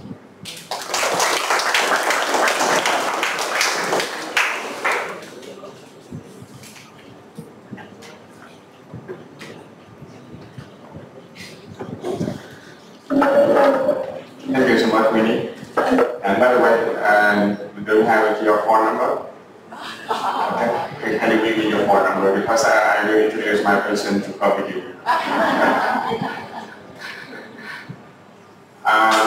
Và tiếp theo thì cũng là một phần khá là hấp dẫn là cái đất chống xoay. Thì các bạn có gì có câu hỏi chia sẻ gì về cái phần đất chống xoay không ạ?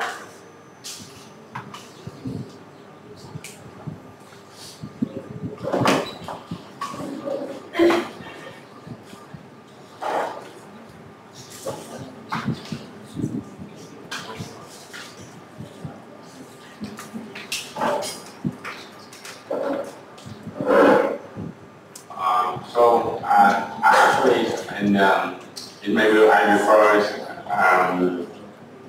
labour repairs to rotator repairs because I think after rotator repairs, the patient still always have pain, suffer from pain for a long time. So can you share your experience about how can the pain management after sports operation? How to reduce the pain and all. So it's a very tricky question because there are a lot of pain generators, and I don't think so fully understand why some patients have pain and some patients, you do the same operation, they don't have that much pain. There is a lot of these pain fibers and I suppose nociceptive receptors, especially in that anterior part of the cuff, which is a very sensitive area.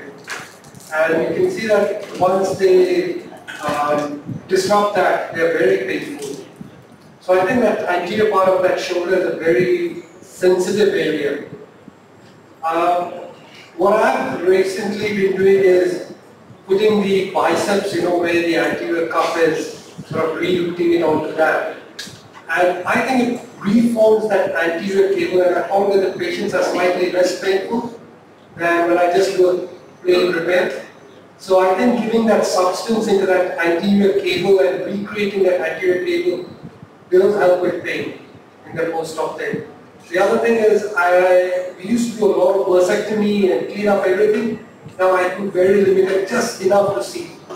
So I don't just go around cleaning up everything.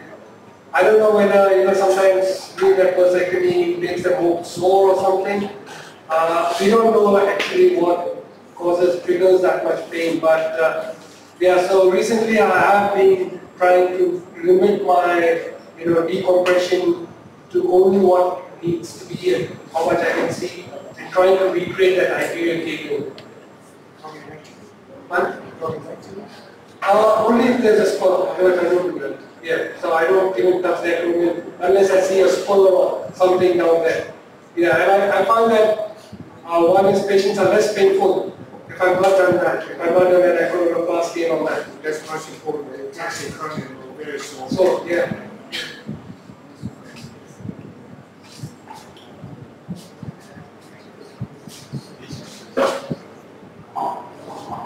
Quick one, I was just going to ask if gabapentin is useful in this, in the patient with chronic pain or Yes, chronic pain is a problem with these cups, and there are a lot of factors that can attribute. One is, of course, the secondary gain and bone number and all these things do have a lower, much higher incidence of this chronic pain. Gabapentin is useful. They've got nerve blocks and all that. But as I said, I don't really completely understand why they get this pain. But definitely gabapentin helps to, I don't think it takes the pain away, but dulls it down a little bit. But definitely.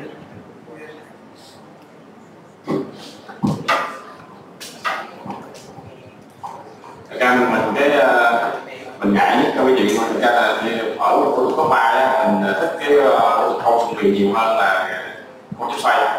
Tại vì cái khâu chích xoay cái đau của bệnh nhân sau phẫu thuật nó kéo dài lắm, mà thực ra đó là cái chỉ định chính mà mình tự nhiên tới mình vừa đau mổ xong mà như đau xong mà ta kéo dài nữa, mà thường là mổ xong người ta lực nhiều hơn nên phải thấy đôi lúc ta cảm giác đau nhiều hơn chừng. Thì do đó mình hỏi là có cách gì mình chia sẻ là sao mổ cho bệnh nhân đỡ đau hay không, thì lúc đó thực ra là cho tới bây giờ người ta cũng chưa hiểu rõ là cái nguyên nhân đau thực sự của cái đất trục xoay. Là có những bệnh nhân phải trước mổ trước đó, nhưng mà những bệnh nhân đất trục xoay người ta có đau, thì do đó là cái ông nói trong cái phẫu thuật mình cẩn thận đây, có nghĩa là mình đừng có cắt quá mức, đặc biệt là cái phần mà cái bọc dịch mình cắt quá mức, cắt những nước màng xung quanh, mình cắt chỉ vừa đủ để mình thấy thôi. Thứ hai là cố gắng mình đính lại phần cáp đó, cái phần cáp của cái chích xoay đó, cố gắng mình đưa trở lại cái vị trí đó, còn cái khâu mà xung quanh cái mô mềm đó thì nó đôi lúc nó không phải cố gắng phục hồi lại phần cáp của cái sợi chích xoay đó. Và thứ ba là cái mài cái một phùng đó, thì ông chỉ cái mài một phùng khi nào nó có ga ra, chứ không phải là mài tù quy, mà chỉ là khi nào có ga cái tấn thì ông phải làm thôi, chứ còn không có phải là làm tù quy lúc nào mà cũng mài. Cái việc quan trọng anh nói là cái ca mổ mà không cái kim canh này đó, thì cái lúc mà làm cây mê đó, anh nhấn mạnh là tạo công trình vô phương anh nói với người cây mê là phải gắn đường bông cho nó, tại vì nó mà thức dậy mà nó đau đó là nó hấp được. Rồi sau khi xuất viện lúc nào cũng cho thuốc chống đau nữa. Như gabapentin không có tốt mà chúng ta không thể gây sốc, mà phải cho chấm làm trước thì nó mới thực sự nó theo mình. Mà cái trang này đây một thì anh không cần, chứ khi mà nó trái được trang thì là lúc mà bắt mình cái mê là nó bắt mình phải chích thuốc rồi nó vẫn chạy ra. Tại vì đa phần những cái chích xoay là nó đau mãn tính này, tự ra có cái quảng quá ở trung ương nhìn không đau và quá trung ương. Thật ra trước khi làm ngoài cái đề mà giảm đau sau một thực tốt thì thầy tôi nói thì các bạn cũng nên giải thích cho bệnh nhân trước là sau khi mổ xong là không hết đau liền đâu, nó phải mất một thời gian, thậm chí nó có thể đau thêm nữa, và cho nên bệnh nhân cái người ta hiểu rõ trước thì người ta dễ chấp nhận hơn, và lúc đó người ta đã dễ chấp nhận thì phân bổ chức năng cũng sẽ dễ dàng hơn. Chứ còn mình cứ không giải thích thì cả là người ta cứ ngỡ rằng tại người ta đến mình chỉ là đau là chính, ta cứ ngỡ rằng sau khi mổ xong là hết đau thì mình có sau mổ xong không ra đau tăng thêm nữa thì lúc đó thảm họa.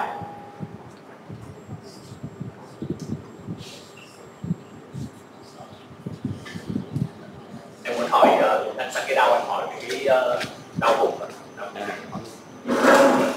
Dạ, em muốn xin hỏi kinh nghiệm của thầy về đau khớp hậu bụng sau mà mình mổ, thường 2-3 tháng sau bệnh nhân còn đau CRPS. If you have like 3 months after surgery, Should we do? What should we do after the treatment? After the patient is back and patient from where? so you do a follow-up ultrasound check on the repair. I think it's a difficult one. One is if they are stiff, it's like a lot of them get frozen shoulder. And a lot depends on how much pre-operative movement, how much synovitis was there, when you went in, what their pre-operative range of movements are. So if they're going down the track of frozen shoulder and stiffness causing pain, you can check with ultrasound integrity, but then it's, you decide whether you do a hydrodilation at some point. Once the cuff is healed, you're happy, maybe 3 or 4 months or even 6 months down the track. Maybe a hydrodilation sometimes helps them a lot. Sometimes it's just inflammation, bursitis that's around there, cuff is intact, the cortisone injection helps them. Just in that area. But I think most of them are pretty sore or quite sore at 3 to 6 months, but they all settle by the 9 months to a year when you see them. Most of them have settled down, with whatever treatment you've done and all that. So some patients do take much longer to settle down, and you just got to recognize them and help them along with either cortisone or a hydrodilation, or you can put carbapenem painkillers to help them along, and most of them do settle down by a year.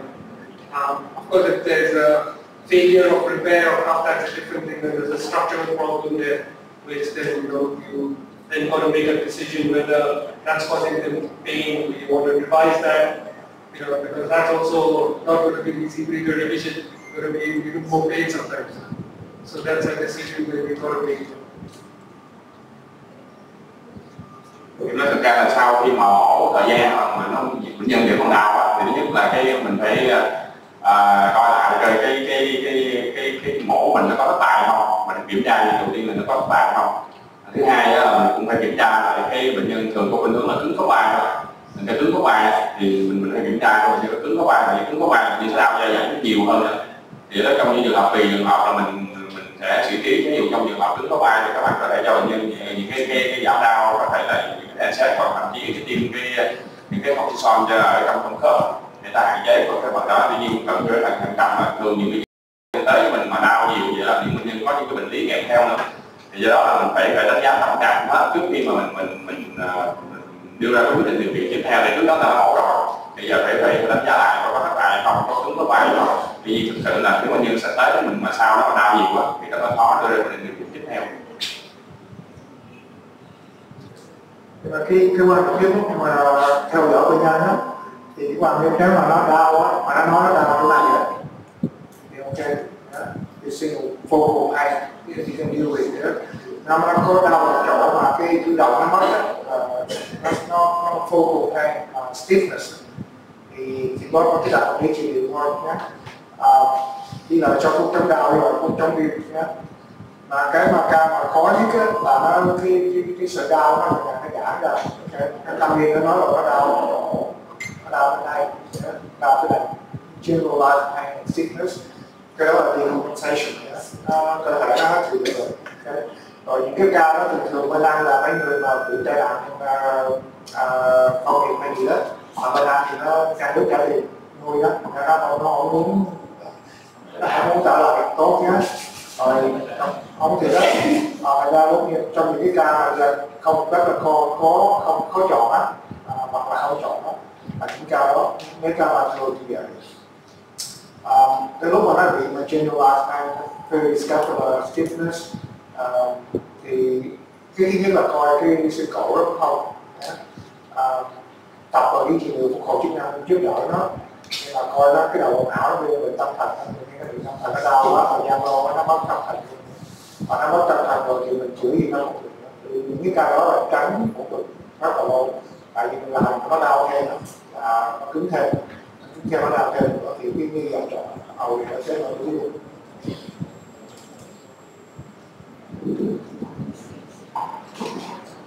Winnie, I have some question for you. Do you always apply conventional protocol for container cup repair? And what do you think about a celebrated protocol with the early mobilization for shoulder trauma?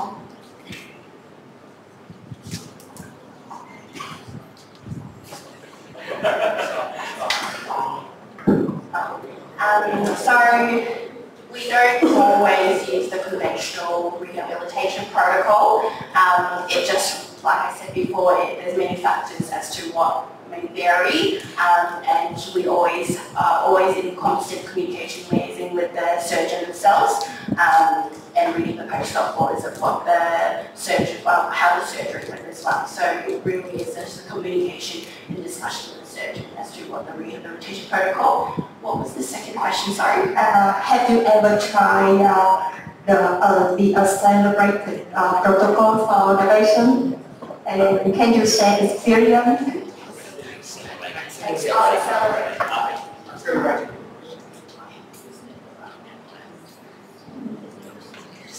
Personally, I haven't used the accelerated protocol, but there is good evidence behind it as to get that early mobilisation and just really preventing that overall stiffness at that joint. But we always have to make sure that the patient can tolerate that and monitoring that correct as well. Because in my department, there are different on you.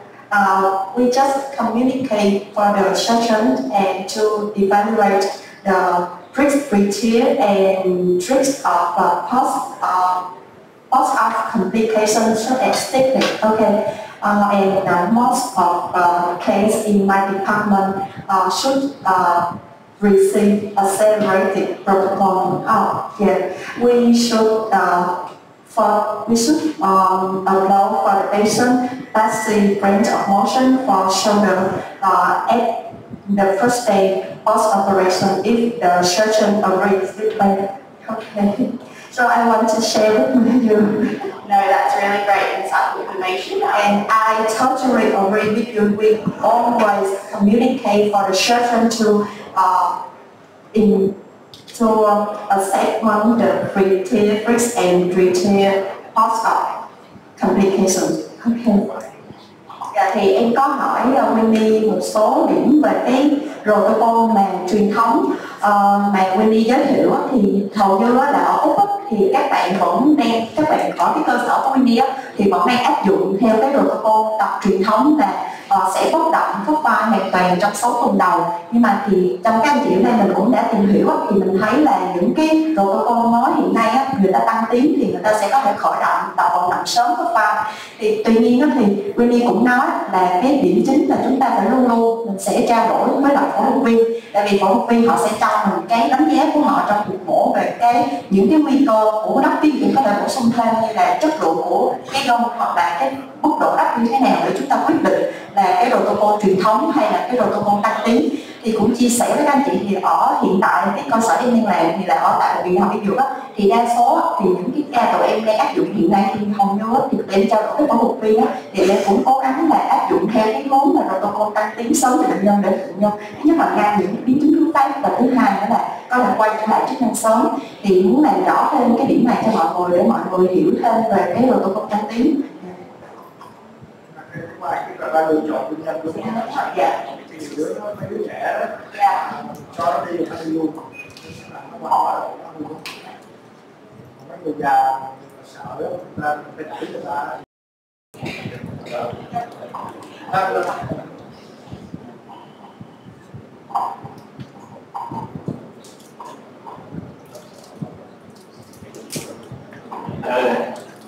Bên bạn thư ký có cái câu hỏi, các bạn đã đặt câu hỏi qua cái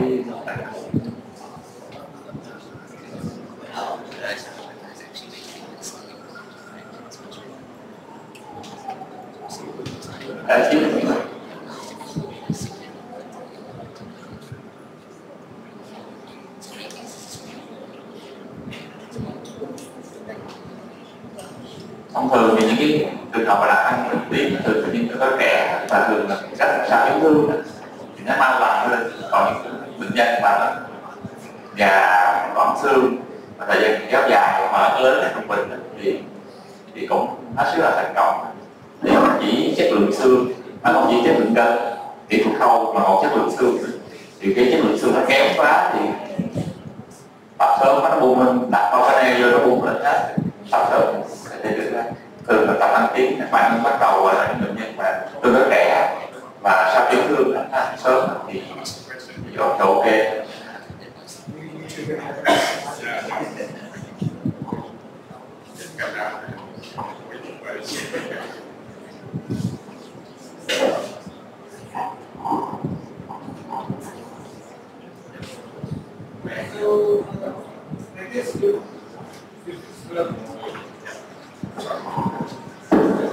So the difference between adhesive capsulitis contracture, I think it's pretty similar. Technically, when you say adhesive capsulitis, it's more idiopathic, and it's more in that group where you see females 40 to 60. So capsular contracture is more post-operative or trauma. The pathology, I think, the treatment is pretty similar, we do the same. But if you had an operation earlier, you have to tailor your treatment according to what you've done, what is the reason why you got the capsular contracture. If you've done a cuff repair, before you do anything, make sure that the cuff is healed. So I think the symptoms are pretty similar. The etiology is a bit different, but they are in the same sort of boat.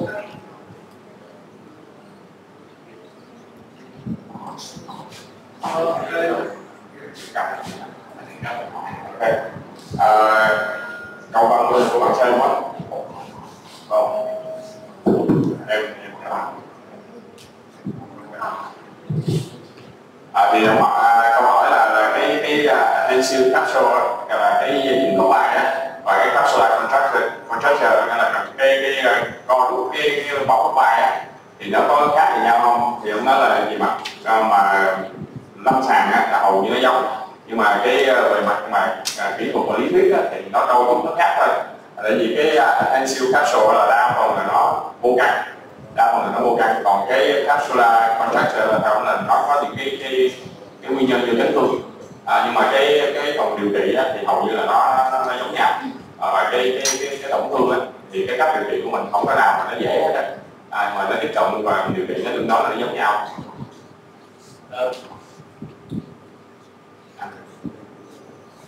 Về mặt mô học đó là adhesive capsule và cái contracture capsule thì nó khác nhau. Cái giữa cái adhesive capsule thì nó dính và cái cấu trúc trong cái bao khớp nó bị rối loạn, do đó nó tăng sinh mô sợi nhiều lắm và nó dính theo nhiều mọi thứ khác nhau. Do đó về mặt lý thuyết mà nói thì cái đó thì nó xấu hơn, còn contracture thì là cái cấu trúc của mô khớp dây thì nó bình thường, nhưng mà bị cấu trúc ngắn lại có thể là do bất động sau thời gian, hoặc là nó sau một chấn thương thì nó rút lại, thì cho nó sẽ dễ dàng hơn. Và nó bao giờ thì thấy nó phụ thuộc vào cái bệnh nền ở bên dưới, cái gì đã gây ra.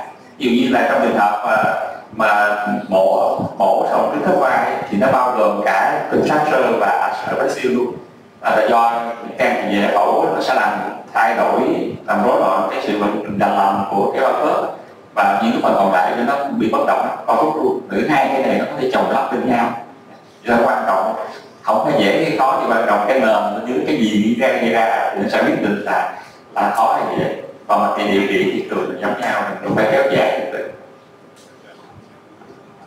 Không, có thể như còn nguyên một khối luôn này.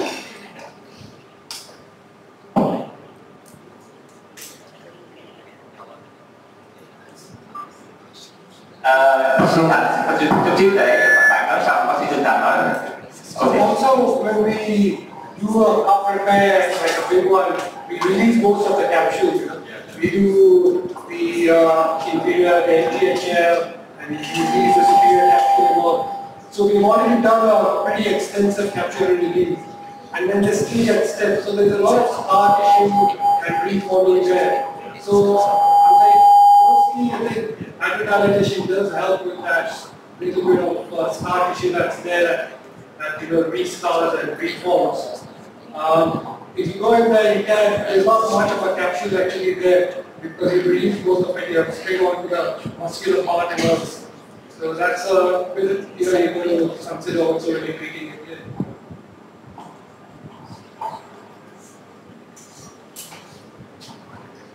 Thì trong cái phần mà dính có vai và sao mổ đôi lúc mà trong những trường hợp mà mình phẫu thuật mà mình phẫu thuật quá nhiều á, mình bộc lộ nó quá nhiều thì sau khi mà xong rồi thì cái môn mà mình phẫu thuật nó bị lành lại, nhưng mà nó phải làm như bình thường nó thành sẹo, nó co rút trở lại thì lúc đó nó tăng cái nguy cơ mà nó dính có vai sau mổ.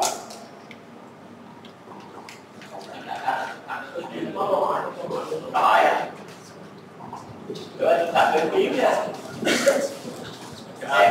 có câu hỏi cho bên quản lý trị liệu bên đại học, ví dụ là mấy anh quản lý trị liệu với lại bên cô quản lý trị liệu luôn.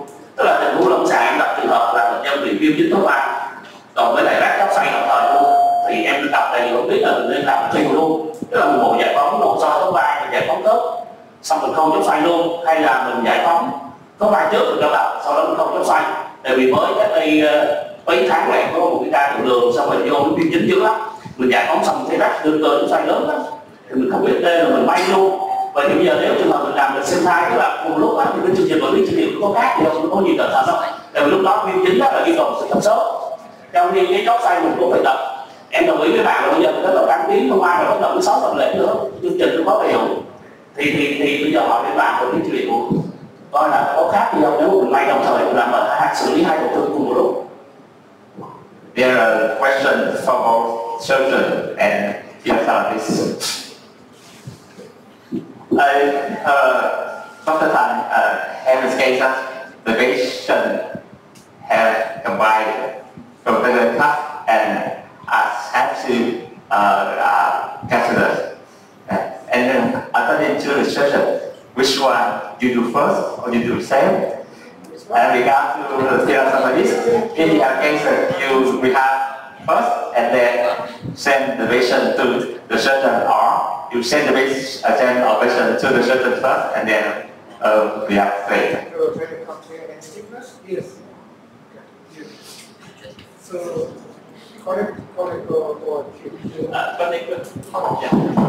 yeah, so it's not uncommon that you have this degenerative tear and adhesive capsular fluid shoulder with it.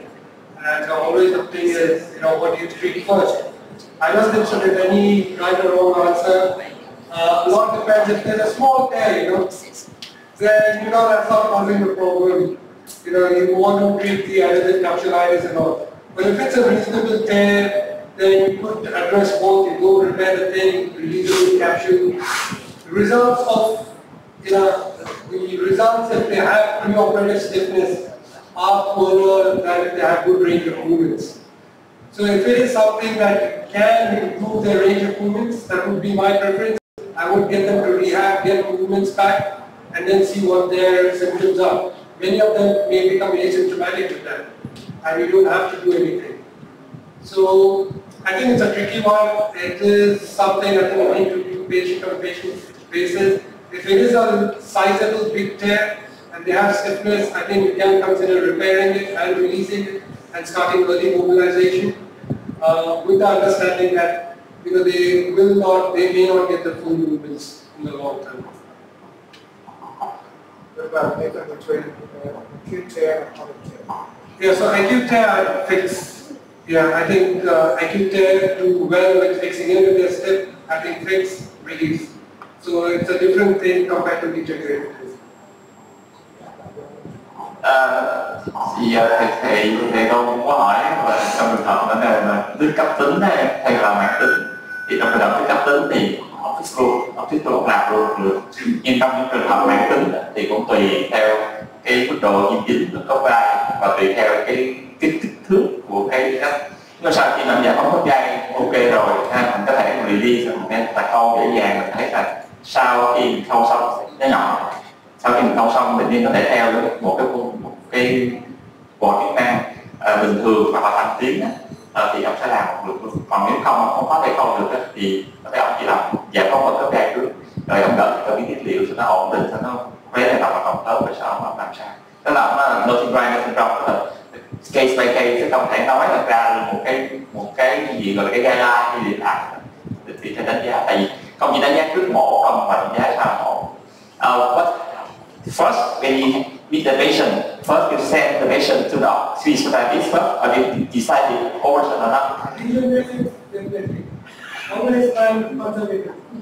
For degenerative, always first line is try conservative. In the old report, you need to see what the joint look like as well. Yeah. So if the average change in the joint, then go more by off. So if the tear is not the pain generator, if the arthritic component of the joint that generates the pain. In that case, you go toward physiotherapy. Lúc mà bác ca vô mà người lớn tuổi chẳng hạn, thì con là biết là phải chụp hình coi là cái sụn của cái khớp nó có còn tốt không, tại vì khi cái người già là những cái sụn lâu rồi đó thì cái sụn ở trong cái khớp nó hư rồi, thành ra cái đó thì nó không có động vào tại cái khớp nó hư chứ không phải là tại vì cái điện trạng nó không có làm gì đó. Thành ra cái trước khi mà mình chữa thì người ta phải loại hết những cái lý do khác, thì cái cõi khác nó còn lại thì mình phải chịu được nhé. Tại vì những cái người bạn 40 tuổi nhiều với là thì do có bệnh nặng hay là chơi hay điện nặng thì chiều cao nữa thì khi tăng đưa khớp luôn.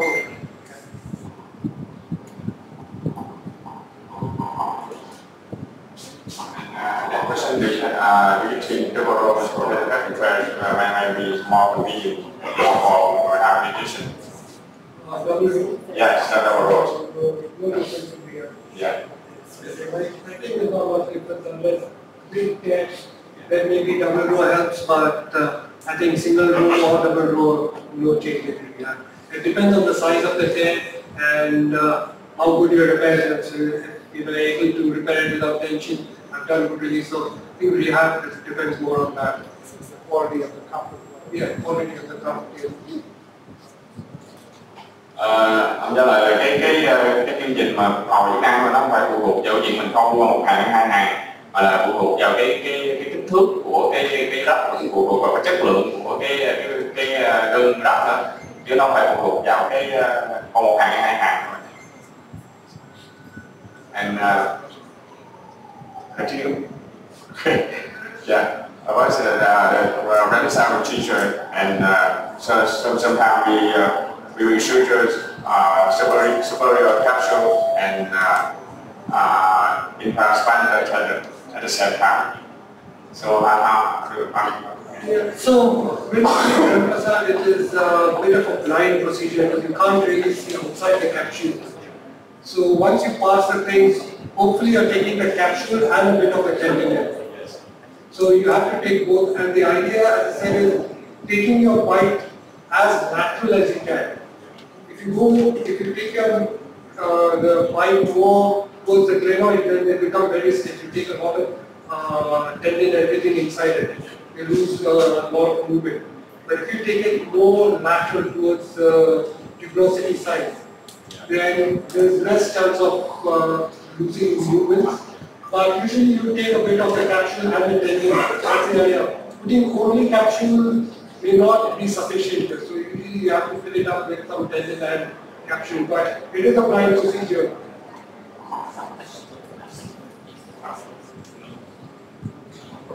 Thực ra về mặt nguyên lý là ông nói là tốt nhất là khâu cả gân với cái bao khớp luôn. Còn mình không mà có cái bao khớp không là không đủ, nó không đủ để nó lấp đầy chỗ đó. Và do đó là cái kỹ thuật khâu mình cũng phải cẩn trọng làm sao cho mình khâu mà ông nói là khâu gần ra ngoài, mà cái ngoài cái máu động chút thì khi mà mình vận động nó không có bị lỏng cái máu khâu của mình. Nhưng mà tốt nhất là mình khâu cả hai, cả cái gân và cái bao khớp luôn, chứ không phải là cái bao khớp không.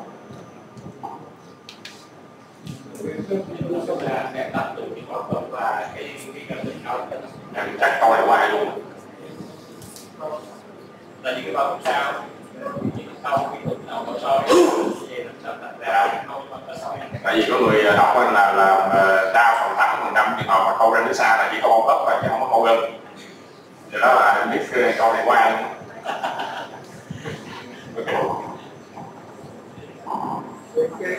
Cái đó nhớ là khi mà ra khuyến mại thì cái bao có của gia đình nó là phía trong thì những người hàng này nó cắt ra lại nó sẽ khô trong cái đoạn đó là nó kẹt khô cái này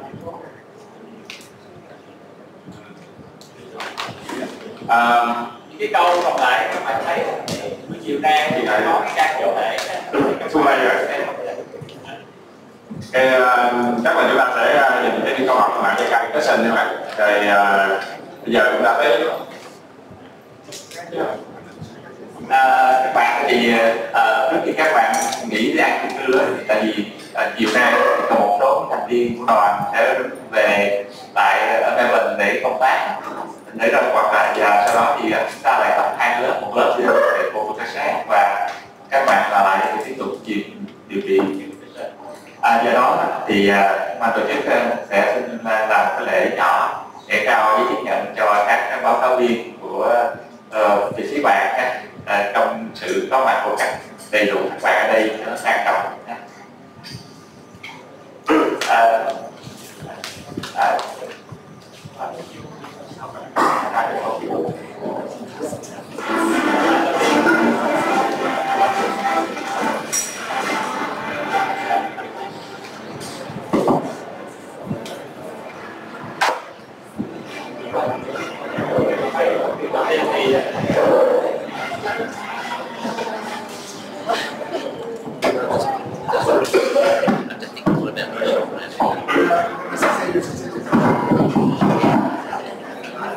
Xin kính mời anh Tôn ạ. Dạ, xin kính mời anh Tôn. Dạ, anh cứ đứng ở giữa đó thì ai làm gì làm.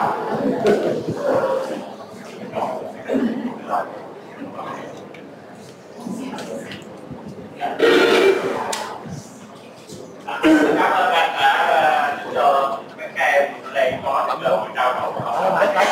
Đây là chỉ điểm lên để mọi người.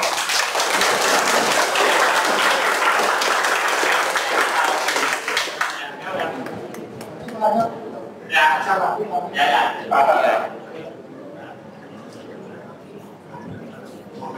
Tiếp theo đây thì xin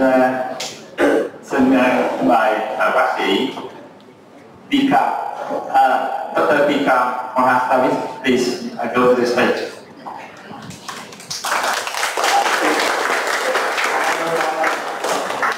Anh chào em.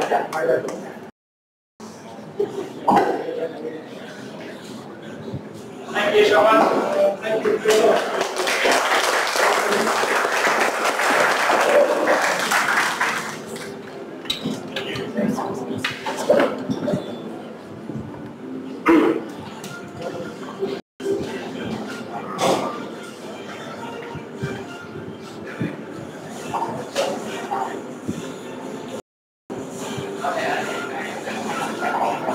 And next I would like to invite Dr. Han to come to stand.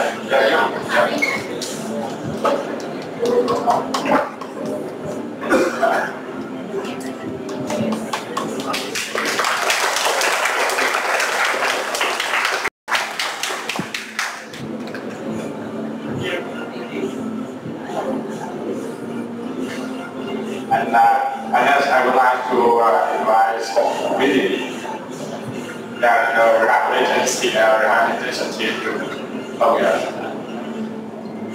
Thank you so much.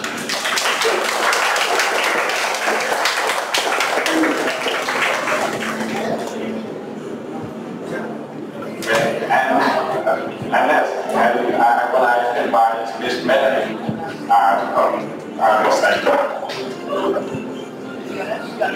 Yeah, let's